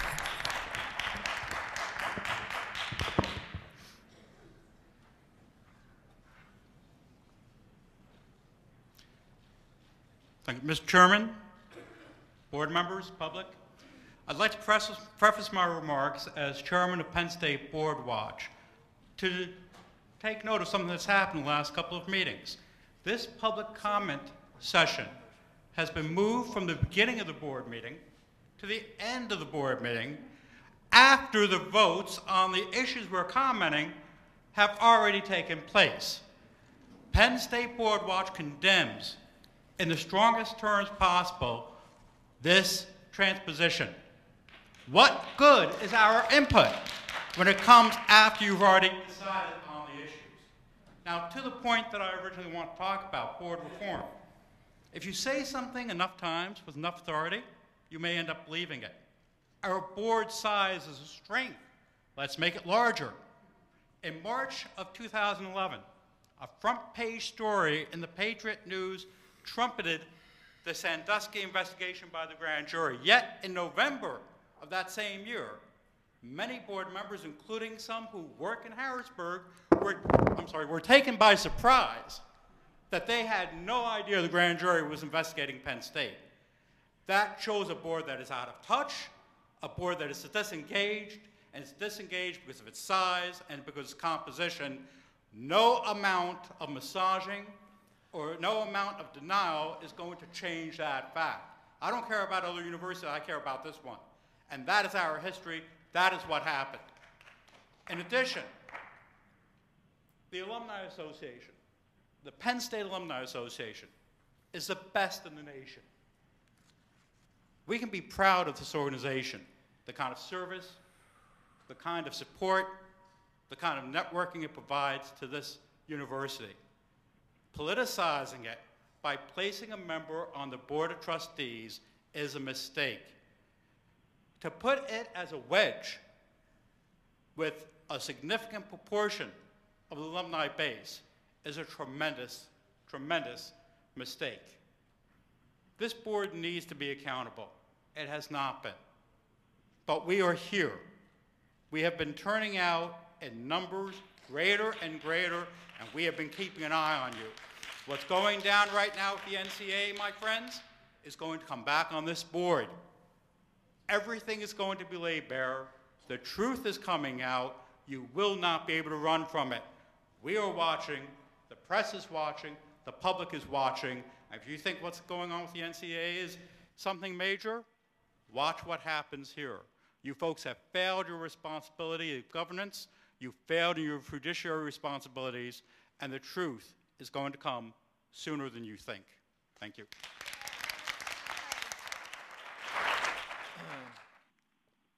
Is John D'Andrea here?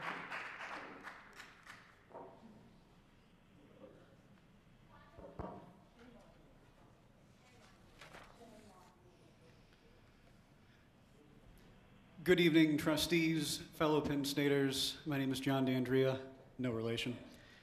Today, you approved the so-called A+ measure to radically reconstitute the board, which, were it graded on ethics, prudence, necessity, and fairness, it would unmistakably deserve an F.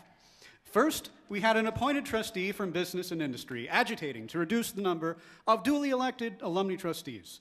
When that failed, the new plan diluted their influence by stacking the board with more unelected, unaccountable trustees. How is that anything other than factious behavior? How can this possibly be helpful to our alma mater, let alone in the best interests of the university? Explain yourselves. Why this and why now? Could it be that you, the unelected, unaccountable power block of the board, were alarmed by the landslide sweep of all 9 alumni elected seats and frightened by the prospect of being held accountable yourselves? You're losing, so now you change the rules to further protect your power. This behavior is nothing new and was explained clearly in Dr. Ben Novak's Reflections of a Former Trustee on his website, bennovak.net. Now, there will be even more unelected, unaccountable trustees in the present supermajority. The faculty, student, and 3 at-large trustees would all be elected by the board exclusively. Their constituencies would be their fellow board members and not the stakeholders of our alma mater. Do you not trust our own students and faculty to elect a trustee when the Commonwealth and the federal government trust them to elect representative senators to the President of the United States? So if radically reforming the board is fair game now, then this D'Andrea has his own plan.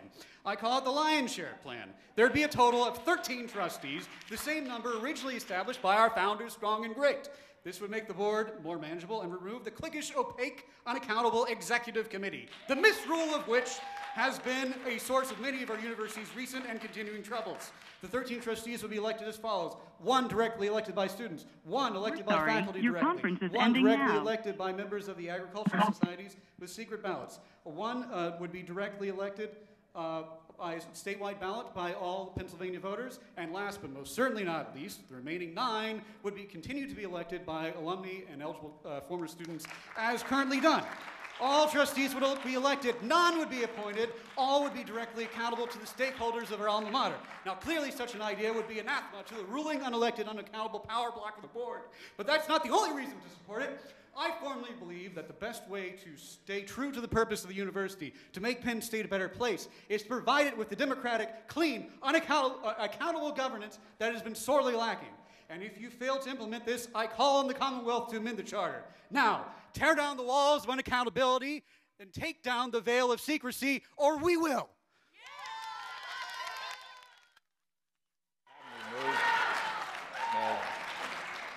Nathan Larkin.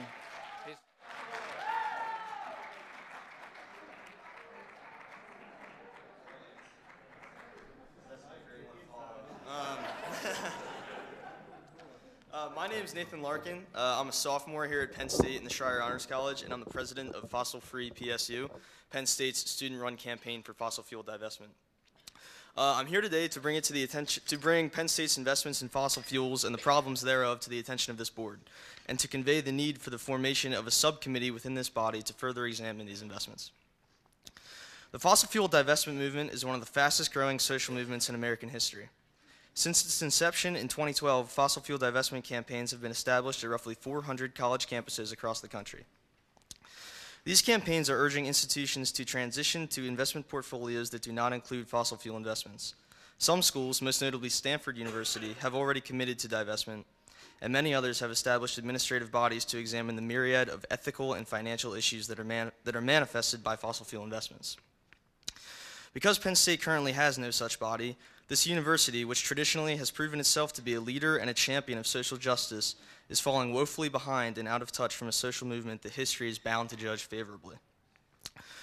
Although the specific amount of investment dollars that Penn State allocates to the fossil fuel industry is difficult to discern, even the most conservative estimates indicate that through its endowment, Penn State currently invests at least tens of millions of dollars each and every year directly into the fossil fuel industry.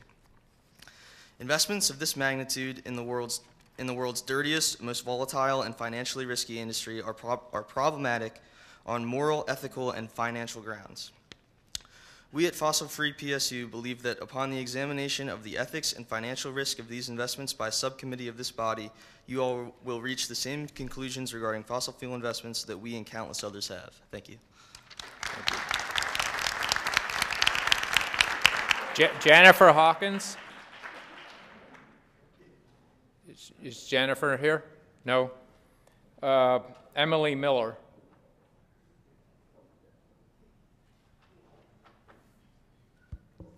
Good afternoon, everyone. It is my pleasure to address this body today on behalf of the University Park Undergraduate Association.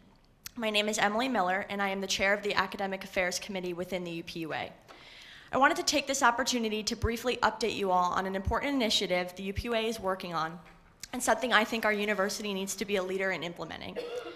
Open educational resources are essentially free textbooks. They are shared teaching, learning, and research resources available under legally recognized open licenses, free for people to use, revise, and distribute as they wish. Open educational resources not only advance student learning in the classroom and give professors the ability to tailor a textbook to the type of class they want to teach, open educational resources open doors to collaboration and the sharing of resources and materials that will make for a global connection and expansion of higher education. Currently in the Academic Affairs Committee, representatives have been researching and benchmarking not only with our peers in the Big Ten, but other large-scale institutions such as the University of California, Berkeley, Yale, and Stanford to see how they are utilizing open educational resources and what their systems look like. My committee is compiling a report outlining not only how other universities are implementing open educational resources, but how best to implement them here at Penn State and what we need to do in order to implement them. There are an abundance of opportunities to this university that OERs would provide, but we need to make this a priority. We need to find ways to incentivize the process so that faculty want to compile their knowledge and create their own textbooks. We need to work with Harrisburg so that they too make this a priority and invest their spending in an issue that affects the future of higher education. With funding from our government and our university, we have the ability to remove textbook companies from the equation and put that money toward incentivizing the great minds we have here to write their own work and begin creating our own library of resources. The College of Earth and Mineral Sciences has already started to do this. Since 2008, the college has been collecting information from faculty members and creating their own library of sources. If we continue to build off what they have started, we will have the opportunity to lead higher education into the new world of open educational resources and expand the type of learning we provide our students. As we join the universities who have already made this a priority, we will be able to combine and share our sources, contributing to an already growing community of open sources. I hope to work with this body in addition to our administration and faculty senate on this initiative, and I hope Penn State can become a model to others in the future on this initiative. Thank you.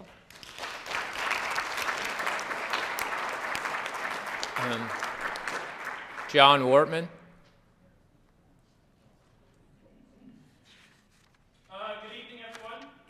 been here so long that I can say evening. Thanks, Mr. Lord. I just want to say, my name is John Wortman. I currently serve as the Speaker of the Assembly of the University Park Undergraduate Association, and I came here tonight to talk about two different things.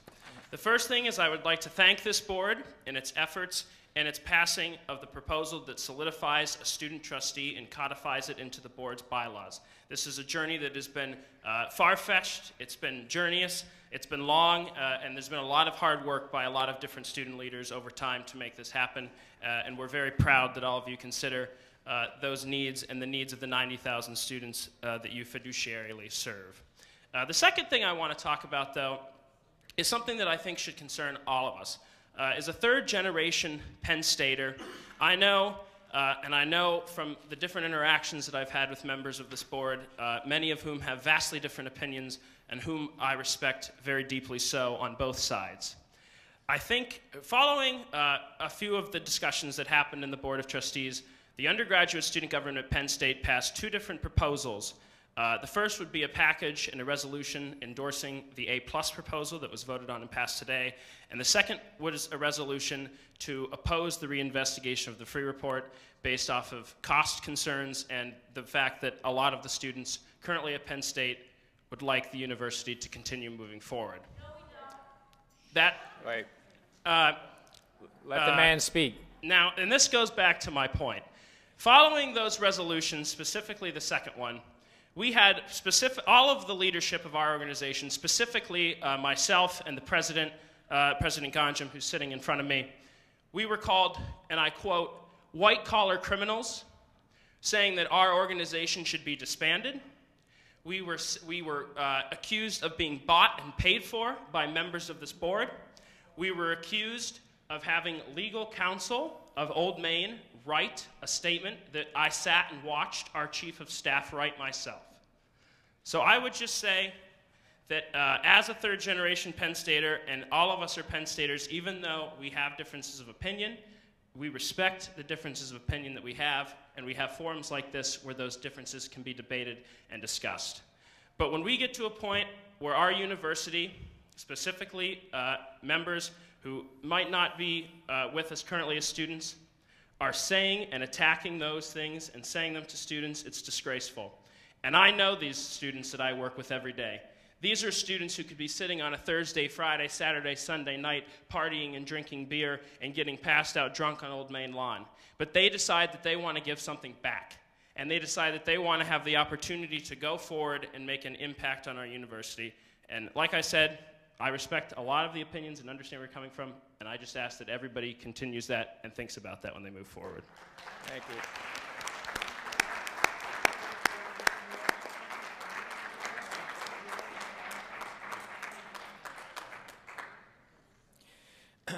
We appreciate and continue to welcome the opportunity for public comment. As chair, I will be reflecting back upon the format of our public comment session to ensure that we enter the new year with ample opportunity to obtain input from our students, faculty, staff, alumni, and friends for the benefit of the board, while providing an appropriate platform and format that accommodates expression of views from a diverse and varied base.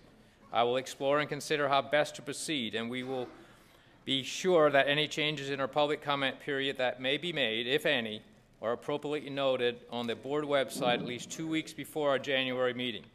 We will also be taking a look at our standing orders to determine whether any modifications are necessary or appropriate. Keith, are you suggesting that we would be moving the public comment from the public session to, say, a committee? Is that the reference? I'm not suggesting that. I'm suggesting we have speakers who are signing up that and not allow. We don't have the opportunity for speakers that haven't had the opportunity to speak before. We have speakers here today who have spoken recently before, multiple speakers. We have speakers who are intimidating other speakers who won't come. We're going to take a look at this. Yes. I would like to thank the speakers. Yeah.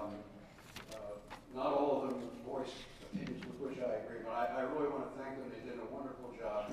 I also want to apologize that so many of my fellow directors chose not to sit here and listen to you. I know you came to talk to the directors. You will find that the 9 elected alumni directors are here. There are roughly 8 or 9 of the others. Some 20 of them have left. I apologize on their behalf.